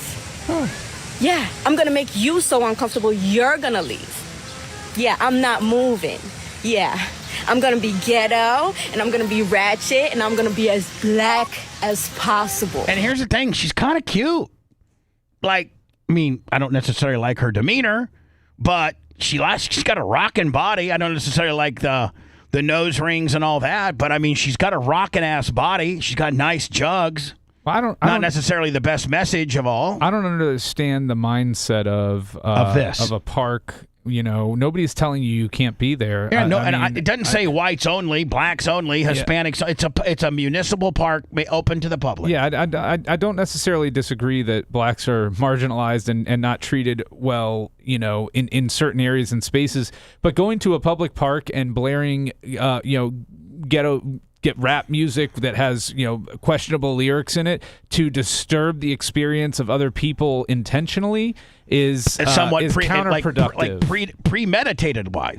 Meaning she's not just in the moment. She's actually bragging about this is what she does. Yeah, this is not her being her authentic self. This is her being obnoxious. Oh, and I'm gonna be ratchet, and I'm gonna be as black as possible.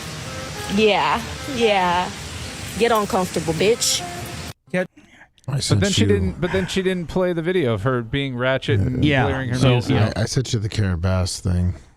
Oh yeah, here we go. So this is 6-1, by the way. It's more per donation. This is what I just don't understand. Well, the story says, can someone explain this to me? How LA Mayor Karen Bass says any donations towards her campaign will be matched via taxpayer funds up to 6 times the amount. For example, she said if she donated $5, the city will match it and turning it into $35. So this is wrong no matter what political affiliation you are. This is absolutely wrong. Our campaign is more critical right now than ever before. Let me explain. Thanks to LA's Supermatch program, every qualified donation from Los Angeles residents is matched 6-1 by the city. But after the primary, we had to start over from scratch. So we need you to rush your matching donation right now to help fuel this campaign. Chip in $5 right now, and the city turns it into $35. Chip in $25 right now, and the city turns it into $175. Make your matching donation today. Thank you so much. Seems like it's skewed against any newcomer coming in and being able to upset the political apple cart. And technically, you're donating to people that you don't even want in. No, so just so you know the way it works, you have to file an official statement to accept matching funds and agree to strict spending limits. You have to raise a specific threshold amount from individual donors, such as at least 100 local residents giving at least $5 or more, or some sort which of won't be hard. Which everybody qualifies for, even her opponent if they want. Face an active opponent and agree to participate in at least one public debate or town hall. All right, that's everybody's going to do that anyway. And ensure match contributions come exclusively from residents within the city of Los Angeles, business, PAC, union, or out-of-city funds do not qualify. So this may be in response. I don't know how Los Angeles works or if they are having a problem with a lot of outside money coming into their races. So this tries to localize this their race? This tries to localize the race and get local people bought in. And what a lot of people... And the Republican would get 6-1 just like the Democrat would. So what I'm saying is both candidates, the Republican and Democrat, split the money probably up to $1.5 million, and that's the most you can raise. You still shouldn't be using tax dollars for political Look, they voted parties. for it. We gotta go. They voted for it. In 4, 3, 2, 1. We'll see you tomorrow. Thanks for letting me finish. You've been listening to the Bubba the Love Sponge Show, starring me, Bubba the Love Sponge, co-host and show historian, Lummit. It's Brian Matroni, king of counter program. Gene Lasker, voice of the people. Glad you get to hear me. Gary Cantrell, video editor. Yeah, back here wiring up. It's Mini Macho. The BRN agent, Thomas Buttoned Up B. Co-host, Dr. Dan Diaco, Esquire, of Council. Co-host, J. Diaco, Esquire, the Spitting Cobra, of Council. Now, time for the legal disclaimer. Exactly. The Bubba the Love Sponge Show is intended solely for the enjoyment of our listening audience. Any rebroadcast, retransmission, or other use of this show without express written consent of the Bubba Radio Network is prohibited. We must dissuade him of this delusion. Until next time, always remember...